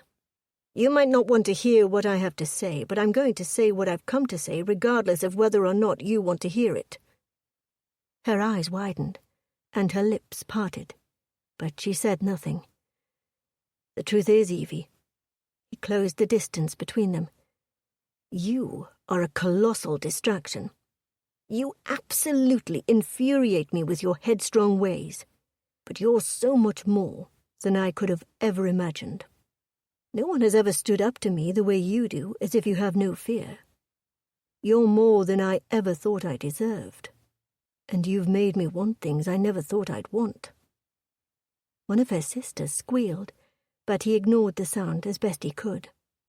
Right now he only saw Evie, beautiful, infuriating Evie, who had irrevocably stolen his heart.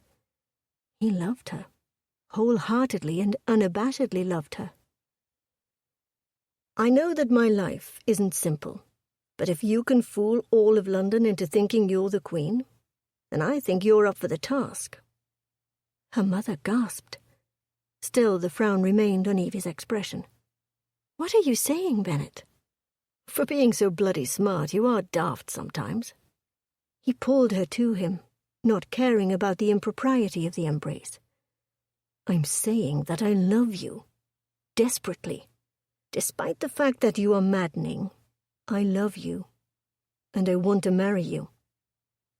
All of her sisters screamed, and her mother called for the smelling salts. And Evie, she laughed amidst a few stray tears. Then she flung herself into his arms.